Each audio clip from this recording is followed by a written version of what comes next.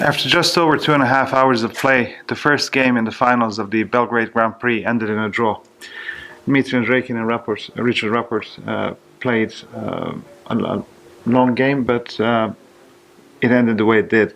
Dmitry, let's start with you. It seemed that, from the comments I heard from the outside, it seemed that you played for a very solid, drawish line. No, yes, first of all, Petrov defense was a surprise for me. And another case that I don't have a fighting feeling today after my night.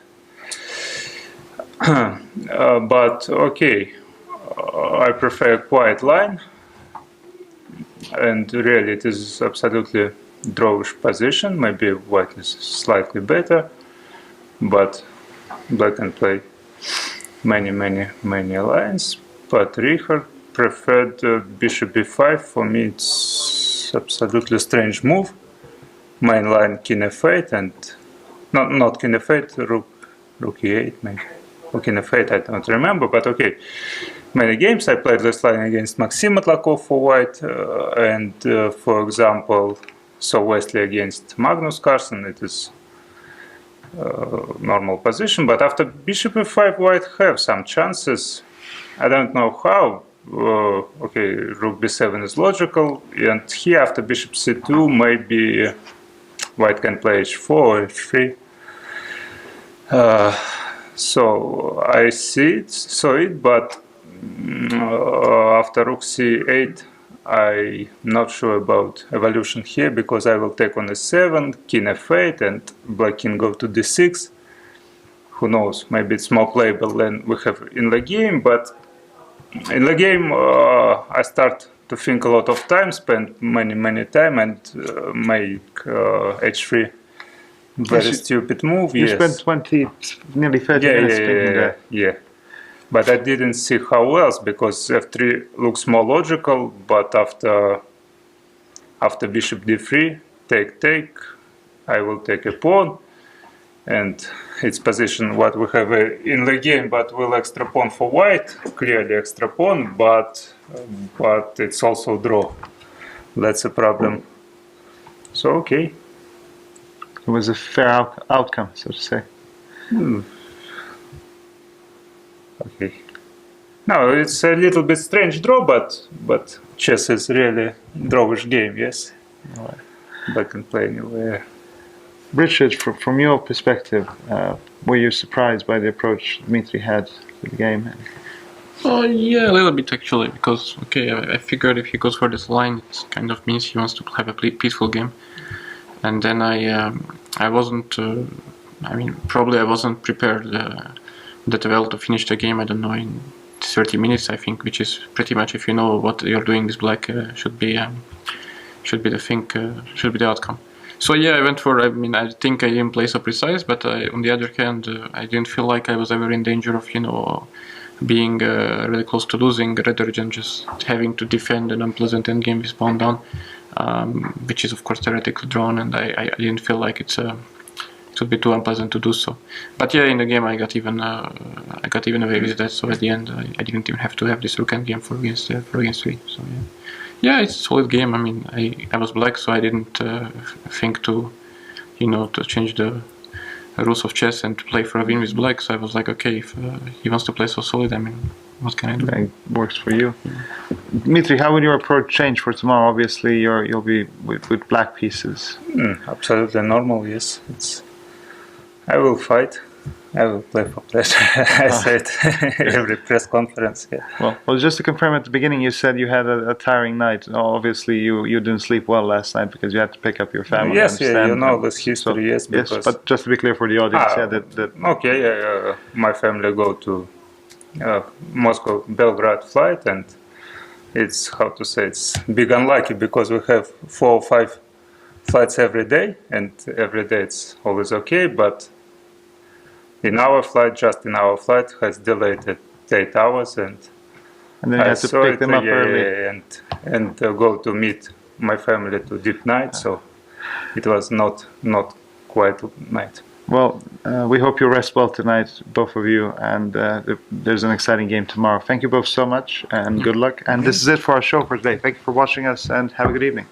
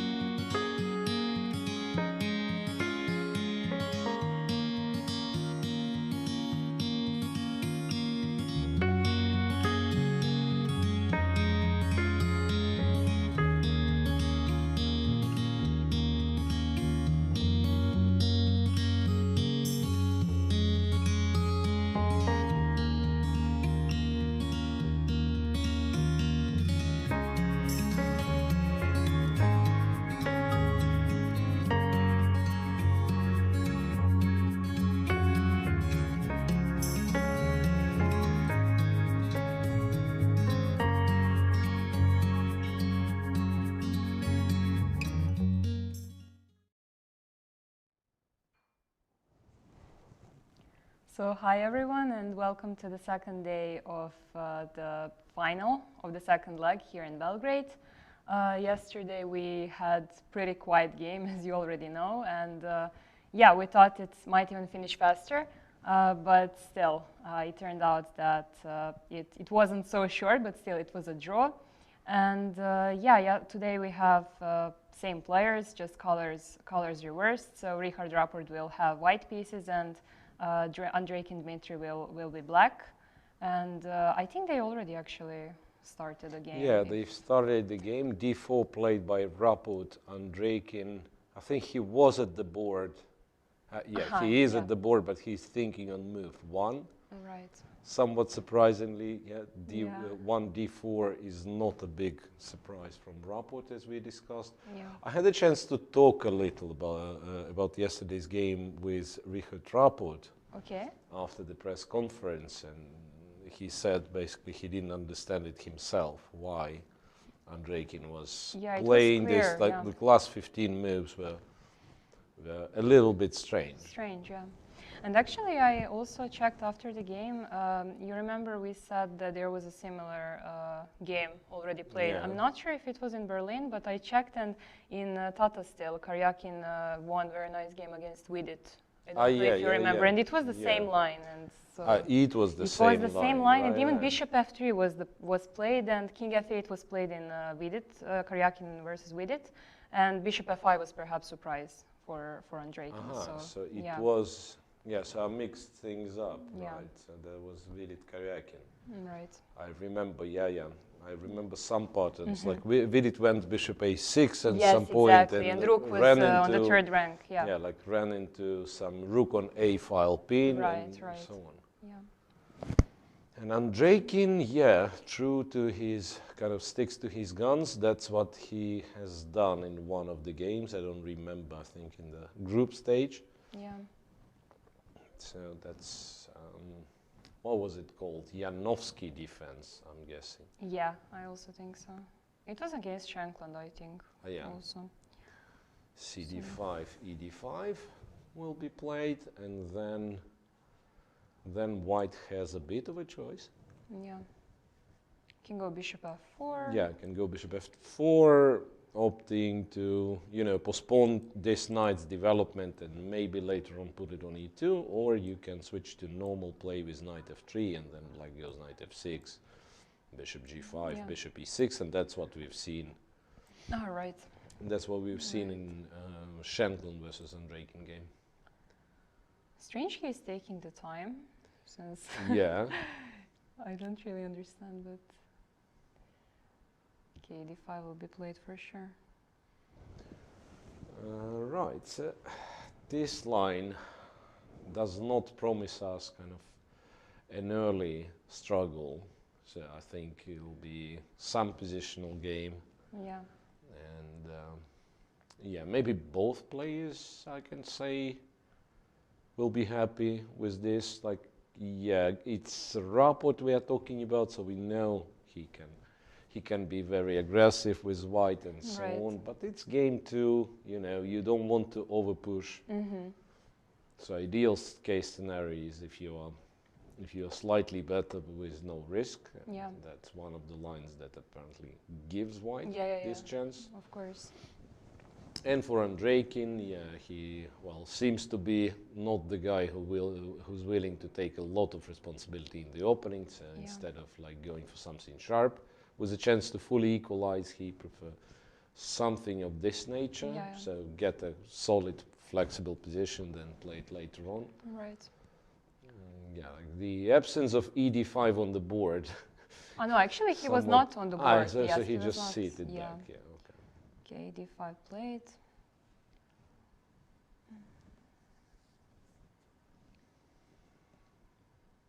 Yeah, so now as we said, white can probably wait for black knight to come to F6 in order to put bishop on G5. I guess that's the option. Because I don't often see knight coming to E2 in these lines. For some reason. And and the thing is, like, if you go bishop F4, black can play C6, and after say E3, go bishop D6. think. Yeah, exchanging those bishops, and if we to compare this line to bishop e7, takes, bishop f4, then among other things, you can also do this and this. So it'd be exactly the position from the game with the absence of black's a7, a6. And Right. it's not necessarily hurts black having a7, a6 played. Right. White A3. plays a3, stopping bishop b4, waiting for black to kind of clarify his intentions. But was I black wonder if intending to go bishop b4? I wonder if it's a new move.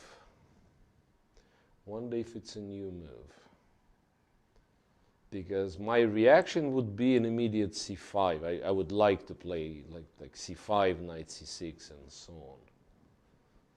And if white takes, I'm guessing d4 might be the follow-up. Okay, it's a little bit sharp, especially since the pawn went to a6, right? Because knight a4, and we are talking gambit, right? So with pawn on a7, the knight on a4 is misplaced. Like this, it's heading towards b6. Right.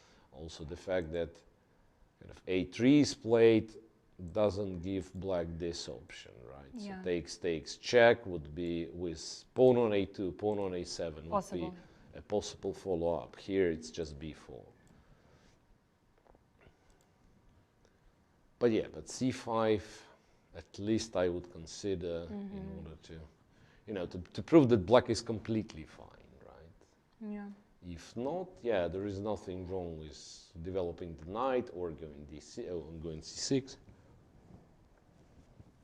Maybe even h6 and then knight f6 if he wants to h6, stop knight bishop h6. g5. Yeah, the funny thing with this h6 move, if I may, yeah, knight f3, knight f6, knight c3. You have a lot of moves here, right? You have bishop b4, which is the Rogozin. You have bishop e7, which is kind of quote-unquote normal queen's gambit. c6 transposes to semi-Slav. c5 transposes to God knows what's the name. What's the name of it? Yeah, I mean it's semi-Tarrasch, right? If you take with the knight, yeah. or you can might as well take with the pawn and play the normal Tarrasch. You can do Andreikin thing with a6, but funny enough, h7, h6 is also a move. And when I was told about it, I was like, this cannot be right. But then Fedoseev played it quite a few times, and some other people, so strangely, h6 is a legit try. So might as well be a move here. h6, stop bishop g5, then go knight f6, bishop d6, and so on. Yeah, but it's a new move for sure. a3? For Andreikin, right. I mean, I haven't seen it, so. A bit of a surprise, yeah. Bishop e7 is also maybe possible, but then, yeah, bishop wants, I mean, black Yeah, can you try to probably stay flexible, yeah. want to go bishop d6, Bishop it d6, seems, right. What else? Like bishop e6, strangely. And bishop. then after bishop f4 to play bishop d6, After queen b3? After queen b3, that'd be questions. I mean, here I think I can go knight c6 still, right? Because queen b7, knight a5 traps the queen. Also d4 is hanging, yeah. Yeah, yeah. Oh, but this traps the queen. Yeah, so Yeah, the thing with queen b3 is that without a3, right? Let me see. Like this, knight f3, knight f6, bishop g5, bishop e6, and here queen b3 is actually much more challenging because if you go knight c6, you have to face bishop takes f6. And then if queen takes, yeah, then queen b7, both the rook and the knight hang in, so you'll have to take with the pawn. Right. Not necessarily terrible, but yeah, but the structure is Seems clearly, very ugly, yeah. yeah. So here, since white wastes tempo on a3, believe you can do a lot of things. Yeah. That's why I think h6 makes kind of sense, because a3 is also not, doesn't seem like a very useful move. Also, like, black was not really planning to play bishop b4. That's what's a bit confusing. At least in these systems, they don't really go bishop b4. Yes, I think it's sort of semi-waiting move to see where black goes, and then, let's say, the most primitive, knight f6, then you probably do this, and e3 and bishop d3 and knight e2. That would be my speculation, so that white wants this setup. Because otherwise it's very hard to justify why exactly a3, right? b4 doesn't seem to be a great idea, at least not for the moment, yeah. Not for next like 5 moves or so. So genuinely puzzled, same as Dmitry Andreikin. Kind of recalling yesterday's game, it wasn't much of a game we thought, but it turns out, he just repeated Karyakin's try against Vidit, and it worked for Karyakin. Yeah. Actually, now I remember, if we recall also game between Rapport and Vidit in the group stage, like it can come to very similar position now what we have on the board. If Rapport goes e3, queen c2, bishop d3, knight g2. Yeah, so maybe, I don't think he's heading for that, but might have something to do with that. So it was some Nimzo, and later on the bishop from b4 returned to yes, f8. Yes, exactly. Might even be, strangely enough, might even be that white doesn't lose any tempi, because bishop went to b4 in that game. Then black castled, weighed rook e8, and went bishop to f8 in one go. Yeah. So basically, black kind of wasted two tempi like this, and here he will have to waste this two tempi if he is going for the same setup like this, perhaps bishop e7, castles, rook e8, and then once again return to f8. So yeah, it's a bit of speculation, but yes, might as well be. But still, I'm very tempted to go c5, to be honest. And takes, what did we say? Takes, yes, at d4, but now that I'm looking at it, d4 is not the only move. Even like bishop takes c5 might be considered. And then the thing is, if you take d5 with the queen, starts to resemble those gambits that Grishuk used to play and so on. I mean, I'm not sure if it's entirely correct, but say queen e7, and then, I mean, there is no direct compensation of some sort, but just you have free development, knight f6, castles, put pieces in the center, and yeah, sometimes it's just enough. If knight takes, who knows, maybe once again, oops. Knight takes, you go say knight f6, knight takes, queen takes. Once again, this is targeted if you go e3. I mean, you can see some compensation for black, right? So knight develops easily, bishop develops easily, rook comes to d8. Yeah. So some play at least. Yeah, this is actually interesting. I like it. So I mean, why I value c5 so much is that if you don't react, or let's say you react with knight f3, black goes knight c6, we are getting some sort of Tarrasch defense position, right? Yeah. And in Tarrasch you play g3 later on, right? g3, bishop g2, and so on. And the inclusion of a6, a3, I believe, favors black, because eventually black captures on c5 and can hide the bishop on a7. How useful a3 for white is not clear, because white isn't playing b4 recently in Tarrasch, right? They developed this bishop to g5 or e3, something like that. But actually here, maybe now I can take on Maybe c5. now you take. Because Yeah, I will have maybe some now you bishop take. g5. So now if bishop Bishop takes, c5. it's Queen d5. queen I thought. takes, yeah, and it's a little bit different, right? Because if I play this, bishop g5 will happen. Queen b6, attacking f2, and then you have knight e4. Yeah. Honestly, it's a bit risky This to go for this. doesn't work, yeah, it doesn't work for black, it seems.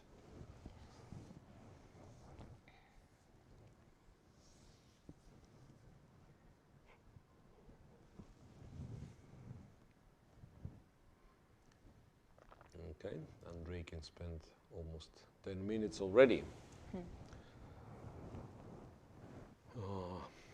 As I was saying yesterday, final games, when you have one game only, is not that easy to comment on until they get to this kind of sharp moment or strategically complex moment that you can speculate, right, from the position on the board. But here, it's a little bit tricky, really. What would you discuss, right? Yeah, because black has so many options. Yeah, after a3, it feels like any sane move that develops something has to be considered, right? Bishop e6, knight f6, bishop e7, even c7, c6. Yeah. No, exactly after c6, I thought that Rapport actually might even go for this, what he had against with it, because it will be a very similar position. But how exactly do you do it? c6, and now let's say knight, no. Queen c2, let's say. Queen c2 to stop bishop f5, sorry, bishop f5 maybe, right? Yeah, it's a little bit challenging because I was thinking bishop d6, say knight f3, no, and then e3 is what you do. It looks very weird, yeah. Knight e7 to develop to f5, and you are just on time with bishop d3. And who knows, I mean, those positions, once again, I mean, you have some sort of patterns from the Casbah structure, right? But the position is not exactly Casbah. I mean, there are some differences, bishops on c1 and so on, and it might be crucial, in fact. Okay, so h6. Yeah, why not? Why don't we play five pawn moves in a row? Speaking of pawn moves, Actually, it is 5 pawn moves for real. Yeah. That's not the longest, obviously, right? Yeah. Was it e4 in Andreikin's game yesterday? Yeah, was. I just want to show the line that I know where white plays pawn moves for quite a while. So it's this, bishop f5, and then you go g4. Or, hang on a second, maybe h4 first. Yeah, h4 first, black goes h6, kindly. Because, yeah, the bishop is in a little bit of danger, and h5 has, I believe it's a stronger move, or kind of more solid move, but it has his downsides. So h6, g4, and then apparently bishop h7 is playable, or bishop e4, f3, bishop h7, but quite often people would just go here, hide the bishop. And then you'd go this, and you'd go this, and this, and this. Yeah. And it's what, move 9? 9. Move 9. Yes, strange. With black, and hang on. And it's not the end, if I'm not mistaken. Okay, you'll have to throw in one knight move. But then you would also play b3, b3 somehow b3, not b4, and then to have bishop b2 and so on. But yeah, sometimes these things happen.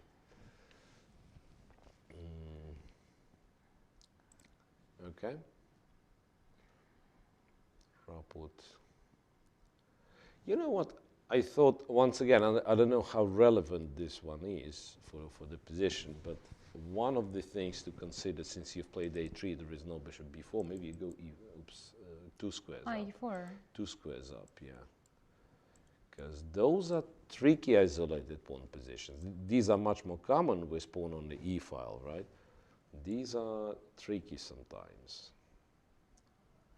Once again, if white manages to develop everything, he might be having some serious pressure. But yeah, but then once again, h6 is probably beneficial because you can go bishop f6 and There is at no knight bishop f6 there is g5. no bishop g5. Yeah. Yeah. Bishop f4 played. So now black is black can play 6 move with the pawn, which is c7 c6, preparing for bishop d6. Yeah, probably just knight f6. We don't want because we want to have a chance of going knight e7, right? Yeah, no, I mean, knight f6. I think it's a perfectly fine move. Perfectly fine move, and then after e3 you go Bishop there, d6. right? And this is always a question how white reacts to this. Do you leave the bishop? Do you take? Do you go back to g3? You can go to g3. Yeah. I mean, main options, right? I mean, takes the obvious, go to g3, or don't react at all. Play, I don't know, bishop d3. Oops. Bishop d3. If he takes, you just take back, and then try to use the e5 square for the knight. Also, you pointed out that h6 here is not useful Yeah, it's not because ideal. f6 will be more difficult to play. It's not ideal, Yeah. exactly. So how is that? Knight f6, e3, bishop d6, and let's say here, here, here. Play a few more moves. Knight f3.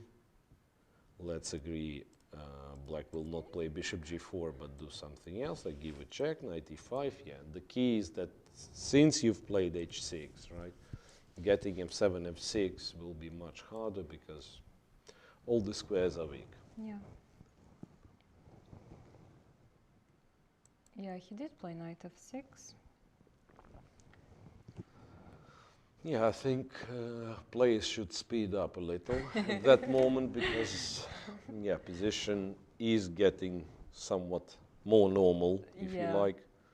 Yeah, inclusion of a3, a6 and h7, h6 is somewhat confusing, but still. So e3, and I guess, yeah, I guess you play bishop d6. I mean, there is a chance to play c5 actually as well. Now it's Yeah, you can play c5, that's right. Say knight goes, knight goes.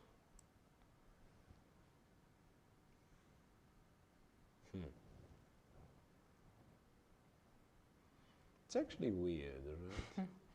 Because taking on c5 and let black take from f8 feels a little bit wrong unless you win something or get some advantage immediately, right? Yeah. So, I'm not sure at all.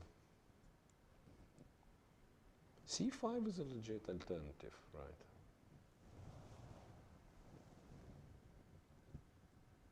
Also, a6 is actually useful after c5. Let's say white doesn't take.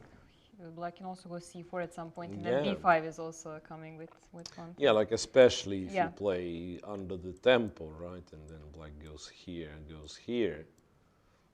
he already well expanded on the queen side. And those tend to be very unbalanced positions, in fact, right? Yeah. So white then probably goes knight f3, wants to put it on e5, and so on.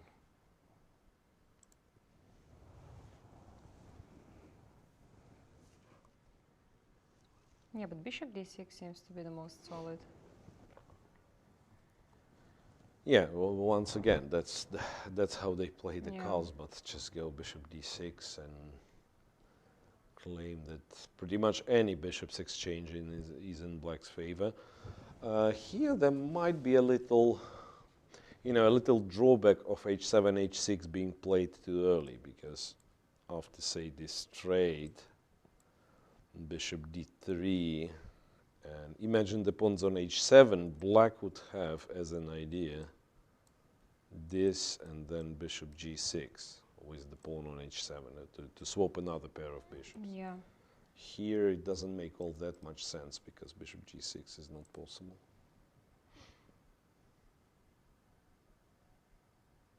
Is it ever possible to play like bishop d6, bishop take on d6, queen d6 and f4? Is it ever possible to play like that? Oops. f4. Maybe it's yeah, too early. It feels like, you know, it's got to be the knight on e5 which you support with a 4, right? Yeah, and yeah. not other way around, because now it's like the commitment to a structure done too early, and then say black castles, and then you have to, like after knight f3, bishop g4 seems very strong. All right. And I'll just exchange Right, and right, put right. the rook on e8, apply pressure on e3, right? Yeah. So it means like you've played f4, which looks a bit artificial, and then after castle you realize, okay, I don't want to play knight f3, so I'll have to play another artificial move and that another, and it turns to snowball, right? Yeah, yeah, yeah. So I would still argue that, yeah, we start with knight f3. If we get the chance to put the knight on, yeah, like imagine knight f3 and black, Doesn't I go don't bishop know, g4, even rook e8, knight e5, yeah. Yeah. That is already kind of an interesting development of events, because, yeah, now once again, to organize f6 won't be that easy, right? I don't know what, knight fd7, you go to here, right? f6, you go queen h5. Here I can imagine white being in a very good shape. Yeah.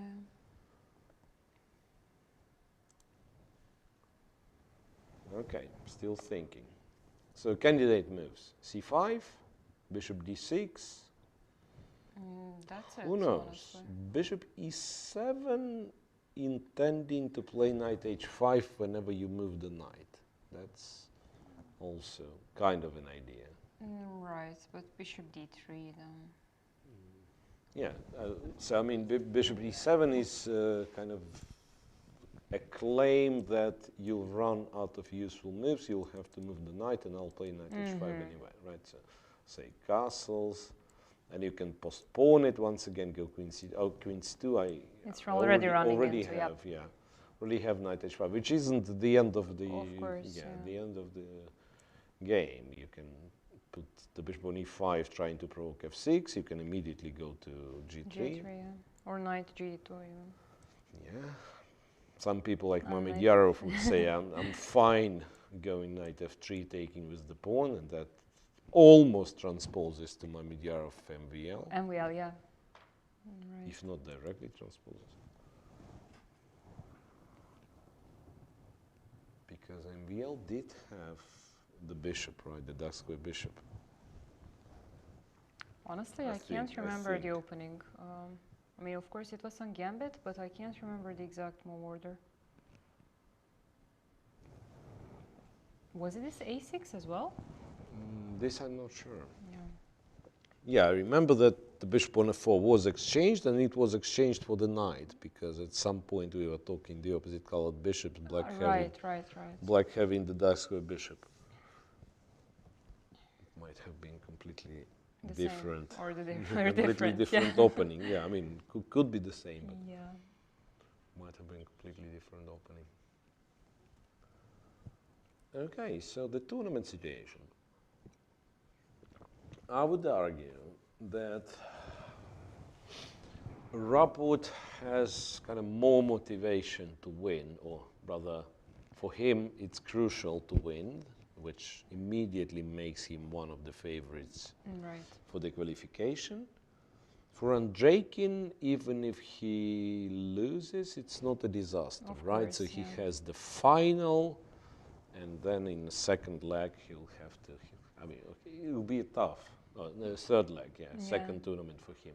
It'll be a tough task, because I spoke to MVL yesterday, who was still there, and we've discussed a bit chances and what, and agreed on the last Berlin event probably be the strongest. The strongest. Yeah, I also realized that. Yeah. Like there is a group with MVL. No, I don't remember who is MVL's group. There is a group with Levon and Hikaru. Yeah. The finalists of Berlin 1, and then only one of them will make it out of the group. Which And means only one of them will actually manage to qualify for candidates, right? Very difficult yeah, to... and for Levon, I don't think it'll be enough just to make it out of the group. He'll Of have course. final Yeah, yeah, and yeah. making it out of the group, right? Yeah, For right. Hikaru, it's quite likely if Just he manages has a to win the win. group. Yeah, he has a Yeah. win, and then if he goes to semi-final, I would bet like, if not the winner, but from place 2, he qualifies. Yeah. Okay, so played. finally C5 played. Makes a lot of sense because knight on f6 now guards the d4 pawn, and then if you take, black just takes, yeah? Yeah. Wait, how does that compare to quote-unquote regular queen's gambit, which would be, what, bishop e7, for instance, bishop f4, knight f6, e3, castles, knight f3, and c5, right? I mean, if now CD5 is played, you mean? CD5, I think it's knight d5, and somehow they know it all the way to right. a draw. Yeah, so DC5 is the main one. DC5, and then what? Queen a5 is possible. DC4 is possible, even though not so good. Or bishop And C5. bishop c5 is of course there. Bishop c5 is of course there. Then after this capture, I think recently they take with the knight. Knight takes, pawn takes. And then if we think the inclusion of a3 and a6 might be in white's favor, because here They have to bishop go king d3, bishop d3 check, and king e2 was tried, but I think knight d1 is Knight sorry, d2, knight yeah. d2 is what they do now. I think knight d2 is what they do now.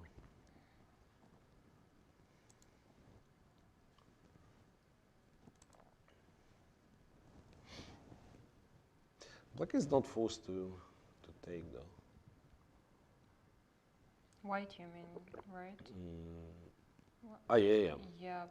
Black already taken on d5 with the pawn. Hang on a second. So it's completely different, right? different, In yeah. my line, I was exchanging pair of knights, yeah. See if white takes, bishop takes.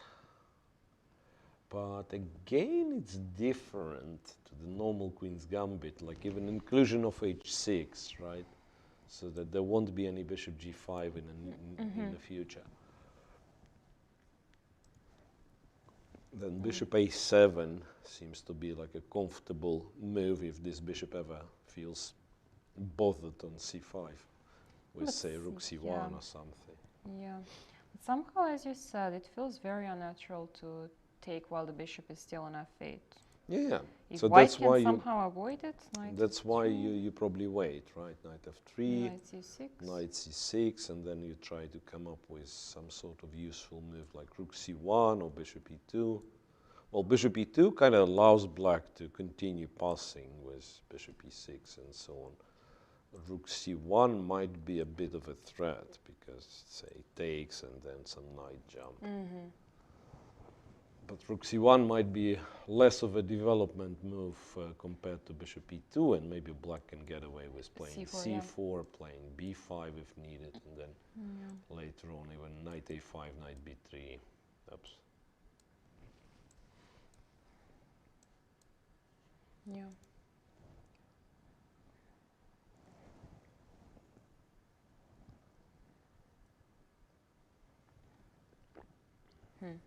So will we see? It's move 7 once again. Somehow, specifically these two players, they managed to get, not necessarily against each other, in the other games as well. They managed to get the positions that cause them and their opponent to think early. Yeah, to think early. Like recalling Andreikin playing against Giri in a classical game, right? This b3. Partially it was Giri's fault, this early b3, Yeah. right? But people kept spending time to like practically get into time trouble after move 15. Yeah, it's true.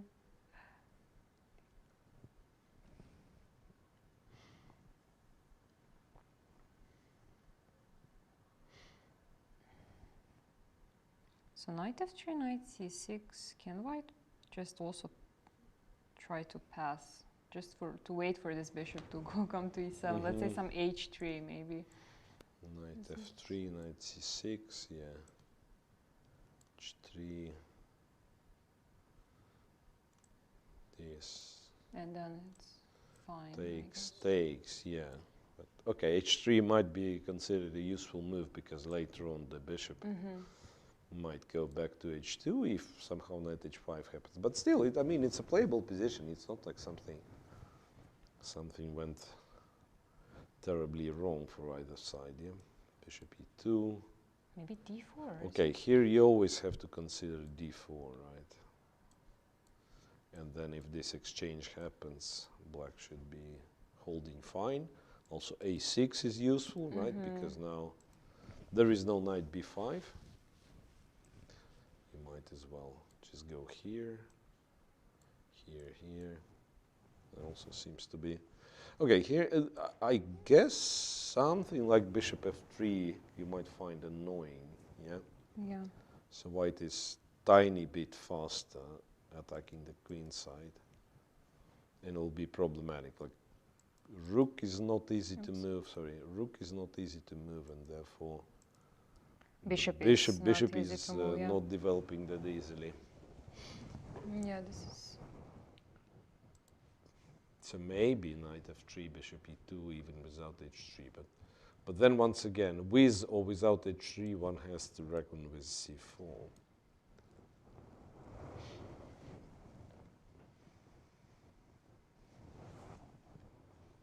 But these c4 positions always somehow seem to be easier to play for white, because white is clearly attacking the king with knight e5 and then maybe some g4 even, and black is... Yeah, like even if you go bishop d3, invite c4 and keep bishop on this diagonal, right? Always feels a bit Your dangerous, plan is clear, knight to e5, queen very likely to f3, and some g4, h4, and so on. For black has to be much more inventive.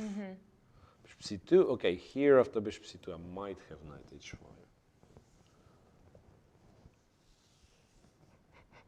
But even that, let's say knight e5, how is it?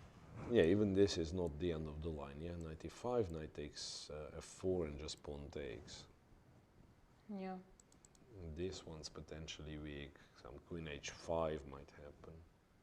Yeah, looks pleasant for white.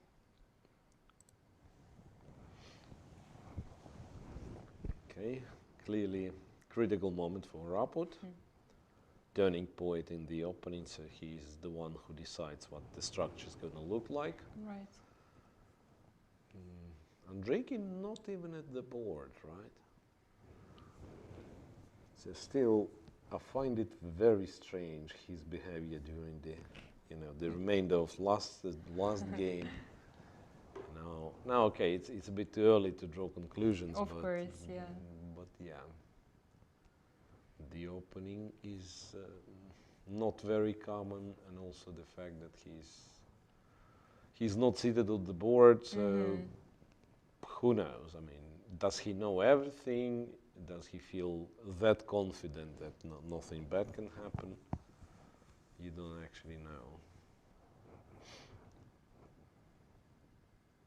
Okay, we're not really sure if he is sitting actually. Maybe he's at the board. I mean, he's at the board, we just see the board and not the players, right? There are kind of polarized examples of players like Peter Svedler, who would never sit at the board when he's not to move, and then the opposite of it, I'm not sure, but Fabi rarely seems to be off his chair, right? And there must be quite a few more. Yeah. But actually, as you mentioned, Svidler, I find it really impressive. While he is walking, it's very clear that he is very deep in the position. That's very, very impressive. Yeah, but what's also interesting that I think it was Bundesliga, the German league, one of the rounds where a lot of teams, usually what Bundesliga is, one team visits the other team in the home city, right? So it's basically two teams playing. And there is, or rather used to be, a special weekend when you have 3 games. So Friday, Saturday and Sunday. And then in order to cut on, I don't know, the hotel costs, the travel costs, they would announce one city that hosts the entire Bundesliga round for this. Yeah, so it'd be a lot of people. And I remember playing in that, and Peter was, I mean, he used to and probably still does represent Baden-Baden, strongest German team, yeah. And I remember him walking, obviously had game of his own, but then whenever it was finished, he approached me and asked, I mean, what was that you've played against Slami? Don't you remember the line? I mean, it used to be this. And it was clear that at least 10 other games, he had an idea what was the opening, what went wrong, and so on. So he's also observant about what. And somehow it does go on subconscious level. He still concentrated in on his game. But yeah, so that's just, you know, just a very curious personality.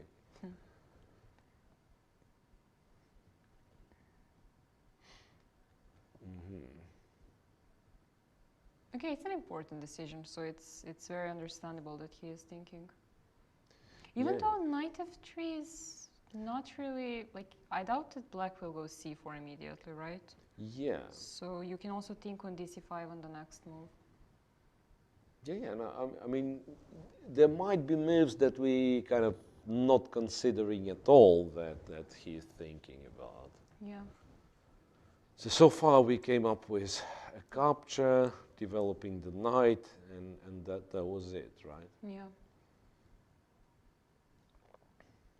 Capture and knight f3. And how is the position, let's say white goes knight f3, knight c6, let's say h3. I mean, is ever white planning to take with pawn on d4 if black, let's say, like takes? C takes, E takes. Who knows? White does have, I'm trying to justify why, but he does seem to have some opening advantage. Because, no, actually he doesn't, right? Bishop f5 would be symmetrical. It doesn't mean that it's good for black, because I'm worried about moves like queen b3 in such situations, simply because you cannot keep the symmetry, right? Yeah. Maybe it's nothing special. Maybe queen b3 may be a stupid move because black just goes b5, and I presume sacrifice on b5 doesn't really work. But yeah, entering something symmetrical maybe is not in black's interest. But yeah, but the position kind of dries out, we have to agree, right? Maybe bishop d6 still, to just trade it. So bishop takes, queen takes, for instance, bishop d3 to stop bishop f5. Right. Yeah, maybe white's getting somewhere, in fact. I mean, it's never going to be too much, right? Yeah. But the difference in activity of those bishops, like the bishop on d3 is on a good diagonal, bishop on c8 can't really go to f5, can't be transferred to this diagonal via g4. So if you have to, if you call a move like bishop d7 or bishop e6 development, then yeah, then your position didn't really work very well. Yeah, that's once again the concept that developing the piece means you put it on a square where it does something. Yeah, not simply moving the piece, right? I really want to go back to 1 e4, so I will be using the previous game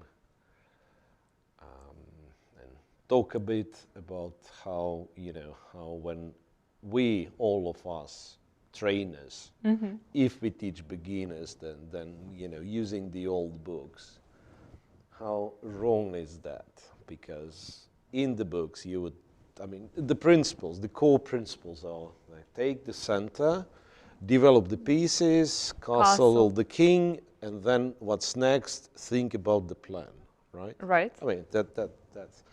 And most of the kids who start in chess, they end up playing this. Like, okay, it does develop the piece, and so does this. And black obviously taught by the same book, right? And then we develop these guys. Then we play d3 to open the other guys. Then we castle. And then we go bishop e3 developing, and he takes, and then black does the same. And now the pieces are developed, right? And then maybe we play queen e2, queen e7. I mean, it's kind of an advanced level, connect the rooks. And then it's time to start thinking about the plan. What kind of plan can be in this position, right? I mean, it's so ugly, even grandmasters don't know what to do.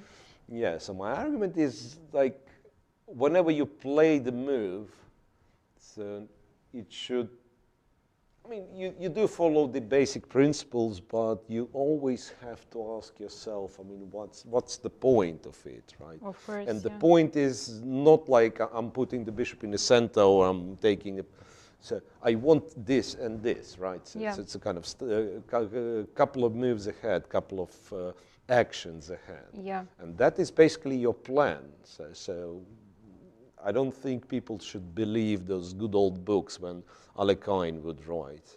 I don't remember his opponent, but it's an endgame when he says, he's playing black, and he says black's winning plan consists of 5 stages.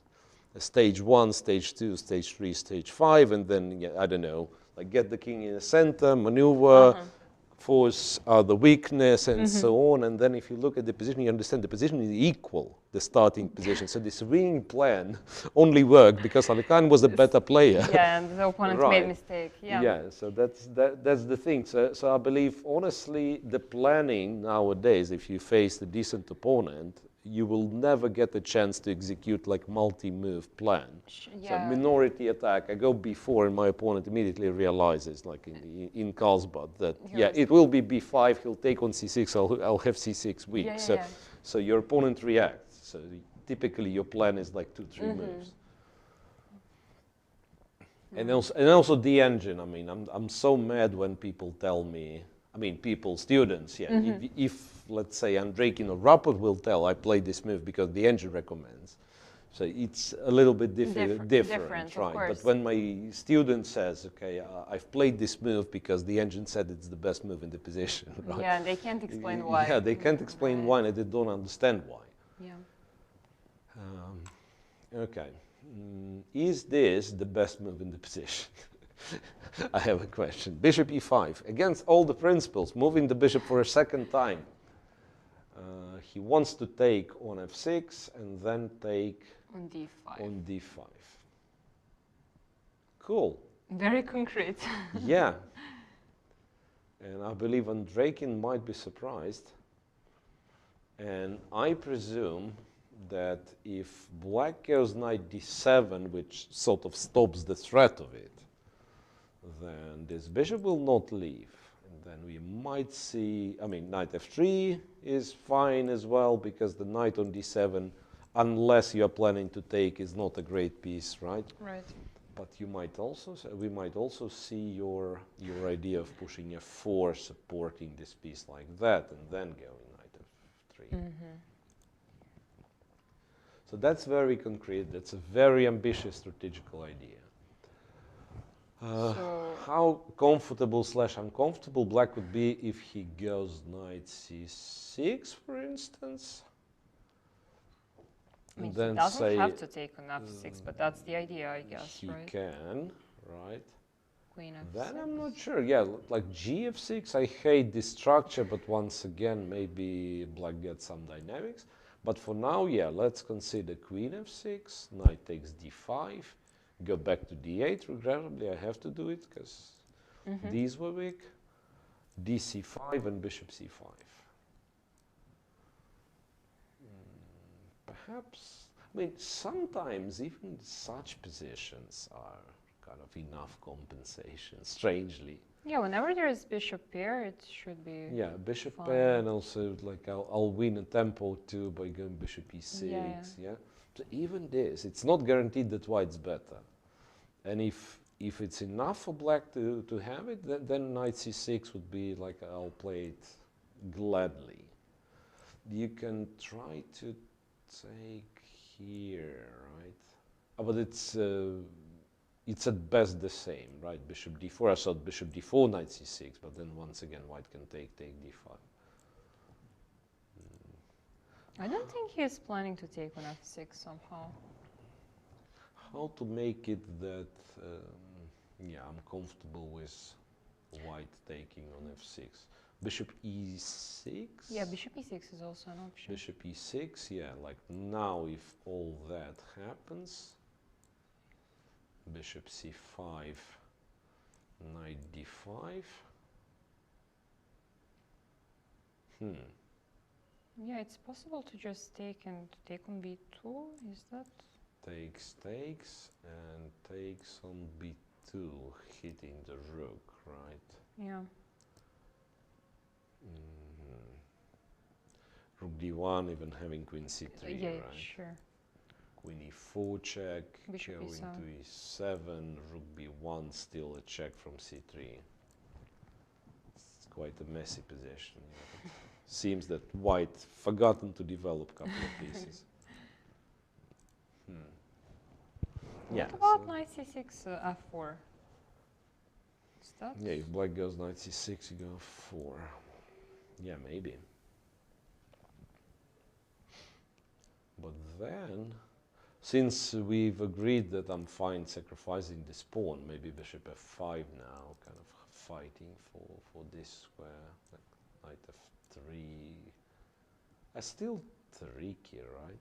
This bishop, surprisingly, is very stable on e5. Now, I mean, if this works, and works, I mean, not necessarily giving big advantage, but practically. It's a legit idea, and why it's not worse, and black has to solve problems. That it's an absolutely brilliant move, because that's really unexpected, right? That's really unexpected.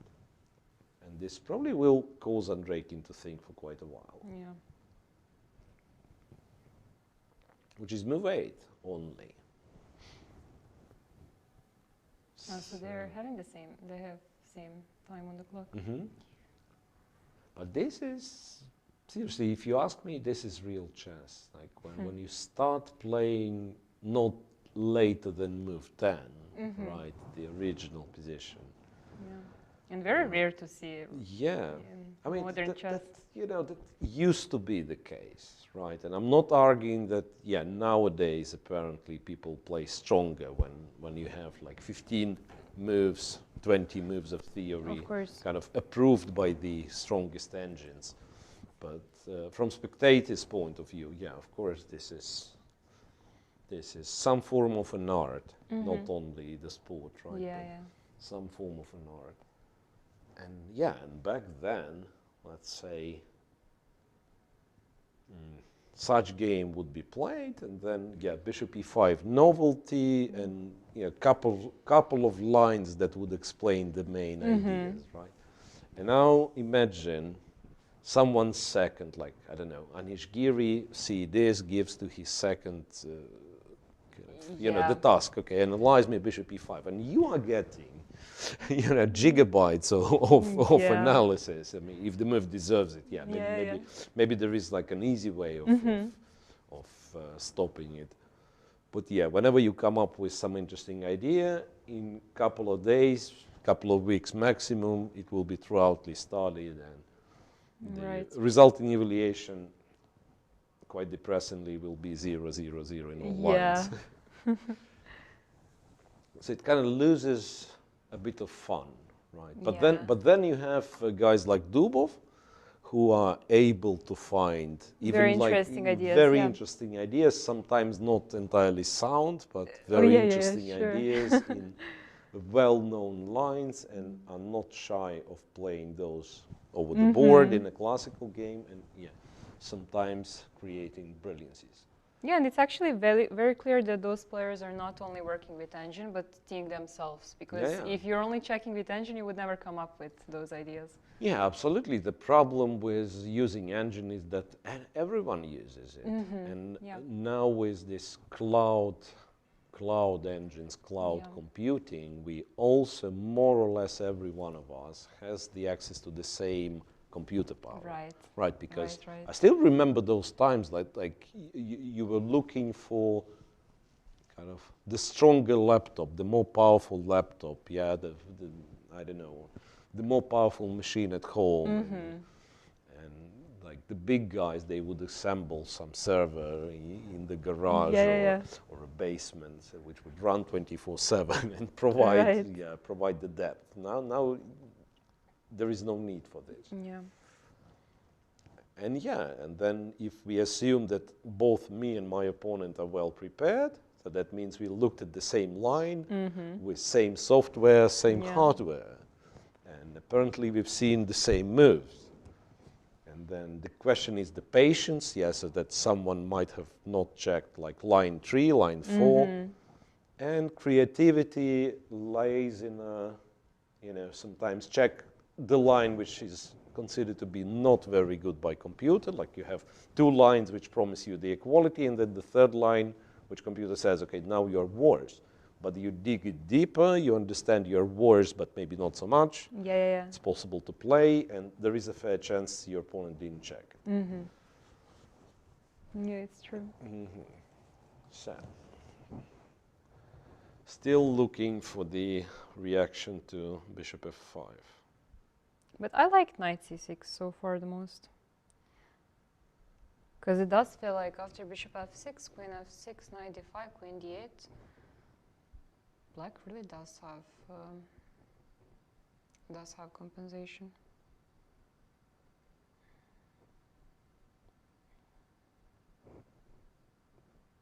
Or bishop e6, yeah, bishop e6 also seems to be fine.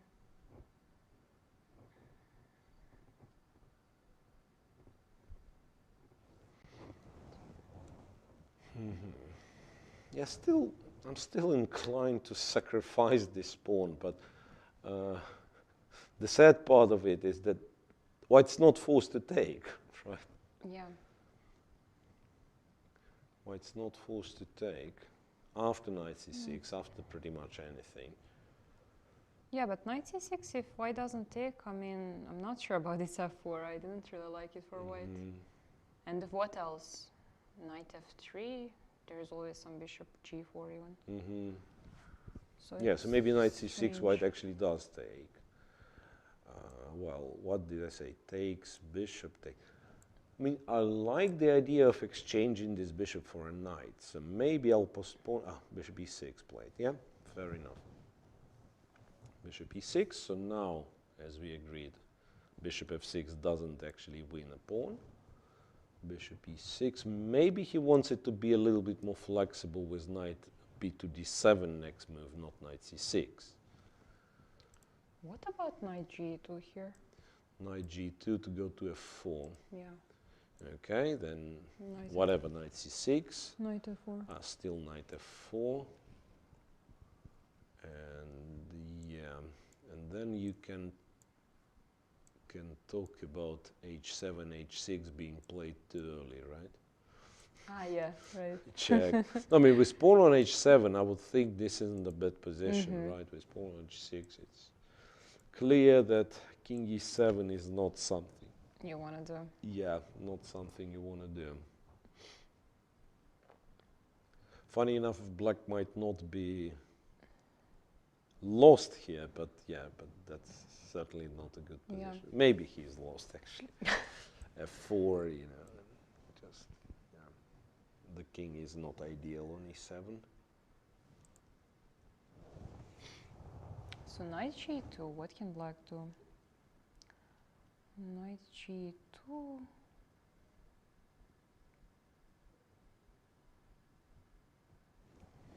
Knight g2.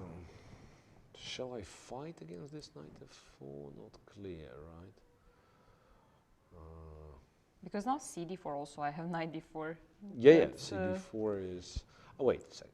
CD4, knight d4, knight c6. Because I realize, yeah, this capture kind of weakens me a lot, but then, you know, the tempo might matter. Because bishop f6, queen f6, I'm seemingly fine.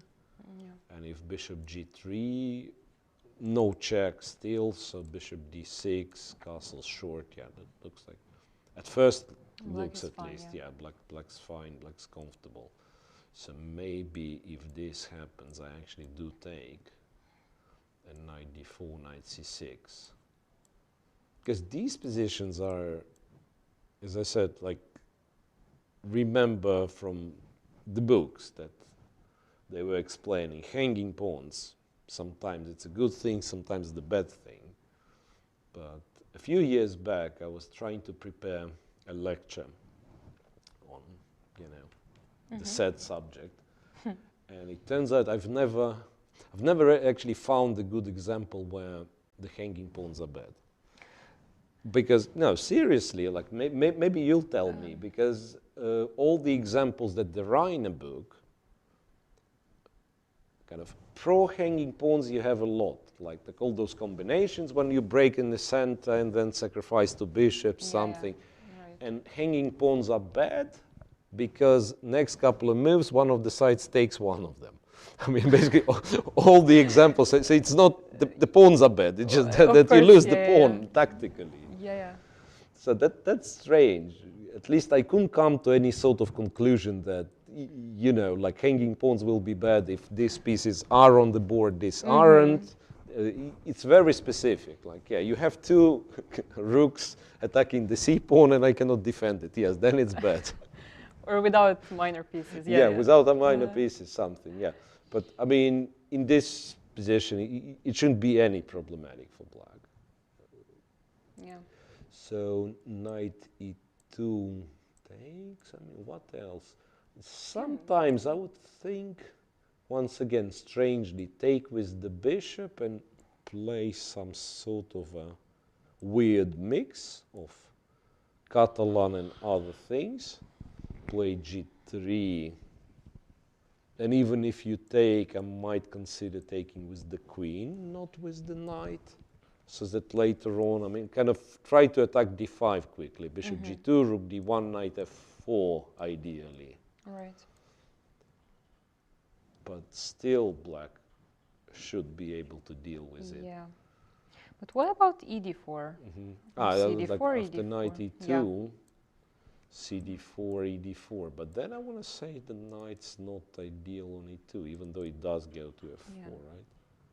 It's not clear how black stops it, actually. I mean, he doesn't want to play g5. Okay, knight c6 Knight feels like a good move, yeah, and then maybe just bishop d6. Maybe just bishop d6. And then castle, and then see what happens. Okay, bishop knight e6. Knight e6, pawn takes, yeah. Seems like not a bad French. f4? How? Yeah, castles. Bishop d3. Something will start hanging, I'm afraid. Like takes e5. Yeah. D takes e5, perhaps, right? Because fe5, I don't know, knight e4 is a move, but also knight d7, and then you can't castle yet, queen h4 is the threat, knight d4 is the threat. Yeah. Well, fe4 is more, d4 is more challenging, but then what? Yeah, even knight e4 probably. Knight e4. It's tricky though, right? Because takes g3 or takes castles. E pawn might be weak, but somehow I don't believe in this in White's intention to keep the bishop on e5 at any cost. You were right, knight e2. Oh, it was played. Knight e2, yeah, we'll see, we'll see. So knight e2, opting to f4. Interesting.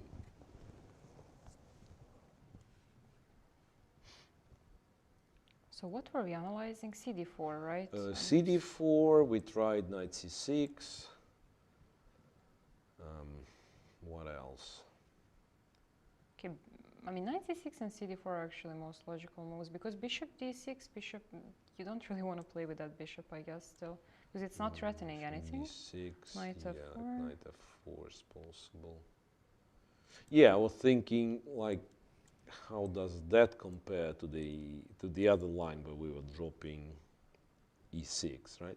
But here, even like taking on D5 is an option, and also this. It might be an improved version, so you're not going king E7 with your bishop on F8, but still you lose the castle, right? You're not winning the E5 pawn anytime soon, so just F4, queen E8, queen G4 looks much better for white. I mean, maybe just winning for white. Develop the bishop, castle short, go F5, crush. Yeah. Like really mysterious. Yeah, and as you've mentioned, G5, this is, you know, feels too much on many levels. Like knight G3 already threatens knight H5. DC5 and then put the knight on D4 is more positional, but absolutely legit approach, All in all, one doesn't play G5 in such positions. No, if the pawn was on C6, it would be probably an Yeah, option, like C6, right? pawn on C6, go G5, knight D7, stuff like that. Oops, now. Knight G4, question knight mark. G4 is an option. But Knight still G4, knight F4. Knight F4, take this guy. Let's say you take for now. You are not in rush to take E6 because D4 is hanging. D5, D5 is hanging. Actually, he played knight C6. Knight C6, okay. We'll see. Knight C6. Maybe he does the same, you know, knight C6 and bishop D6. Kind of implying that you can't really hold the bishop on E5, hold the bishop on E5, yeah. Well, the drawback of it is that white now can take, and after queen F6 can take with some knight, not sure which knight, but with some knight on D5. And then it gets messy, I'm guessing. Takes, queen. E6? Yeah, E6, DC5 is DC5 is annoying, yes. Probably still on D8. But then, I would argue that the kind of compensation is somewhat problematic, right? Takes here, and if there is nothing better, I can play bishop E2, bishop F3, protect the knight on D5. So white's not too far away from getting just a comfortable position pawn up.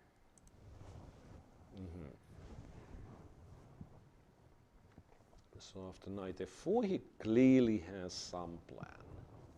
What else the knight F4? I mean, it's clear follow-up after knight G2. White certainly wants knight F4, right? Knight F4.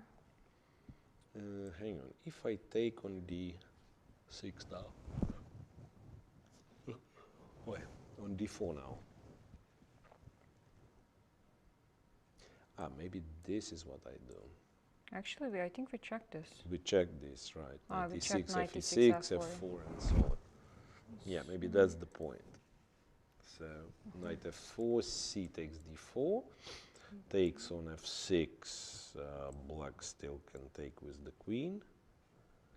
This is absolutely different story, right? Now I take queen D8, and the knight's hanging, at least the pawn wasn't sacrificed. I mean, it might get tricky, because the knight's actually good on D5, right? And I can imagine like a couple of scenarios. I mean, one is that white goes E4, and black has to react pretty quickly. Because if I build something like this, right, bishop D3, castle short F4, these are known to be unpleasant positions. Even if the knight's getting exchanged, right? I mean, maybe to illustrate, go here, let's say somehow this happens. White castles, black, let's be cooperative castles, f4. So e5 potentially, and then the difference in these bishops, right? It's very clear. The dark square bishop is not doing that much because d4 pawn acts as an obstacle. So that's one potential scenario, that white goes e4, and then of course you check some, I don't know, some tactical options, castles early f5 maybe, right? But wait, the bishop's still on f8, right? So castles early f5 is not available yet. So that's one thing. The other thing I thought could work is, say, this. Oh, and castle. Yeah, there's castle, but then I realized, yeah, here there is bishop f5. Yeah. Here there is bishop f5. Bishop c5, sorry. Bishop c5, yeah. Winning the exchange. So which did is they not very play pleasant. They played something, knight f4, c d4, and bishop d4. All right, that's a little bit less promising, if you ask me, because black can take d4. I presume queen takes in this case, right? Or pawn takes. Yeah, I would also say queen takes. Knight d4, if pawn takes, there are kind of ambitious moves, even queen b6 and try to attack b2, but also bishop d6, just develop with the tempo, probably forcing white to take by that point. You take back, you castle short. It should I be don't fine. think, I don't think black has any problems. So takes, we presume it's queen takes, and then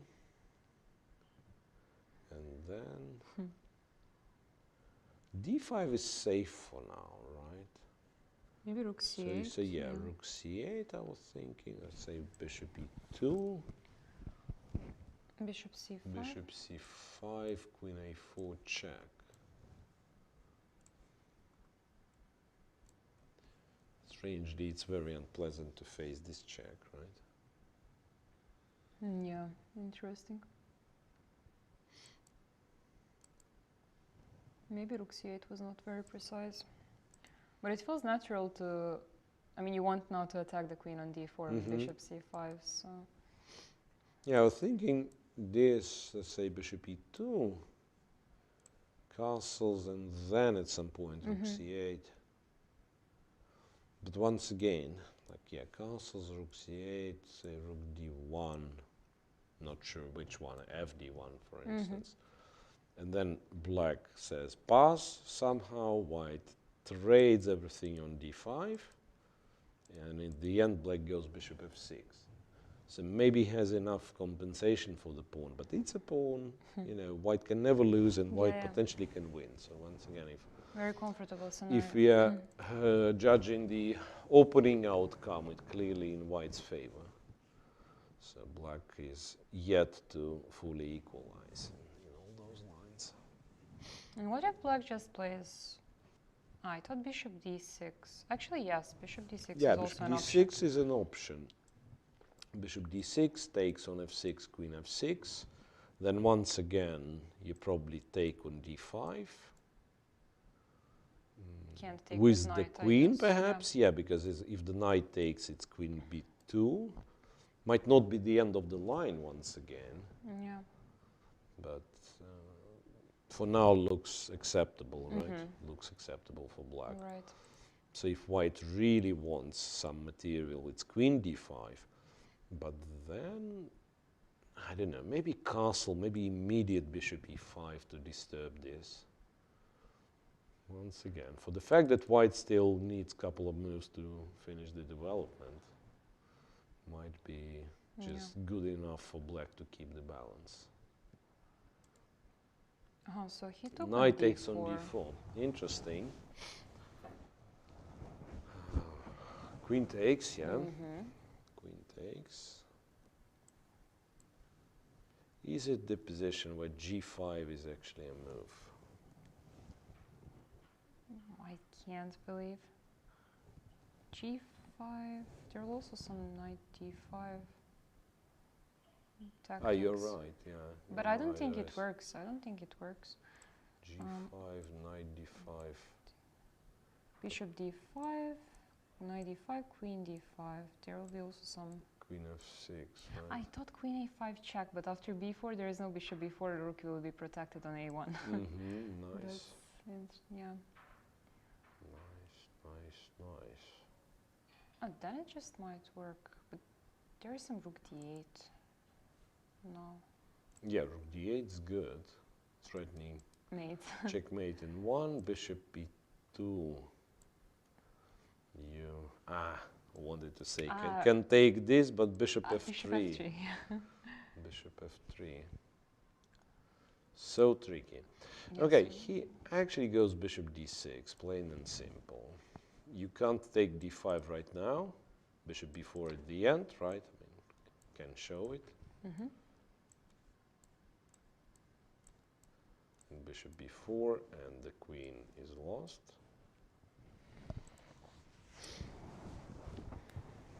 And you probably won't be able to take on d5 anytime soon, right? But I don't think white wants to take on E6. Yeah. No, taking on That e6 feels is black's probably fine. Fine, yeah. No, I think you do bishop e2 and maybe plan bishop f3. So now the real question becomes, I mean, what are all those positions? Bishop takes f4. Immediately, one move later, but yeah, I mean, how does white react? Because queen f4 optically looks very nice, but I think kind of recent shift is that it's always holdable. I mean, at least to me, it looks like it's always holdable. Yeah. So I would strongly consider taking with the pawn here, and then keep this idea of f4, f5 in many positions.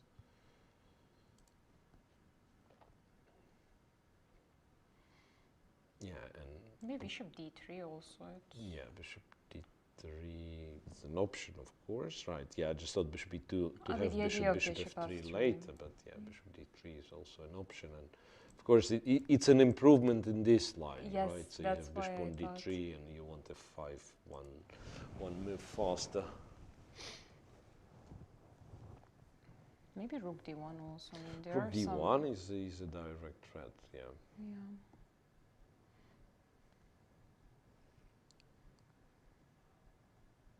Yeah. Interesting. Andreikin seemingly has his own vision on all those isolated pawn positions, and then once again I'm recalling his game against Shankland when it seemed that when he was playing black, remember? I mean, But it was it an isolated pawn? at some point, yeah, he went c5, dc5 and so on. Ah, right. Yeah, Right. White had doubled pawns like gf3, and there was some endgame which at first looked, I don't know, looked more pleasant for white, and then in 10 more moves it was a draw. Right.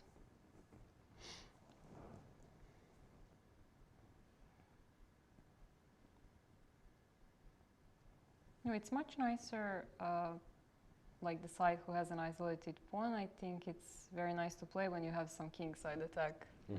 Those positions are fine, but these kind of positions can lead to some kind of torture. Yeah, but especially nowadays, for example, Engine. I mean, it's holding these positions very, very easily. It will never say that either side has an advantage. Yeah, that's interesting.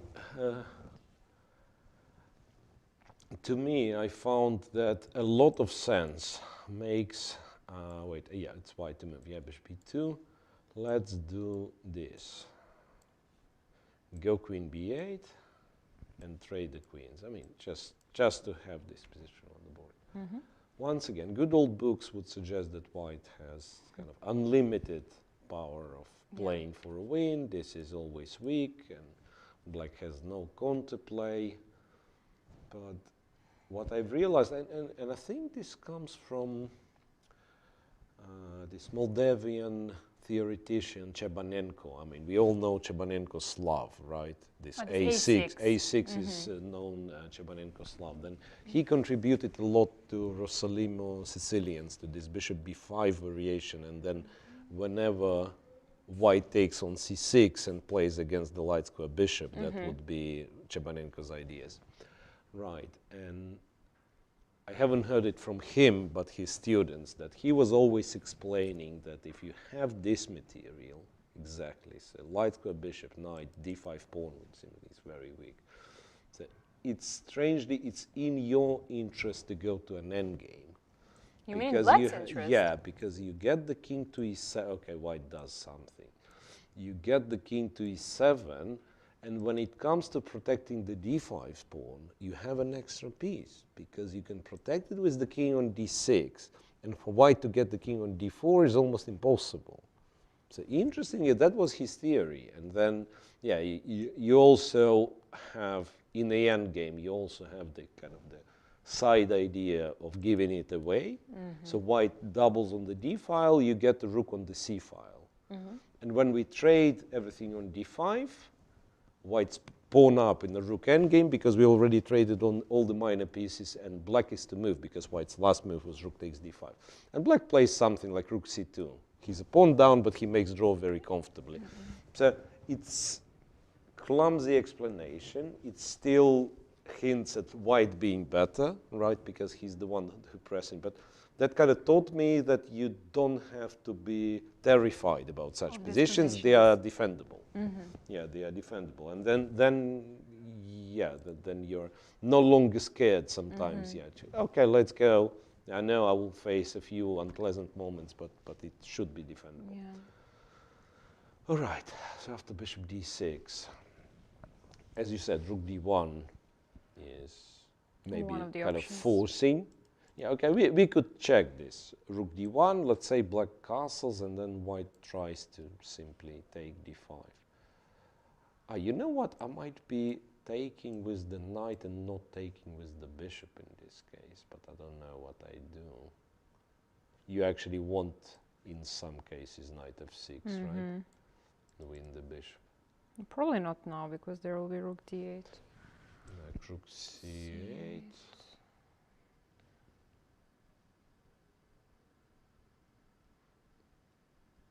Bishop e2, I guess.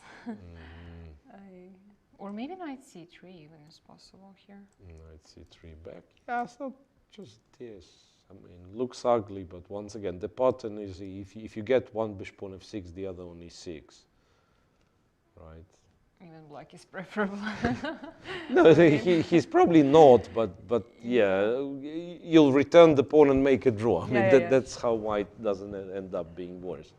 But yeah, but really, like if the bishop gets to e6 and f6, that should be fine.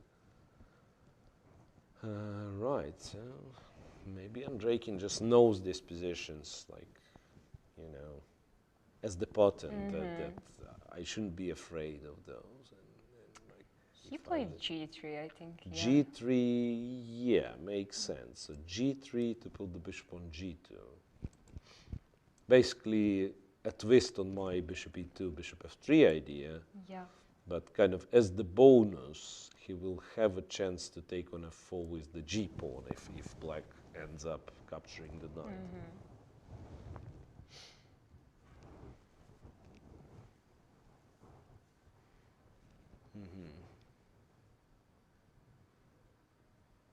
Also, there will be some maybe taking on e6 and bishop h3. Oh, yeah. General ideas, yeah. That's another thing. Yeah. That's another thing, of course. Take on e6, bishop h3 might not be that simple, right? Even straightforward one. You do allow e5, yeah, but those pawns are not very stable, right? d4 maybe. Yeah. But that's not clear. Maybe I can take, right? If I cannot take, then I'm almost guaranteed to lose one of them, especially if white manages to castle. But yeah, but white doesn't have to rush. Yeah, after castle, he can play bishop g2. Say something happens, then castle, and Actually, I like white. here rook c4, I like d4 might be an issue, right? But whenever black pushes d4, then after knight e6, he will be left with this weak pawn. Mm-hmm. That's the That's the downside. downside, yeah. I'm curious if he would take gf4 if black captures on f4, because that's a very committal decision. Mm-hmm. I mean, it can be good. Depends on when it happens, right? Because let's say if you take it straight up, I would strongly consider, because the queen is for now is very stable on d4, right? I mean, the problem of this pawn structure, the weak spot of this pawn structure per se, is that black breaks with d4 and you don't have a comfortable reaction. Like if you take, you're left with like all the isolated pawns, right? If you don't take, black will take on e3. So for now, d4 square is very well blocked, and I can imagine now white shifting the plan, so not trying to win the d5 pawn, but bishop d3, rook g1, and then maybe try to use the g file. Right. Yeah, so if I'm playing black, I'm probably postponing this capture to the moment that, say, white at least played bishop g2 and not bishop d3. Right. Okay, let's say black castles, because I believe that's the plan, right? That's the plan, yeah. Bishop g2. Now it's a question. Yeah, now he can take. Now that we put bishop on g2. Now he can take, for instance, and even if, let's say, ef4, which looked very promising, one of the lines, here I think black is just on time with rook c8, rook c4. After castle, rook c4, and so on. Well, maybe queen takes. But then this, oh no. And rook d1 and so on. Yeah. I mean, it once again depends on, say, how. You probably don't want to figure out. I thought, like, what we think about such positions, right? D4. No, actually, here d4 is pointless. Queen b6 is, yeah. Whenever you leave d4, queen b6 is annoying, I guess. Attack this, and then rook d8. Maybe castle is possible. Long castle. Oh, no, short. A short castle, and then if I take knight a4. Knight a4, but still there is a square, right? Queen b5. Then rook b1. Rook b1, queen, don't know, d7. You mean a lot of jumps? A lot of jumps, yeah, exactly. If e2, and then g4 or c4, maybe I run away like this. Maybe a long castle. Okay, and Rakin's still thinking. Move what? Move 13. Yeah. Very slowly developing game, right? It's been 1.5 hours, and it's only move 13. 13, yeah. It's actually going to be a time trouble for sure. Yeah, unless like Things something simplify very quickly, yeah. Which this position has potential to. Yeah, right. Of course. But yeah, but if they manage to keep tension, then yeah, it's not so much left, right? By move 25, they'll be in a time trouble. Right. Okay, so can't call this one exciting yet. But comparing to yeah, yesterday, yeah, that's much more tense. That's a lot of pressure on the players, right? Once again, back to our discussion yesterday that we do not know. I believe none of us knows if we have a clear favorite in tiebreak. on tiebreak, right? So. Rakin did play the tiebreak at least, so he's for this tournament he's kind of warmed up. He won a tiebreak against Anish Giri, right? Rapport so far wasn't involved in any tiebreak. Rook to c8. actually makes perfect sense. You go bishop g2, I'll play Rook c4. immediately. But yeah, but now we have to answer a question, what happens to rook d1? So attack d5.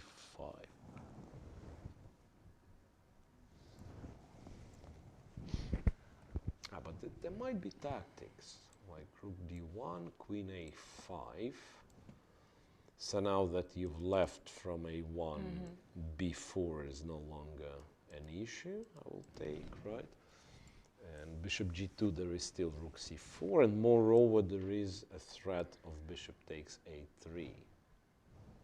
Like bishop g2, bishop a3. And it does work because bishop b2 and bishop c3, and all of a sudden black won quite a few pawns. Yeah, nice. And yeah, bishop g2 is obviously not the greatest move, but it is an annoying threat, surprisingly. It's not that easy to face it. And then also like after castle knight e4 and so on. Yes, Yeah, actually rook d1 is... Here it feels like black's ideas kind of coming together. So rook d1's not great. Knight d4 still not possible because check, bishop b4 at the end. So what about knight e6, f e6, bishop h3? Yeah, maybe this is what you do, right? Knight e6, black doesn't have any alternatives. Bishop h3, this time you have a tempo like this, right? And it's only a question how exactly black is planning to react to this. Because now e5, queen, I don't know, queen d3 in fact is annoying because this check is threatened.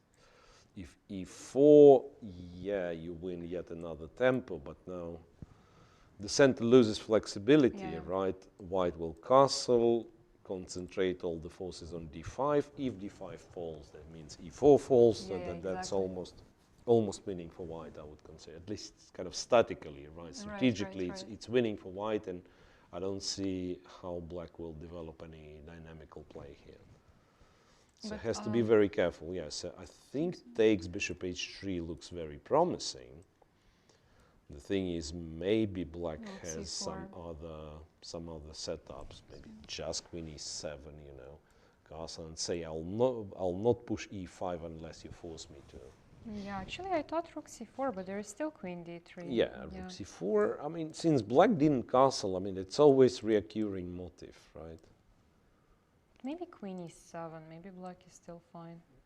Queen e7 and then to have queen f7. Yeah. But you know how it goes. It's castles, castles, and then later on white prepares e4 somehow. Yeah. Actually, there is some famous game. Was it Karpov-Kasparov? Karpov-Kasparov, yeah, opposite colored bishops, and then somehow this went here, and then he lost on dark squares, Gary. All right.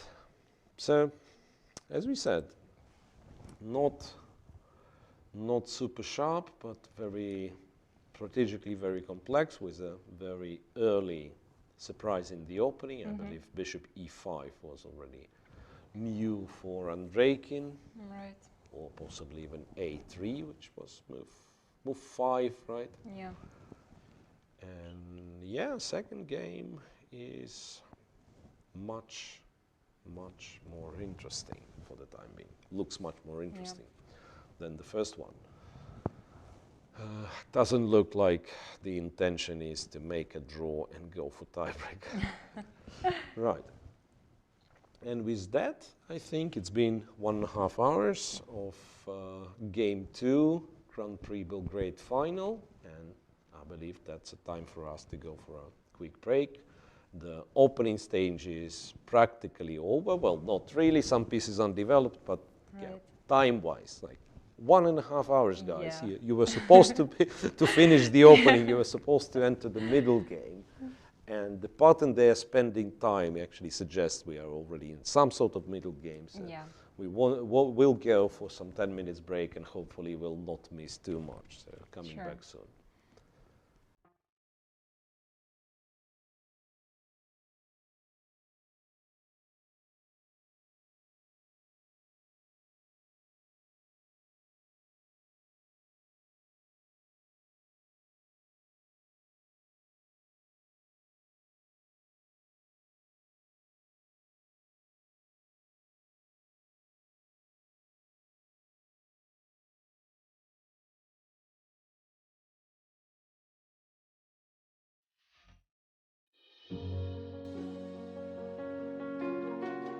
We go out into the streets thinking we know it all. We travel to new sites thinking we have a plan. But then something changes. And we discover there is more to this world. Every love story begins with the first look. Our love story began a long time ago when two rivers, the Danube and the Sava, first met under the Kalamagdan hill. Their convergence made the foundation for a city which has been growing for more than 24 centuries. Belgrade's riverbanks keep attracting people to this day. It is a city of many languages, raw emotions and rich flavors. The streets are filled with open people, full of conversation and hospitality. Its architecture represents its inhabitants. Markings of various epochs are toppled next to each other, from the ancient medieval fortress all the way to the theaters, museums, modern clubs. Belgrade has it all. It is a city made to be discovered, flourishing with life, always awake. And all you need to fall in love is just one look. Visit Belgrade. Feel its love.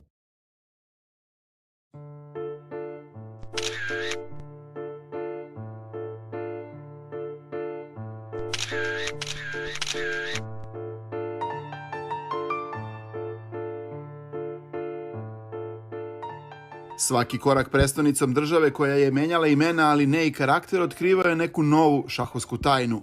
U Beogradu, svetskoj šahovskoj metropoli 20. veka, uživali su svetski šampioni. Najtalentovaniji igrači iz celog sveta stasavali su za najveću scenu, a silno motivisani ljubitelji šaha, makar na 5 minuta, uspevali da ukradu slavu jačim protivnicima. Valjda i zbog toga, nebrojena šahovska armija iz čitavog sveta u njemu se sastajala kao Dunav i Sava, a tako je i danas. Kada bi originalnu i neponovljivu beogradsku šahovsku partiju analizirali od početka, krenuli bi od 1930. godine u kojoj je tadašnji svetski prvak Aleksandar Aljechin boravio u Beogradu i kada je u njegovu čast prijem organizovao jugoslovenski kralj Aleksandar I Karađorđević. Njihova zajednička crno-bela slika nije sačuvana, ali su ostala polja istih boja da se ne zaboravi.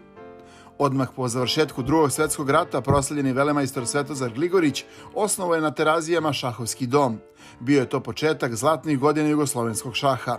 Već 1950. na bini velike sale Kolarčevog univerziteta odigran je dvokružni radio meč Jugoslavije i Sjedinjenih Američkih Država. Nastupili su najbolji igrači obe zemlje koje je umjesto table delio okean.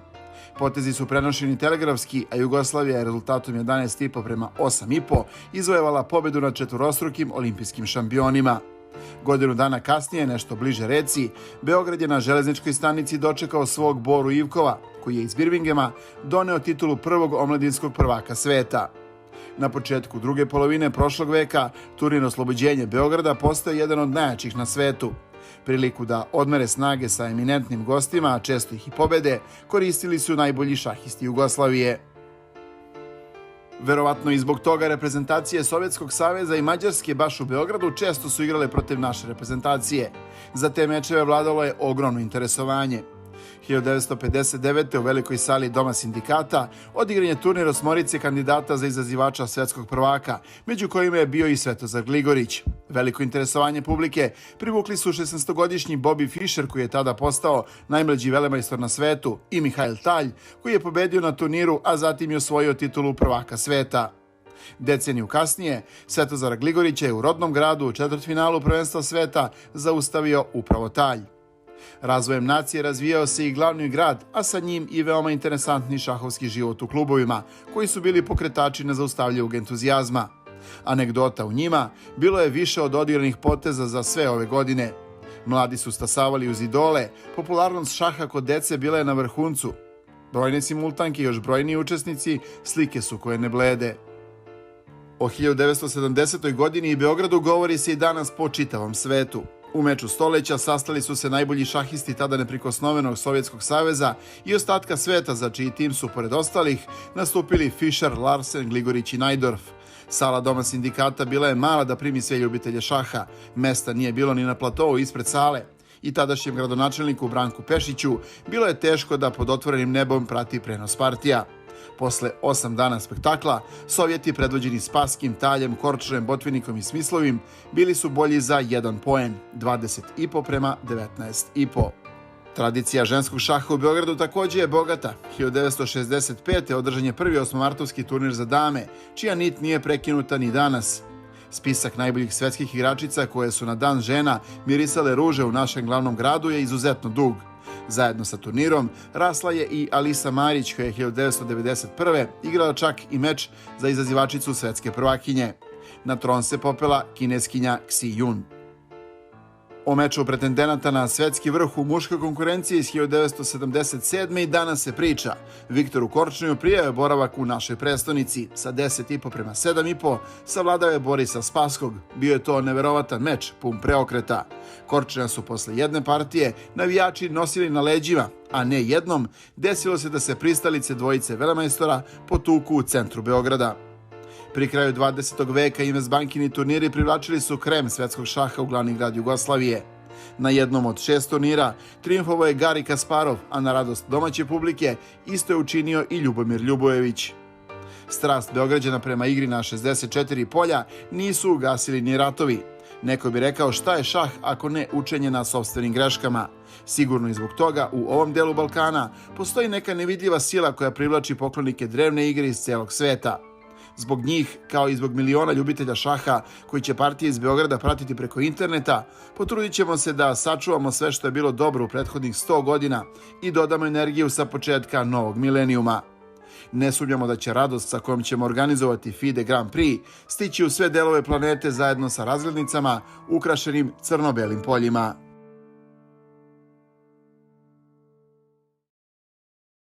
We have FIDE Deputy President and a renowned chess name Vachier-Lagrave here with us in Belgrade, who has come to see the final stage of the second leg of the Grand Prix here in Serbia. Mr. Lagrave, welcome to Belgrade. Before I ask you about Belgrade and this place, how important is this event for FIDE and what has it shown so far? Well, it is always important to promote chess and the values of chess, because chess is played all around the world. They are players from all the countries in the world. And right now we are about 200 countries. And I think it's good those days to see people who are having a peaceful confrontation. And I believe that the matches that we have had up to now are showing that people are respecting each other, whatever their way of playing, they are attacking or defending or whatever, but it's a respect to all the values that bring the game of chess. And speaking specifically about this tournament, in terms of organization and how things are going, from what you've seen so far, how does it look? I had no doubt that in Belgrade things will be done at the best level. I mean, I have known your country, as it was before and as it is now. And I have always felt a soul for chess that has a particular flavor of the South Slav people. So with a lot of warmness, a kind of welcome that is rare, and also the level of professionalism at the high level. So I really had no doubt that Belgrade would be the right venue with the right people to organize chess event at the best level. You were here before. Serbia, once Yugoslavia, was a big chess nation, as you said yourself, a special chess place. For you personally, what are your memories from this country and this region? Well, I am 64 years old, so I have done the squares of the chessboard. And so, of course, doing that, I had the chance to meet all the top Yugoslav, former Yugoslav, Serbian, or whatever, from wherever they would come. And for me, it's the same, because they are, first of all, chess players. So whether it was Gligorić, or Ivkov and peace to their soul also, or Lubojevic and all the other top players, and also a special greeting to Alexander Matanovic, who created the Informant, chess Informant, and that was also a driving force in the chess world in 1966. So it's important to remember all that, to have a little background of the chess history, and of course Serbia has its particular place in that, and today to have this event here is just something great.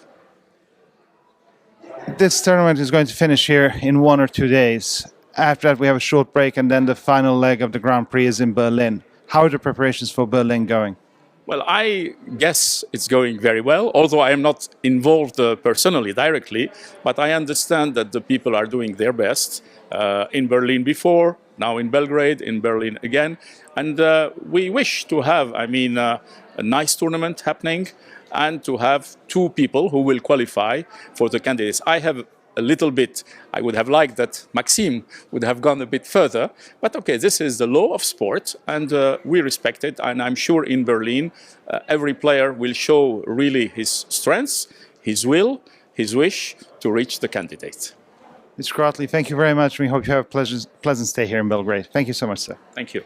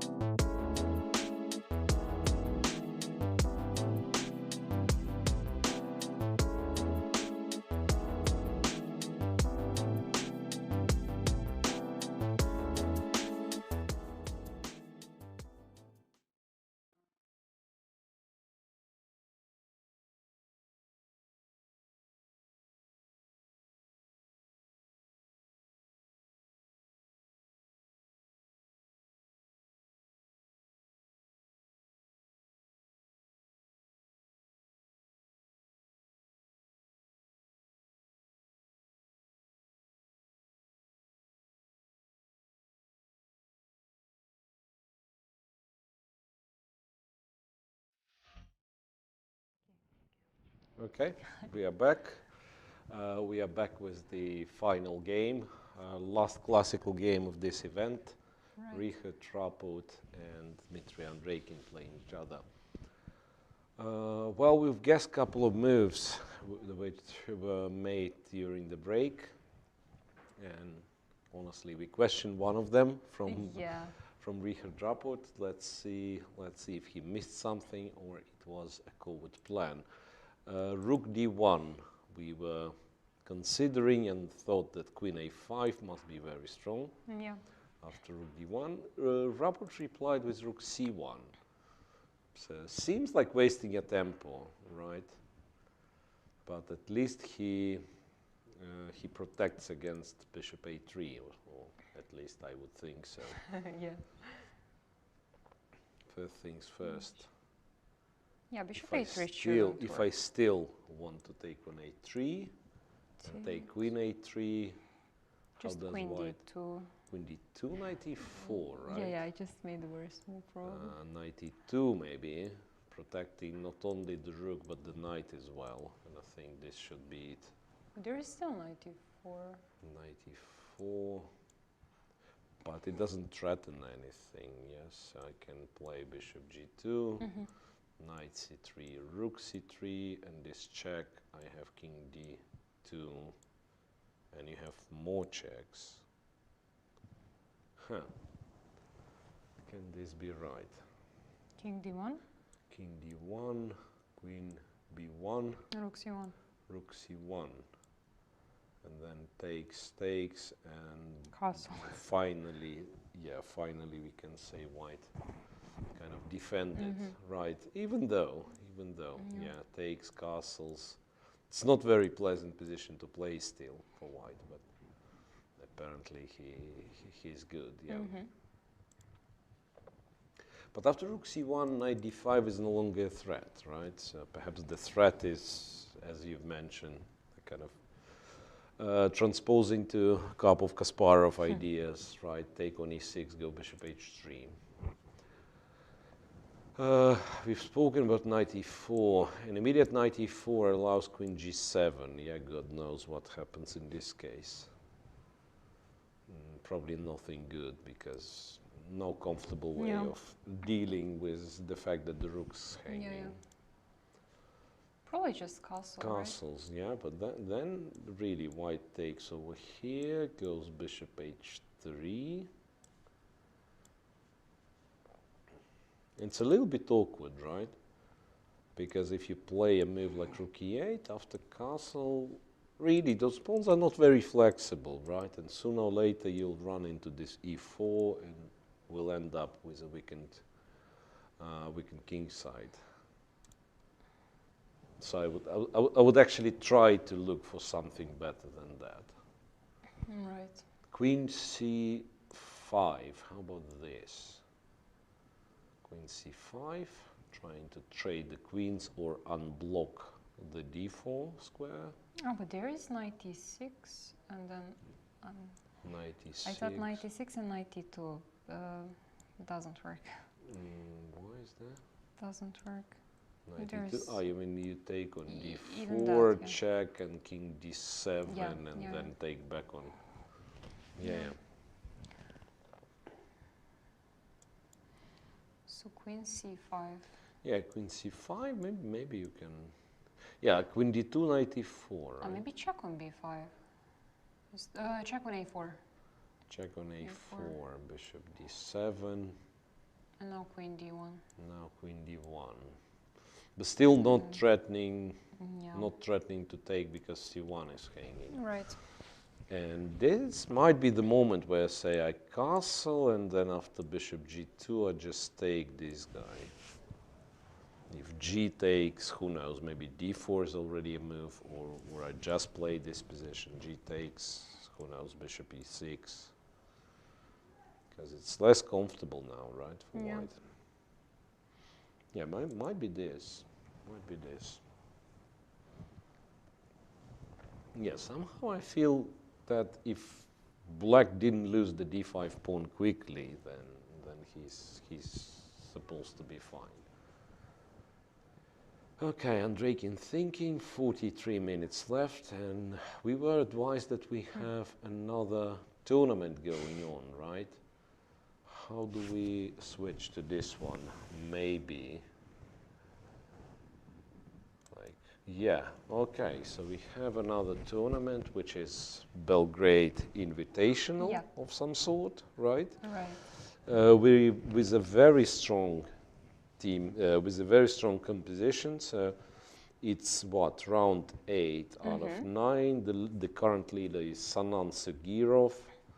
second Parham Maksudlu, and you have Nihal Sarin there, Velimir Ivic, Yes. Noritbek Abdusatorov, current world rapid champion, who, by the way, lost 3 and won 4. Yes, Not that's very strange. I yeah, want not to a say. single draw. Yeah. Yeah. Alexander Indic, Alexei Sarana, David Navara, Robert Markush, and Ivan Ivanišević. Yeah, Markush here. and Ivanišević, regrettably not having the best tournament, haven't won a single game, 2 of those. Yeah, we can see the standings. Yeah. And actually, I'm really sad for Ivan because he lost, I believe, 4 or 5 in a row. Last 4 or 5 games, so it must be really painful. Right, so we could quickly check what happens today. Yeah. So, like for instance, this is position for David Navara and Maksudlu. And hard to say what's going on. I mean, first glance seems that black has to be fine. I mean, needs one move to fully complete development. The b7 is not that much of an issue because white has his own weaknesses. Right. Yeah. Seems fine for black, yeah. Yeah, let's move on. Markush and Sugirov. This is a well-known line of Catalan. This check on b4 and later on putting the bishop on b7. Taking on d5 and yeah. This. Hang on a second. Here, how was? No, it's not that line. 95. How was that line supposed to happen? You mean I mean, there is the line with knight f7, knight d5. Yeah, but that's not how it works. Yeah, bishop b7, knight c3. It's probably with the queen on d1 still. Like this. Yeah, there is this line, knight e5, b6. I mean, don't ask me why b6. Yeah, knight c3, knight fd7. Just to mention, like, takes over here and then knight f7, rook f7, knight d5, something like that, which leads to absolutely crazy positions. And here it's kept pretty quiet, right? So white eventually captures on d5 and usually tries to play for like something very little, but black is super solid. Super solid, yeah. So I think comfortable station for Sugirov with his 1 point lead and his last black game. I mean, he'll be. No, actually, I also checked. As far as I checked, he never passed 2700 yet, and if he manages, Sugirov? yes, and if he manages to win this game, he will pass. So it's important for him. Yeah. Then Alexei Sarana, another talented player, against Ivan Ivanišević. Oh, okay, and this is. I think it had been seen, this one. Yeah, it's this bishop f4, d takes c4 line. So basically, black is inviting white to play the Cambridge Springs, right, after bishop g5, e6, sorry, c6. Yeah. Right, but after bishop f4, one may think, yeah, we'll just transpose the queen's gambit. But no, there is this line, d takes, oops, yeah, just over jumped, yeah, d takes, and b5, and the check, and yeah, like. And there is this nice queen d2. Takes, yeah, all the pawns are doubled, isolated, and so on, right? And white might even end up winning a pawn, but usually doesn't have anything substantial. Right. Once again, they're starting to play at the same time, so now they've reached more or less the same stage over the stage of the game. But the opening is kind of finished. Kind of finished, yeah. And now it's the time to think, time to spend a lot of time, and so on. Abdusatorov with Ivic. Quite a few things happen. Unlike in the other games. how do you end up in such position? It's a Petrov, right? It's a Petrov. Bishop d6 line. That's known to be a sharp line. c6, knight c3, dc4, bishop g5, queen a5, d5, no? Knight h4, bishop e6. Whoa.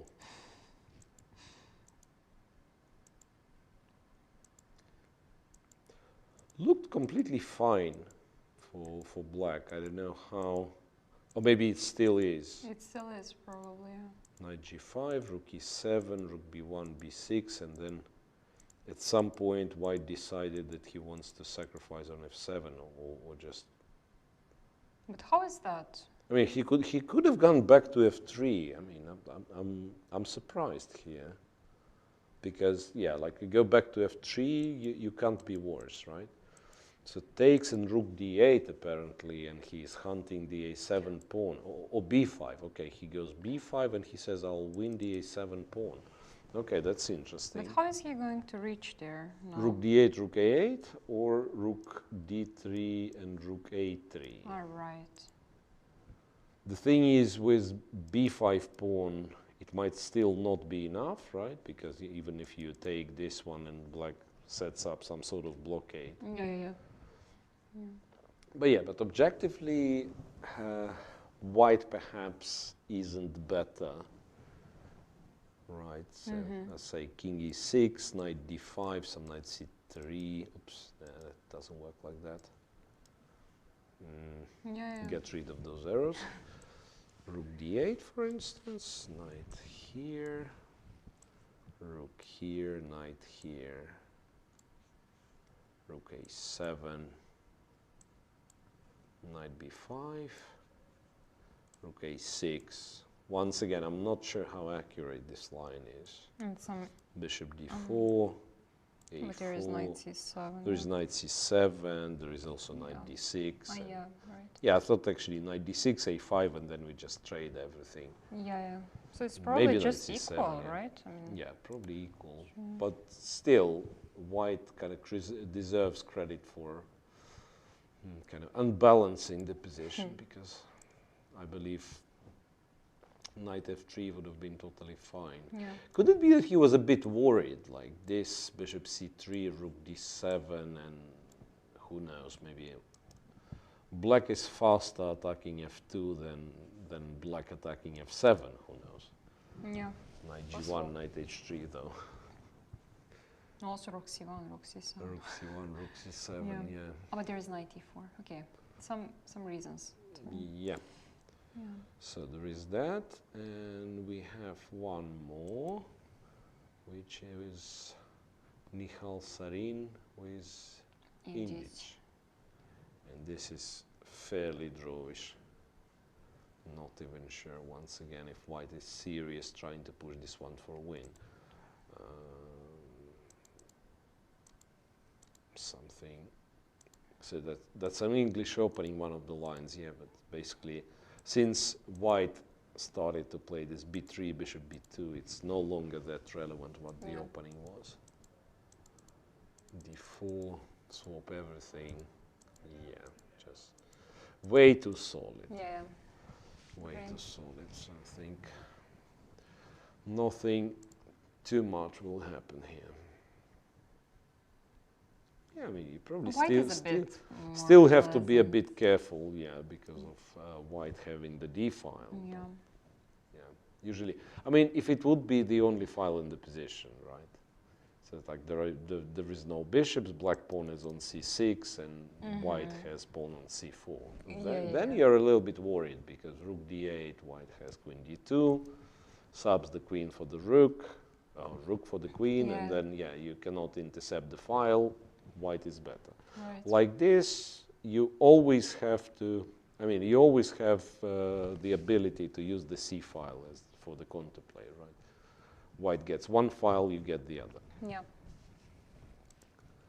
So interestingly, out of those 5 games, it's not that easy to stop somewhere and say, okay, I'm excited. Strangely, right? Yeah, I agree. I agree. So back to our game, maybe. Back to our game. So nothing has Rook happened. C1 and Draken still thinking. Down to 34 minutes on move 15. And unlike yesterday's Rook endgame, when he was looking anywhere but the board, right? Now he seems to be fully concentrated. Yeah. Seems to be fully concentrated. So what are the options if not Queen C5? I don't know. What did we see on castle? Takes on E6 and Bishop H3. Bishop H3. Actually, yeah, there is. It might not work. There are some tactics with when I take on E6. Okay, let's say black castles. Takes on E6. F6. Do something. No, in this moment it's too much. Yes, so we have to do F6, Bishop H3. Rook E8. And now with castle, I'm actually threatening Knight D5. Knight D5. Wow. And everything seems to be working actually. I say Bishop F8 for whatever reason, and Knight takes D5. So if you take on C1 intermediate, it's a check on clear. F6, and white is a pawn up. If you take like this, C8 is hanging. Yeah. If you take like this, or even start with queen takes, right? Yeah. White takes with the queen, same. Pawn takes not possible. Knight takes. Rook You C8, take on C8, take on E6, and take the rook, right? Yeah. It's interesting because there are many options to check, and everything seems to work. Yeah, so that's exactly why black apparently is looking for another way to play this. Oops, what was that? That was my silly explanation. Rapport here, yeah.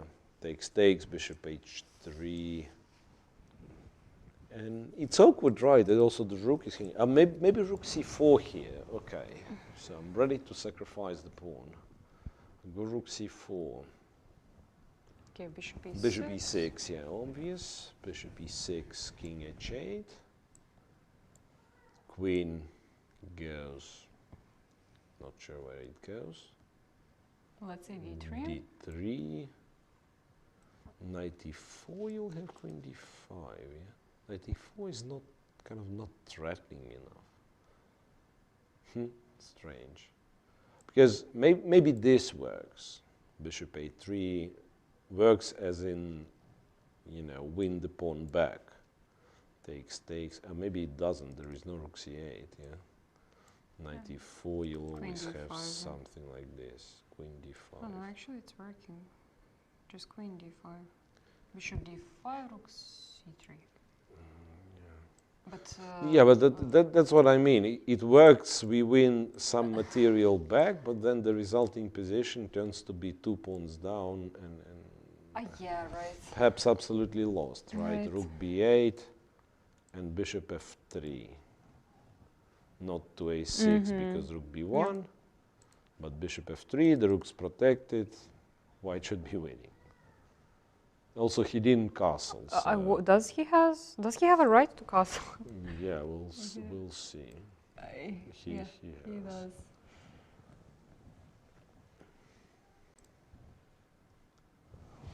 No move yet. Because it's not very pleasant. I mean, I'm asking myself if black can actually move the E6 bishop.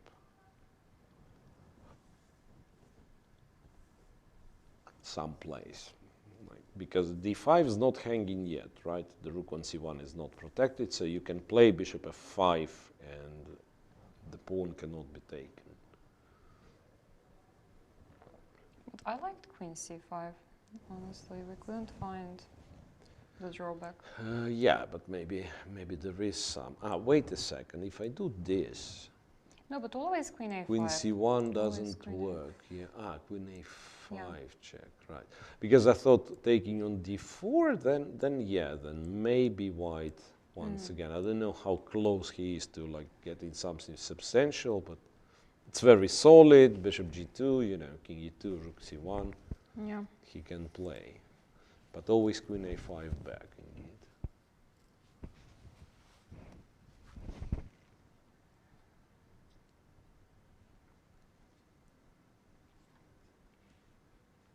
So same here, right? Take on e6, f e6, 92. But here we also agreed that you can take over there, Yeah, right.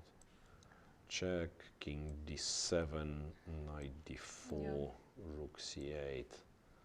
And there is also a check, right? Because otherwise, knight e6 or bishop h3 would be an annoying move, but there is always rook c1 check. Yeah, but Dmitry is uncomfortable, interestingly. So if this queen c5 for some reason doesn't work, then we don't have... Knight e4, g7 was hanging. Yeah, we couldn't find kind of a viable alternative if this move doesn't really work. And what about queen c7? How is that? Queen c7 in order to play bishop e5 Or knight c5. e4 and then on queen g7 to have bishop e5, yeah. Yeah, but I think I always take e6, f e6 and go bishop h3. And somehow the structure is so unpleasant. It's very hard to fix it, right? Like if you have an isolated pawn, you still have a chance to play d4, exchange, and it will be symmetrical. Like this, it's not that easy to fix it. I mean, it might be that this is not a disaster. Queen e7, castle, castle, right? But that's something you don't want to find out how good or bad it is.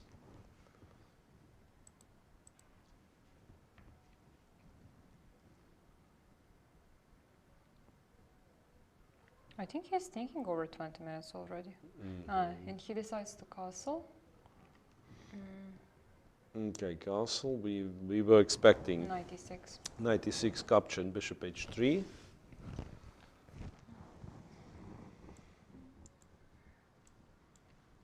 Bishop h3. That's an annoying pawn. What happens on e5? What did we say? Queen d2, I guess. I mean, if black manages somehow to push d4, let's see. Maybe that's what he does immediately. Maybe that's what he does immediately, so that you are forced to take twice, otherwise those pins are very annoying, right? Bishop c8. Yeah, just bishops. dc3. And there rook c3, I guess. There's rook c3. Or queen c3. Or queen c3, yeah. So yeah, it's hard to believe it works. Yeah. Hard to believe it works. So castle. Yeah, so again, 96 bishop h3 seems to be so logical that you don't even want to check other moves. Yeah, he plays. So e5, queen d2, we have to agree the rook is hanging. And then, I don't know where it goes. Yeah, we have it on the board. Yeah, bishop h3 played.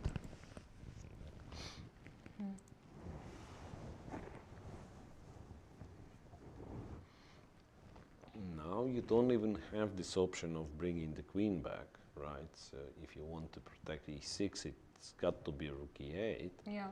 Where after castle's short, knight d5 is a threat, as we figured out.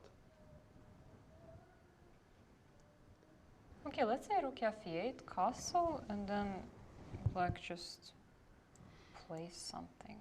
Maybe rook c4. Rook c4 with a tempo, queen d3, right?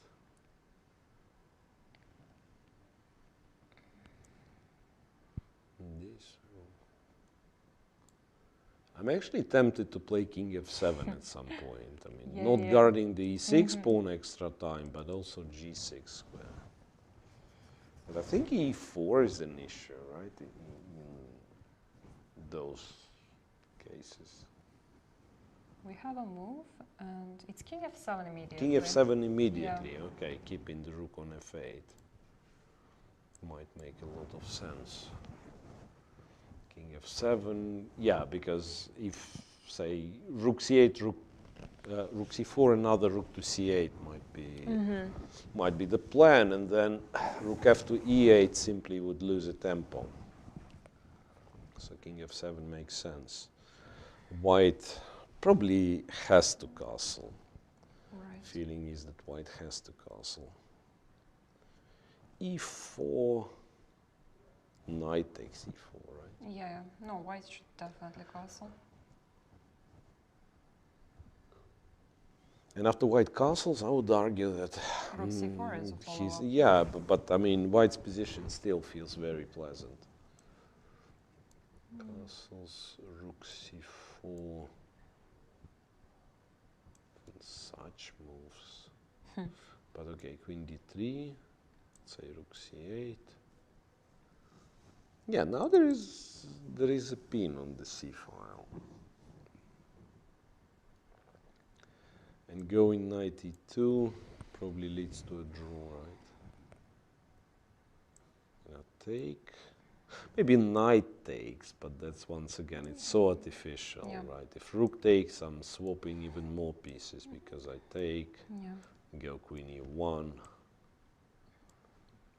you go queen f1 automatically, and then who knows? Maybe after queen d2, black claims that he's better. If he doesn't want to, he can always trade. No, why should somehow... I mean, castle, I believe, is the move, but after rook c4, maybe there is some other square for the queen. But queen d3 feels so natural. Yeah, so queen d2, I don't see where this discovered attack's gonna work, yeah, for white. Yeah. But it seems that the pin is quite annoying, right? No, queen d3, I think. And now after rook fc8, there should be something. So here, queen d3, rook c8. Maybe you go away, I don't know, and plan for e4. Oh, now bishop a3 is never working because of rook a1, right? Hang on a second. Is there e4? Is it possible that there is e4? d4? d4, the bishop's hanging. Oh, so there is no threat. Yeah, so my calculation was this, and I think it might work for white. Because rook c1, I actually win material. Yeah. Knight d6, knight c8. If rook e4, the rook on c8 is hanging. If d4, I think I just take. Also, queen c4 is an alternative, just to mention. Queen c4, rook takes. If I'm taking e4 next move, might be favorable for white, but queen d6 is just stronger because rook c1, bishop e6, right? Yeah. Take c8 check, and like everything. Yeah, he did castle.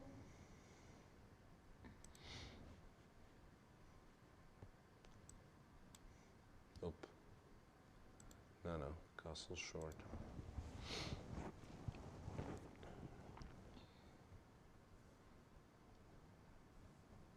Yeah, their e4 seemed to be very strong, so black should probably do something else.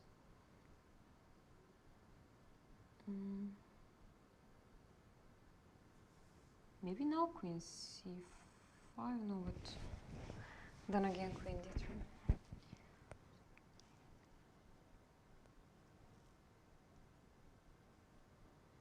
Queen d3, queen c4, queen d2, yeah? Yeah. No, but that's exactly what I'm saying. This structure, you always gonna get into some sort of tactic. Okay, so let's check one more time. Rook c4, queen to d3, rook to c8, e4.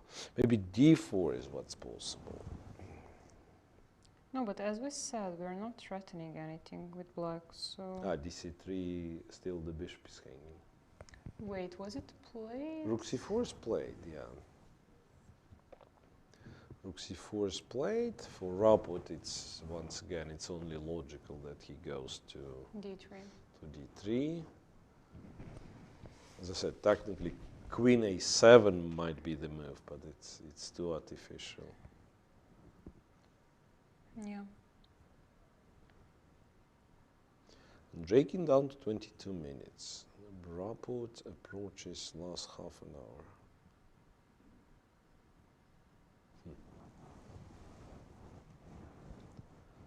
I don't know, I feel low on energy, kind of tired, so I'm wondering if the players feel the same. It's what? It's March 13, and the first round happened on March 1st of March, yeah. So for those who were involved, I know that there was kind of a free day for everybody. Yeah. And then there was a day without tie breaks after the group stage, so players didn't play every day. But still, that's a longer tournament than usually. Yeah. You know, so shifting the format might be, you know, confusing. So actually, Rapport had 3 free days so far, right? So comfortable schedule. Right? Yeah. 3 free days.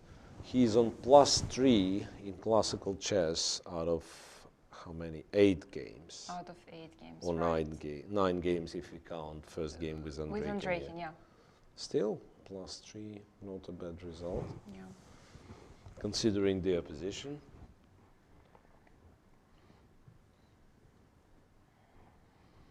So he probably gained some rating with his already monstrous 2760.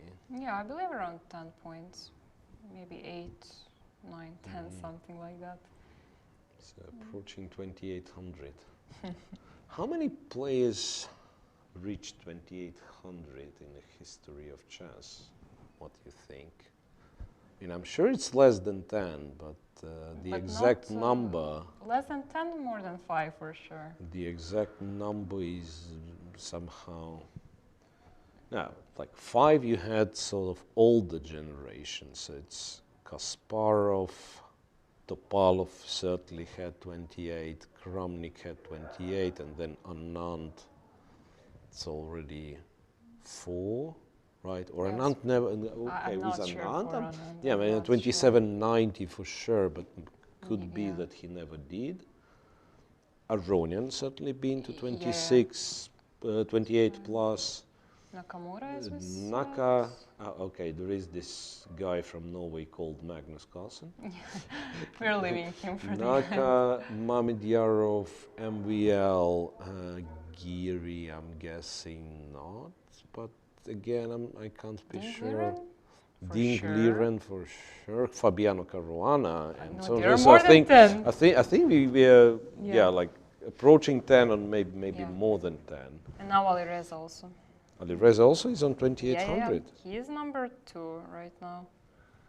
With 28, 2 or 3, I guess. Yeah. Interesting.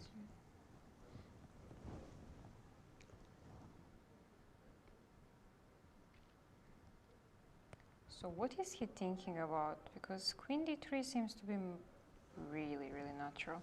Also after queen a7, we might lose after queen c7. Yeah, but I believe that's exactly what you're calculating, because like this, obviously if black's to move, there is some bishop c5, but also there's a lot of, lot of tactical possibilities, it seems, like this and some 95. Apparently nothing works, right? 92 doesn't even stop you from losing the queen after bishop c5. Yeah, queen d2. Well, technically queen d2 is possible, right? Maybe some super clever queen d1 to have, have queen h5 in some lines. But still weird, right? If anything, I would prefer queen d3. So they did play some moves. Queen he d3. does play queen d3, and black went bishop e5, if I'm not mistaken. Yeah, bishop e5 on the board. Bishop e5. Okay. So now, one thing you can try to do. E4 is no longer possible, right? Bishop c3 and then take e4. I mean, there is taking on d5 intermediate on bishop c3. So. Yeah, fair enough. Okay, let's try to make e4 work. This knight takes e4, right? Knight takes. Even rook c. No, but rook c1, I just take on e4, claim I'm better, right? So you take with the rook. Here, c7 is well protected. It's a tricky position. And he played knight e2. Knight e2. Okay. Very fast, actually. How about b2 pawn? Yeah, b2 is hanging. Rook c1, take b2, maybe rook b1. But then queen a3. Yeah. So rook takes c1. It only makes sense to take with the rook.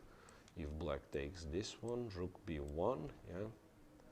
Queen a3. Now if you trade the queens, black will have bishop e7 after this check. Important. White probably wins the pawn back, but perhaps not better. But I'm wondering if queen c2 is stronger. So keeping kind of all the threats, right? The bishop's hanging, has to go to e5, and then you take on b7, and then this falls. Yeah, this is lost. This is probably, well... Queen I'm g6, not sure. queen g6. Ah, yeah, there is queen g6 as well. It might be just lost. Yeah, you're right. Queen g6, and what, you do knight e8, then Queen e6, queen e5. Oh, yeah, white should be winning. Yeah, knight e2 is actually a very nice move. Knight e2. So now the question is a rook to c8, and what we do next. Rook to c8, yeah? Because now there is no knight takes e, sorry, no knight takes e5. Yeah.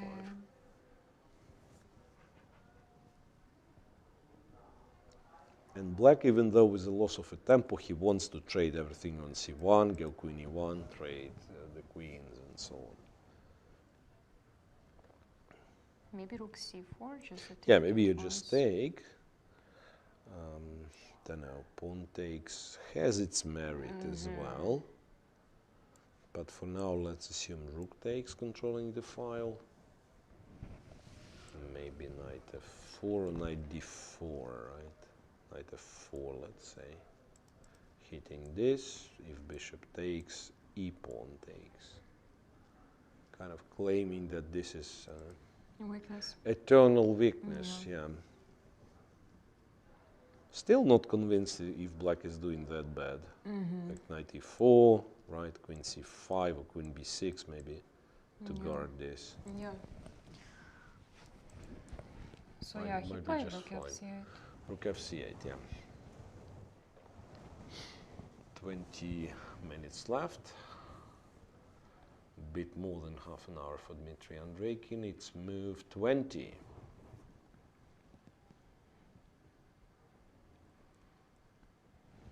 Not that easy.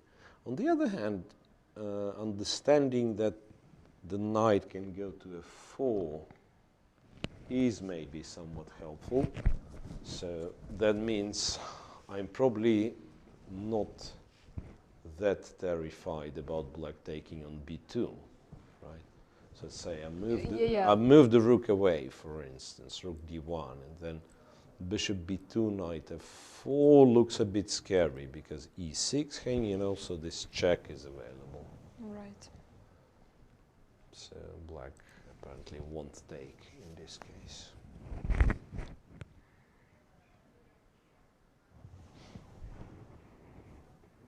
Yeah, but now he just wants to take on c1. White doesn't really want to take with knight, and he also doesn't want to trade the rooks. So I believe rook c4 is making the most sense. Rook c4, rook c4. Yeah, now this e4 is also not an idea anymore. That's also very annoying. Yeah, I think black managed to kind of shape up. Yeah.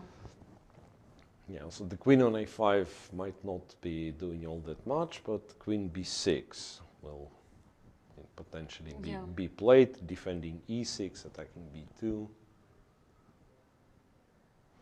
Do we ever get to this territory when we'll start thinking that black is better? Because, you know, yeah, we are tied down to this idea of e6 being weak and so on, but imagine one thing. Imagine queens disappear from the board somehow. And I would say black controls the c file. Black is first to attack kind of real weaknesses, which are b2 and a3 pawns. Yeah. So in this case, I wouldn't mind having black in this position. So white really has to look for some ways of creating, developing the initiative against the king.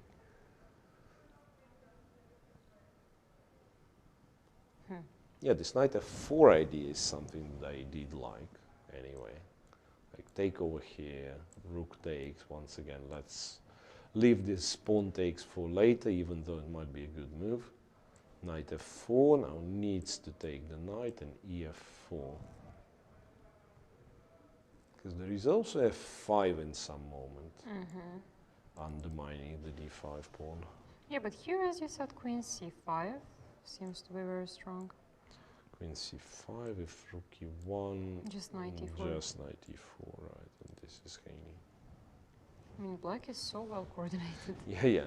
Yeah. And once again, some endgames like, rook e2, apparently you have some initiative like check and so on, but even if, right, go queen d4, once again, how can black be worse here? Yeah. Probably cannot. So he did capture on c4. Yep, rook takes c4 played, so now it's up to Andreikin, and yeah, let's not forget, this is also a move. Kind of d takes, push the queen to c2 probably to protect the b2 pawn, and then go for, okay, let's see. I like rook c4 more. Yeah, rook c4 with the idea of queen c5, kind of keeping control of the c file. Seems to be more solid in a way, more appropriate than any other move. I mean, can white ever try to... Okay, so he did capture. Yeah, he does take with with the rook. Can white try to play f4, maybe? Is that ever an option? f4, and let's say I'm so naive that I'm taking. Yeah, now rook b1. Rook b1, yeah, but the difference is that our knight's not going to f4, right? Yeah, but my point was that if I manage to like lure the bishop from this diagonal, then I will have knight d4. But so this, yeah, you're right. So trade, rook takes b7. Not sure if white's better. He's certainly not worse. No, Bishop e7, knight d4. Then e6 is falling. And yes, black has this sort of passed pawn, which is so far is not going too far, and white has some sort of kingside attack, strangely, at or whatever central attack, but against the king. Yeah. So to such an extent that I'm thinking maybe better move would be to go to g6, and then if you take, to go bishop c5. Yeah, this is also an option. Hitting this one.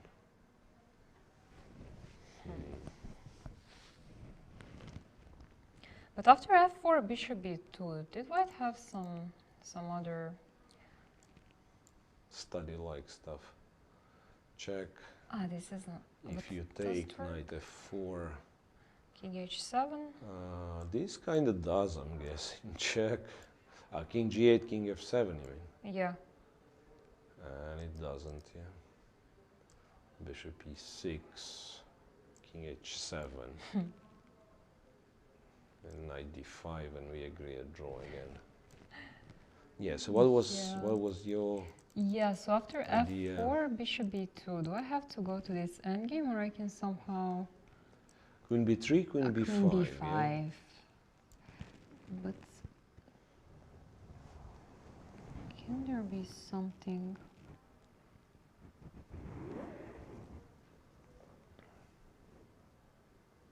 Feels like it's already quite, you know, the position is already quite unbalanced. If white continues pushing, he might overpush easily. Yeah, that's true. Yeah. So f4 is too optimistic. Yeah, I mean, if there is like, if you play a move and black takes on b2 anyway and you go knight f4, this is probably where you are like better, or maybe much better. And what about b4 followed by f4? b4, I guess queen b6. And then f4. So that kind of keeping this one protected. f4, I mean, you still want knight d4. Still bishop b2, but then it's very dangerous, right? It's very risky. Yeah. Rook b1. And otherwise, yeah, you'll go there. Let's say bishop here, knight d4, and the pawn. Wanted to say the pawn falls, Yeah. but not really. e5, and it starts to be a mess, right? Bishop e6, queen goes to g6 next move. It looks very dangerous for black. Yeah, I agree. And what did he do? Nothing. Nothing, yeah.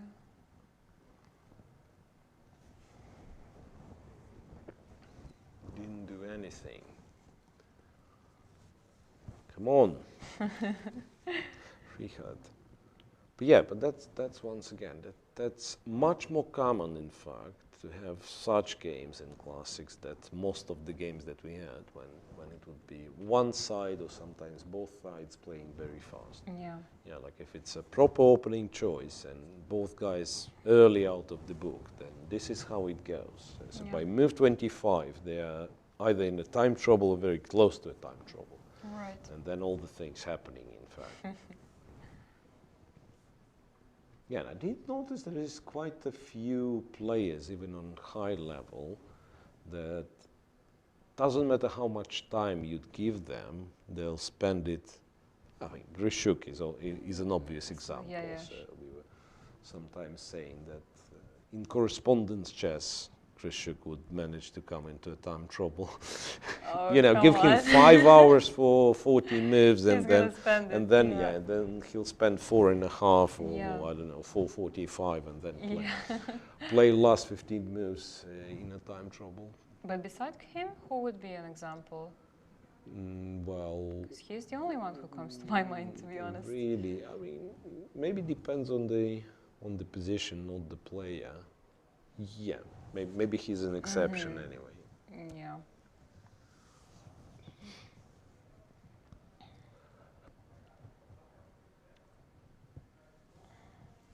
So what are the candidates? b4. Actually, after b4, black can maybe go queen a4. That was probably smarter. Because then after f4, bishop b2 will actually threaten the pawn on a3. Right. So queen to a4. And then let's come up with logical analysis. Okay, queen on a4, what doesn't it do anymore? Doesn't guard this. Wants to go queen c2, yeah. Wants to go queen c2 and say, yeah, that's not what you want. Yeah, f4, now you go bishop b2, f5, e5, yeah, somehow it all adds up for black. And f4 is such a committal move. Yeah. No, I mean, if bishop has to go back, then it would make perfect sense. Because or once again, it's not how it works, but if, let's say, earlier on we threw in this e4 and black captured with the knight and we have a chance to play f5. Ah, this is also then, something. okay, this is kind of a motif, so deflect this e-pawn and then capture on d5. But this will not happen because I couldn't find the proper moment to play e4. So here you can still, no, rook takes fine, yeah? Rook takes just fine. Yeah, seems to be fine.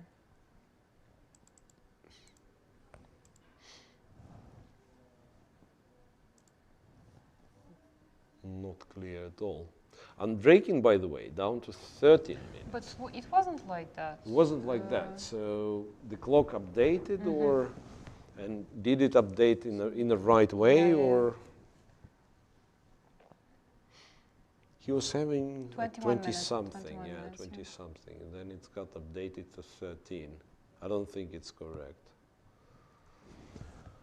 So what? The B tournament quickly. Yeah. No? Yeah. Okay, so that's what? Maksudlu and Navarra. Navarra, as we said, not having too much trouble, it seems, and the third course of the game kind of confirms it, right? Yeah. So the bishop is still quite decent. But Yeah. White managed to push d4, which is in his favor, I guess. Yeah. Yeah, it's just that, I mean, optical looks very nice, but it's very hard, well, from the experience I can tell you that it's very hard to control, like, when you push the pawns too far, it's what's called overextended, right? The position is overextended. And there's always going to be some counterplay connected with, I don't know, with some knight moves and so on. Yeah. And the further you push the pawns, the harder it is to support them. Apparently switched to board 2, yeah, which is Markush with Sugirov.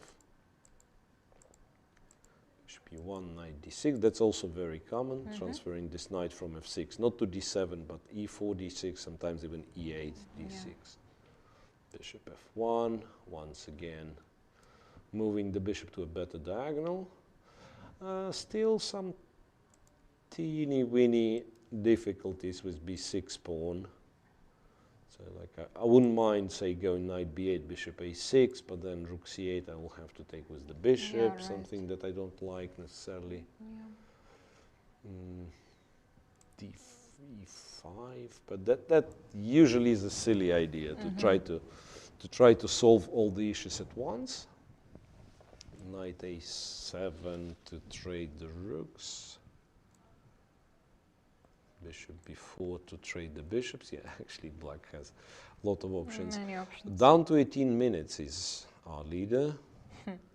So by move 19, so maybe slight, you know, slight pressure, inconvenience. Yeah. Slight inconvenience there. Sarana is an exchange down against Ivanišević, or did he sacrifice an exchange? So it was all that, right? Remember rook going to c5, bishop d5, knight c4, knight a4, and yeah, and he could have gone rook e5 or something. So it was obviously a sacrifice. He decided to sacrifice this, queen c6. So he's getting a pawn for it, and quite possibly 2 pawns, right? fe6, fe6. White can try to attack e6 as many times as he can. So it could be 2 pawns for an exchange, which in my books should be at least enough compensation, if not more. Yeah. An interesting position here, at least both of them have time on the clock. Yeah. So it was this, Abusatorov. It's much further than that. Yeah, b5, king e7, f4 first, rook d4, rook a4. Okay, that's what he is looking for. Bishop b8, rook c4, king d7. He did not win the pawn, right? Sort of some weird repetition, in fact. Rook c6, bishop d6 still. Bishop d6. I was also wondering what happens on rook c6.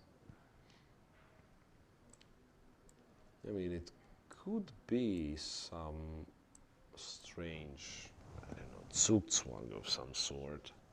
Well, not really. But now I'm no longer threatening the a7 pawn, so black can go here and stay like this. Yeah, probably just a fortress. And Michal Sarin still keeps kind of a marginal advantage. It's getting less and less, it would seem. Yeah. Rook d8, exchange on d4, rook c8, exactly as predicted. Queen e2, because rook c2 would be a very strong initiative, and then e5.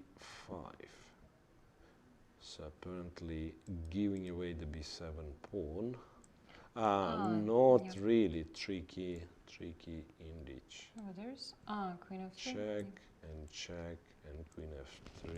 You have rook g1 check. Right. So But yeah, it's probably just a draw. holds it by Precise tactical play. means. Yeah. Yeah, rook c1, queen c6 being It's actually a some threat. sort of a Yeah. threat. Yeah. Yeah, no, it's just, I mean, why would black be worse? White played e4, Yeah. blocked everything. Yeah.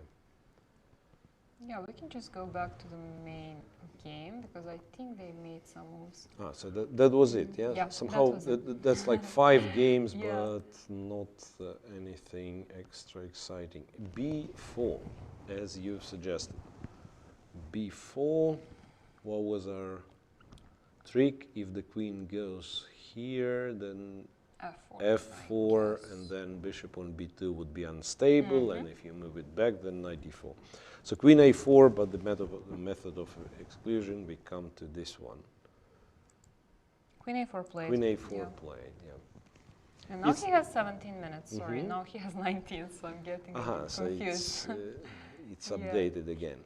Yeah, queen a4 sounds a little bit kind of off main war theater, right? So, but it's not one-dimensional. It's not only you go to c2, you can return to c6 and maybe e8 if needed. So what about, I thought knight d4 maybe instead of knight f4.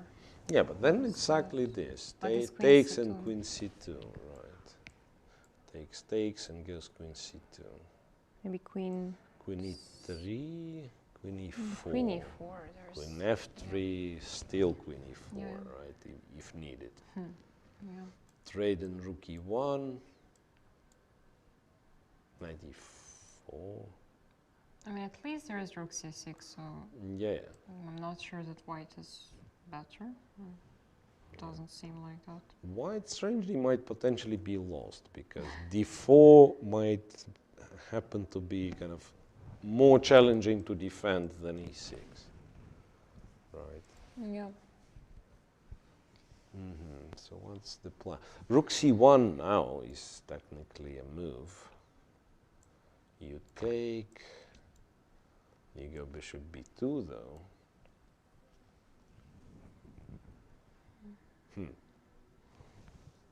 Not as easy. No, this looks bad. Looks like white drops the pawn, yeah? Yeah. And also queen a3 offers the queen straight, so Yeah. after this, it's sort of a tempo and you're not getting too far. And probably you can still claim that you are playing with this and knight f4. Actually, but there is queen e7 always. I Knight thought. f4, not a check, yeah, but knight f4. Yeah. Knight f4 first, using the fact that the bishop is there. And the threat is obviously check and queen g6, or the hope is, right? Right. And somehow I don't believe in this line at all. How was it? Rook Was c1. this straight? Yeah, I mean, you're not forced to go for it, right? You can maybe return to c6. One day you might actually play g5 intending g4 just to shut down the diagonal. Okay, he goes knight f4. Black will capture, I believe. Technically, rook c6 is an option, but why would you?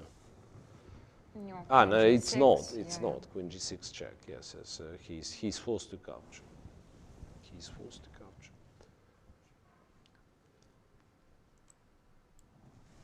So e4, I guess there is no need to Yeah. think of g4. No, I mean, you can play gf4, but it's not clear why it's better.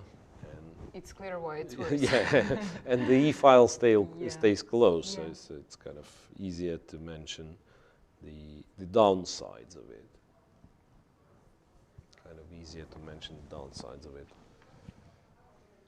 Somewhat mysterious once again. And now Raput's time, can you see, shifted to 17 minutes, which once Yeah, again, I very don't strange. think it's accurate. Don't think it's accurate, but I'll see.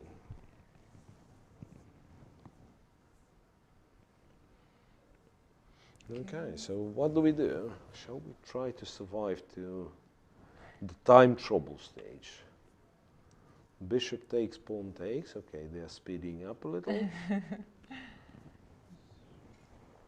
Now, once again, time for Andreikin to decide. Queen c2 looks... Ah, you know what? Queen c2, queen e3, and then to a7. Something like the or b6, right? Yeah, actually, that's... Yeah, this is nice. This, threatening the pawn. Rook e4, queen b6 or a7. Queen e4, Same. specifically queen b6. Yeah, d4 you might say, but d pawn is not running too far, right? Bishop b7. There is bishop g2, yeah. Ah, so bishop Bishop g2 and g2. then b7 Yeah. falls. Interesting. Maybe black has to be careful, right? Okay, rook e1 is it a threat? There is rook e4 and then rook c1, so... Yeah, that's one thing. Yeah. Then going knight e4 runs into f5 again. Ah, right, yeah. I'm not sure if it's any good.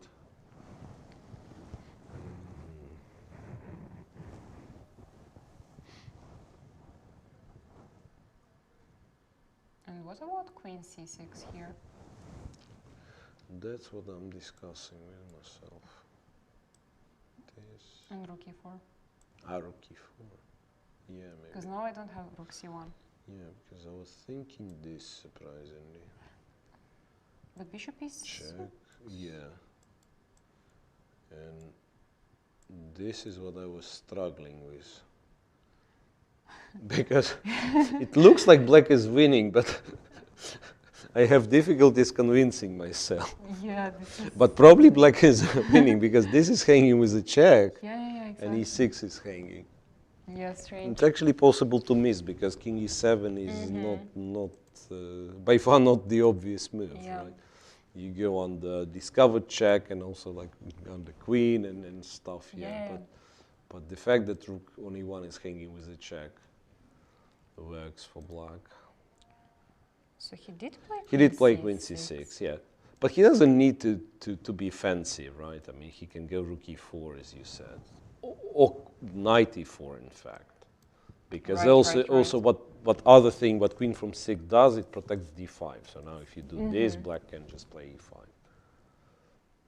Yeah. And then, and black is well coordinated after queen c6. And let's not forget, d pawn is a passed pawn. So the more pieces I'm exchanging, like I swap the rooks, right? And then all of a sudden I might start thinking, it's a passed pawn. Maybe it will go forward one day.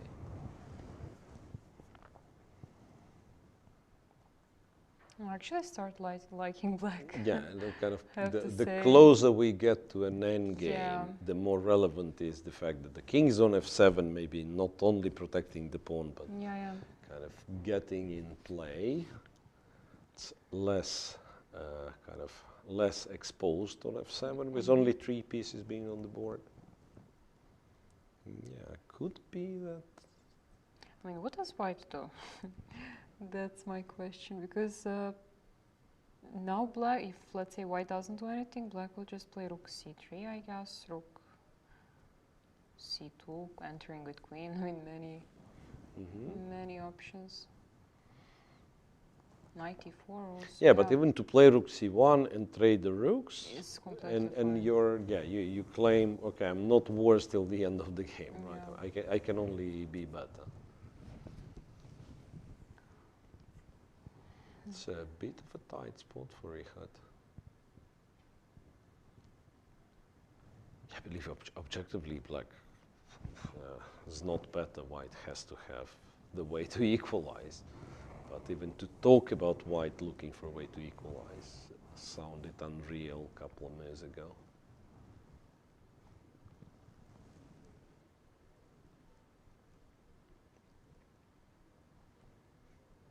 No, what's the move for white?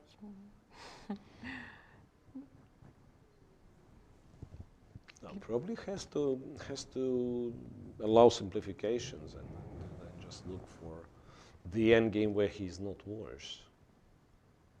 He did play Queen Queen e3, E3. okay. Doesn't allow simplifications yet. If rook c3, bishop e6 check is the move. Okay. Does it work? King Yeah, E7? this time it does. This bishop e6, and after king e7 there is queen e5, right? And still white attacks the rook. Yeah. White still attacks the rook. And rook E4, he's planning to go where? Yeah, rook e4, I don't know. Queen A7? Queen a7 is kind of the only sane attempt not to repeat. Yeah, the queen was where, on d3? Yeah. Queen was on d3, so after rook e4, I mean, what can you do? I mean, you can go queen d2, but what's the... Ah, wait a second. Queen d2, if I return, then it's rook e1. I don't have rook c1. Yeah, I still have rook e4 though, or knight e4. Yeah. It's really strange. But queen A7 is also not attacking anything. So rook e4, queen a7.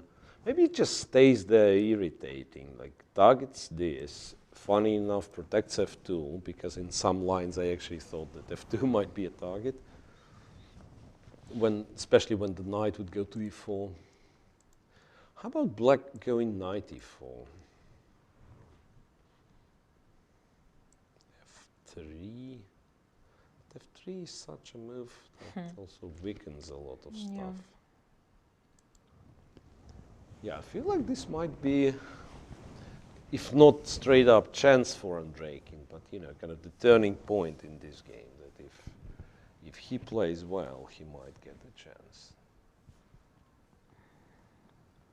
And I wonder if the time is accurate right now, because it's not a time trouble, kind of not a massive time trouble yet, but being with less than 15 minutes on 15 moves with black is a bit less that you'd prefer in a position like that. Yeah.